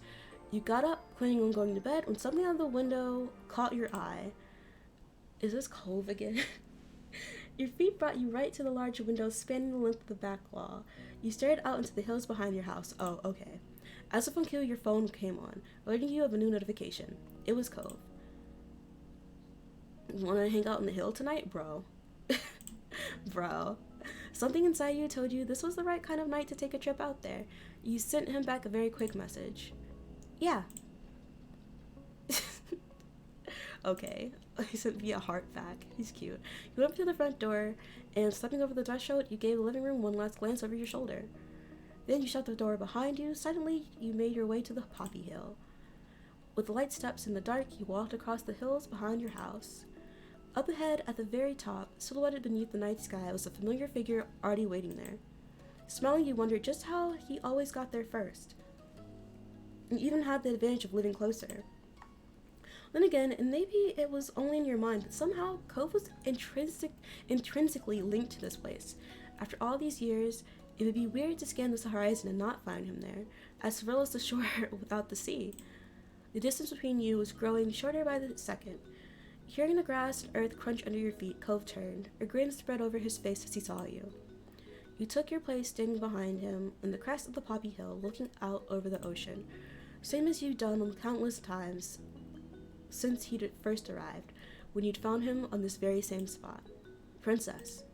You had officially broken the silence. That's the spell that held you both in place. You looked at him expectantly. There is something I've always wondered about. He cocked his head, giving you a sidelong glance. What did you think about when we met? I was just a kid you'd never seen before, blowing his eyes out on the hill next to your house. He chuckled, his eyes drifting towards the sea beyond, before flicking back to you. The way his gaze pulled back to you made it clear that he was genuinely invested in this topic. Luckily for him, you remembered what initially struck you in that moment. It was as if it had only happened yesterday. Well, I remember noticing the sad look on your face. Cove replicated the frown for you right now, looking gravely at your reply. Yes. Okay, sir, you asked. Yeah, I guess I would have been kind of hard to miss. Smiling, you continue to reminisce about the first meeting. I also remember trying to cheer you up. I remember that too. He ran a hand through his hair, and you knew his line of questioning wasn't at an end, even before he spoke again. Do you remember what you thought about me, as a person? Was I annoying or mean? Or I wanted to get to know you. I didn't know what the feelings were at the time, but I thought you were cute right away. I thought you were special somehow. I just worried about you because you were sad. I don't really remember it anymore. I just told me you thought he was cute. Cove brought a hand to his mouth. He's so cute. Half hiding his self-conscious smile. His wavy eyebrows were raised in open amazement. Oh, thank you for feeling that way. He scrunched his eyes closed, forgetting his phrasing.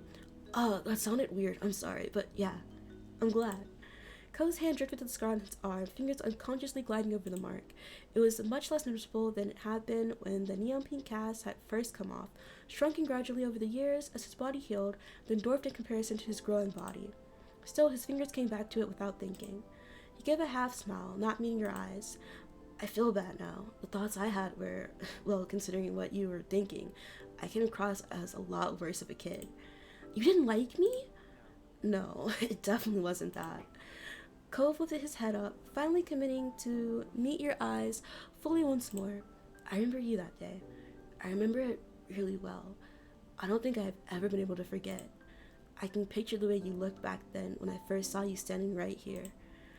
I still know the expression on your face when you chose to sit with me in the grass. He chuckled self-derisively, interrupting his own monologue. You scared me at first. I figured I'd be alone out there until I had to face my dad again, and suddenly another kid appeared out of nowhere. It was startling, but I got over that fast.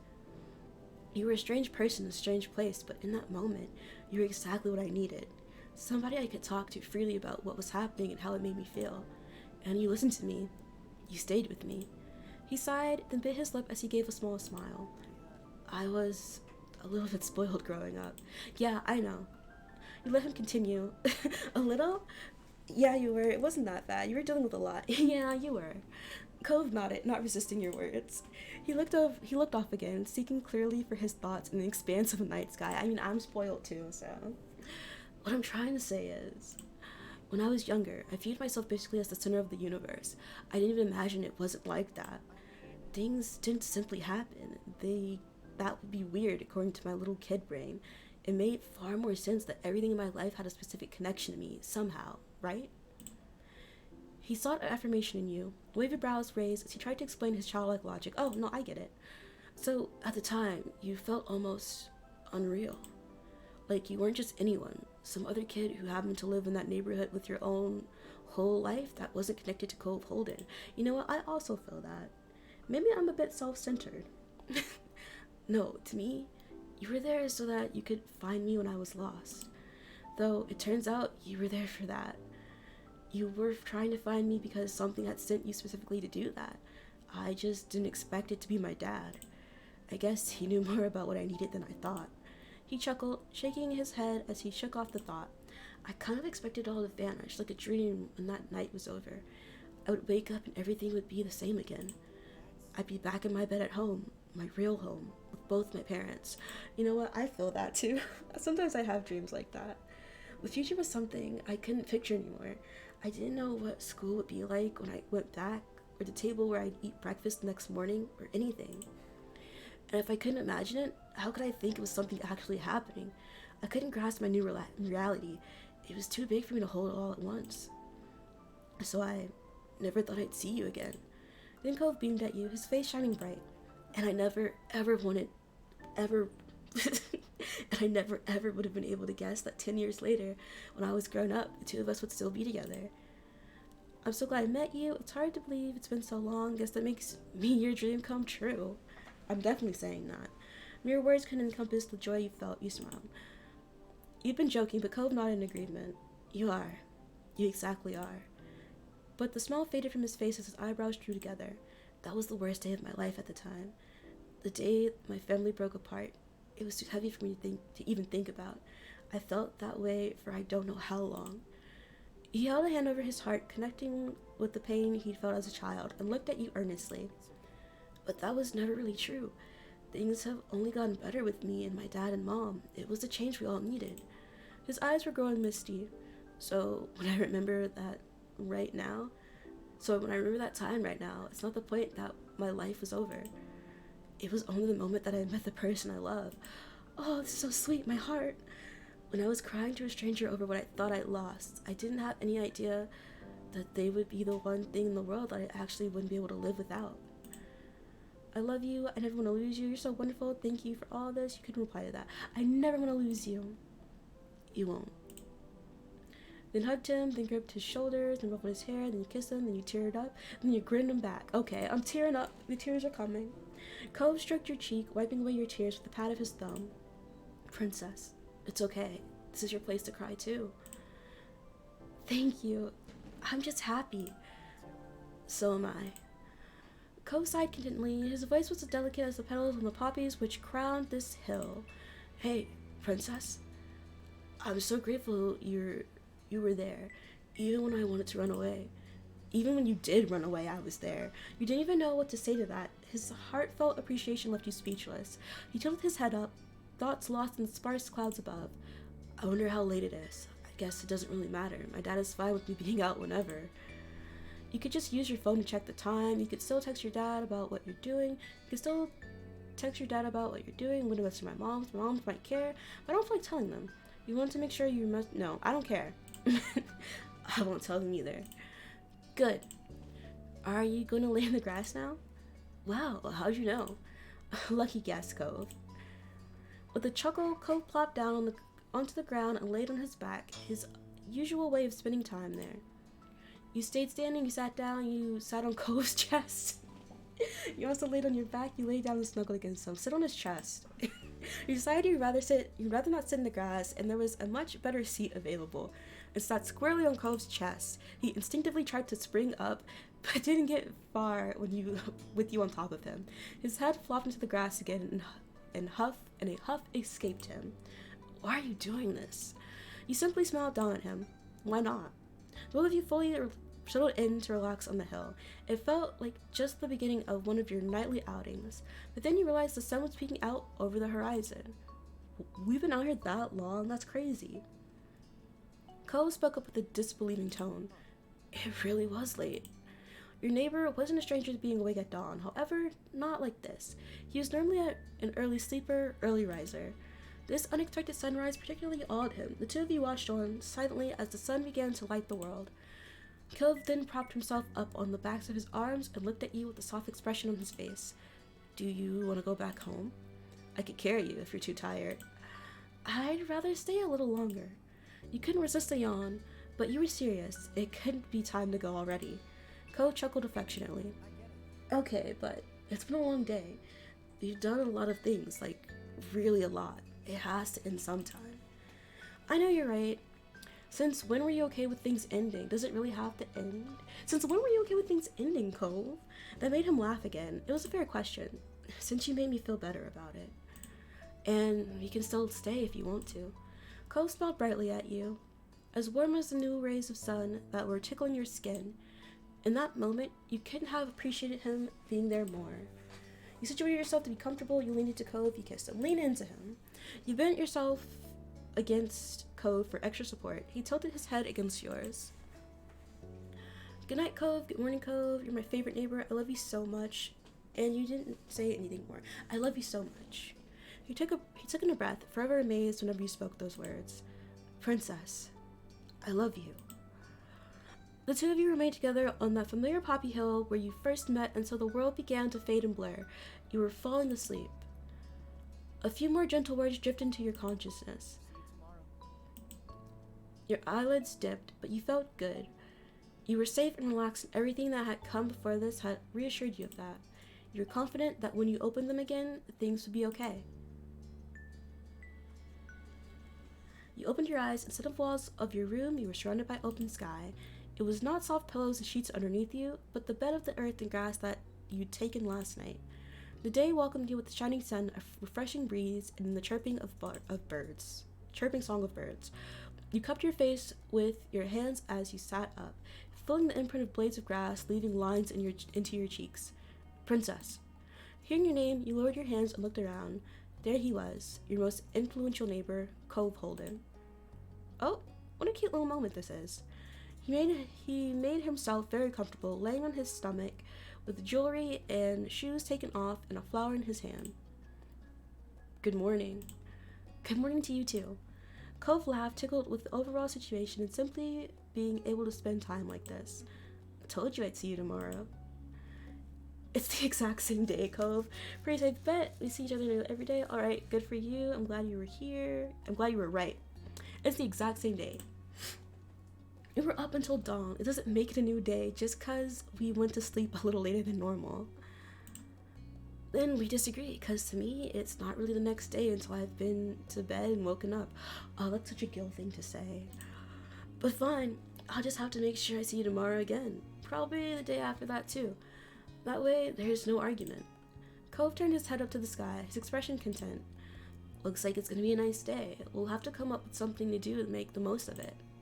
He trailed off, blinking slowly in the sunlight. Someday, when we're even older than we are now, I wonder what we'll end up remembering this moment for. What will we feel when we look back at it? Will it be the same as what we're feeling right now? I can't see the future. I can't see what the future is gonna look like again, but I think that's alright. You're way too sentimental. I'm pretty sure I'm gonna have forgotten all about this. I think it'll mark another new start for me. I don't know, I'm looking forward to finding out. Cove turned back to you, nodding in full agreement. He eyed the hills sprawling out before you, and down below, where the wild hill and nature gave way to civilization. Your home and Cove's laid down at the bottom, neatly filed among the other houses in the neighborhood. Cove said nothing, but fixed you with a deliberate and meaningful look. As much as I like it here, is it okay if we leave now? We can always come back to see the poppies and the fireflies again, right? Cove met your eyes, waiting for what you were going to say in response. Right, I like that. It really is going to be another nice day. You're amazing. Yeah, you better do that. You're not getting out of it. We'll always be together in one way or another. I might be able to manage that. Oh, he's blushing. Cove blinked slowly. His eyes still locked on you, but you didn't need to see his face to know that he adored you. If there had been any room for doubt, the tender way he spoke would have filled it up. You're really irreplaceable, huh? I'm kicking his feet in the air. Oh, this is very weird the way this looks. He beamed at you. His expression was so unlike the one he'd worn when you first found him here, swallowed in sadness and uncertainty. Yet you couldn't help but glimpse that boy once more underneath his bright expression and matured features.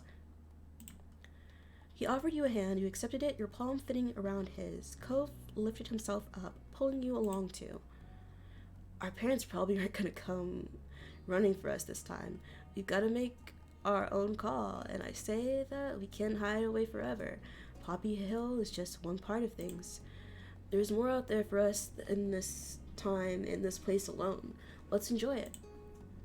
You couldn't say whether you were the one that broke into a run, if Cove had been the one to start it, or if your feet had simultaneously made that choice for you both. The end result was the same, with the two of you dashing down the hill with children, with the nostalgic revelry that could only come as an adult. As the wind whipped past you, you knew that family and friends were waiting at the end of your sprint. There were more memories to make, after all. Life takes another step forward. Reach the end of the game? What do you mean, reach the end of the game? This is not the end of the game. No! It's the end. Okay, well, let me turn the music up some so you can hear it.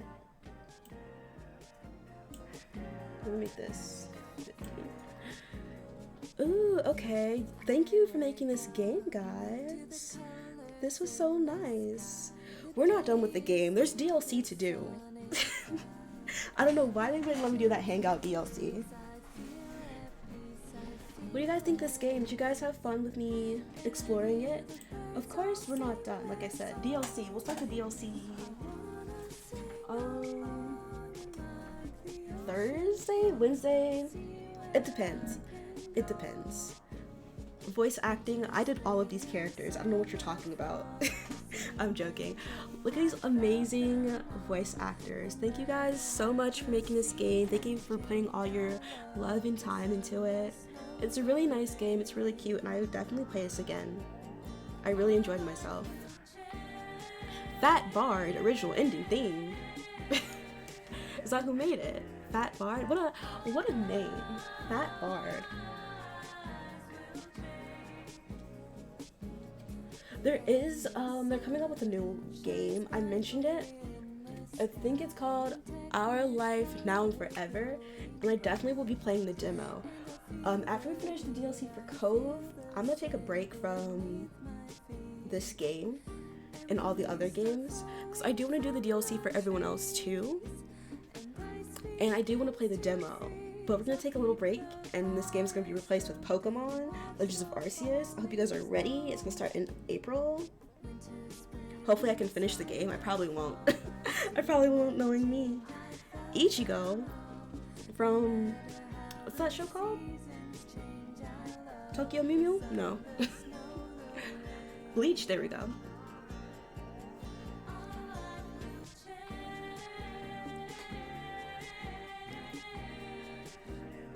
I'm supposed to be done right now. I feel like it was just waiting for me to get off. I was not supposed to go on the song. I'm so glad I didn't play this tomorrow, because I definitely would have been late for my meeting. Oh, I was dancing and I hit my headphones.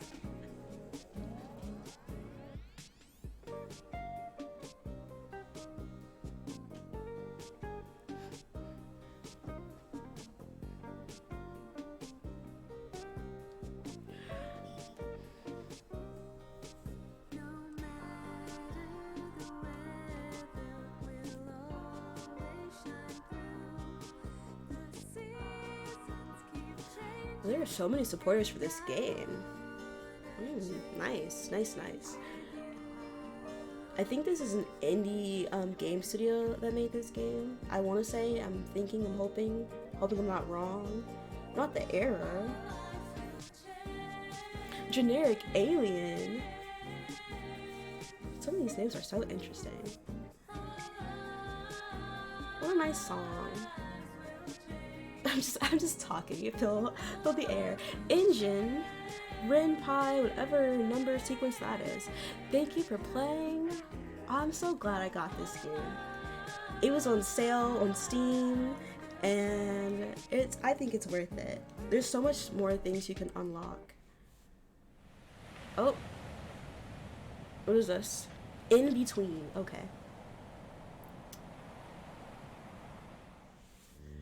I'm going to, can I save here? I don't know if I can. Okay, let's change. Oval, purple. No, we'll keep it like this.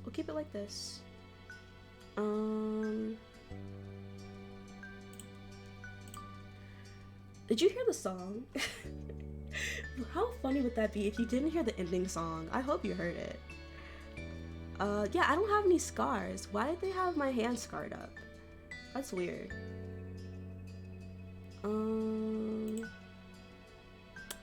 Oh, is it the birthmark? No, because it was on my hand. Oh, okay. Well, yeah, these, but I don't get it. I don't understand. Clothing types. I wear all the clothing types. Ring. Ooh. Jewels. Pattern, plain. I'll take a jewel ring. Do I have any tattoos? I don't have any tattoos, but do I want tattoos? Yeah, I do want tattoos. I got me a back tattoo, got me a tramp stamp. Nose ring. No, I hate these. Okay. Done. There we go. Comfort, my feelings for Cove. Yeah, we're in love. Okay, save. I need to get going, but I had so much fun with this game, guys. We'll be back tomorrow. Don't worry, we'll be back tomorrow. But tomorrow we're starting off with Animal Crossing as always, and I do want to do some more stuff with that, so hopefully we can do more Animal Crossing stuff tomorrow. Hopefully I don't have to do Ring Fit, but if we do, then we do. I want to say thank you guys so much for joining me for playing this game. I really enjoyed it. I hope you enjoyed it too. I hope you had fun putting up with my annoying ass voices I was trying to do. It's late. I'm not gonna raid today, so you guys are free to go. but let me at least thank you for being here before you leave. So again, thank you so much for being here. Thank you for chatting, lurking, showing up any way you can. I hope you have a nice rest of your night, because technically it's nighttime, it's evening. The rest of your evening, at least for me. I hope you have a nice rest of your evening, week, month, year, and life. Every time I switch up the words, I just can't do my outro. I hope you have a nice rest of whatever, whenever, however, okay? And I hope to see you in the next stream. Bye.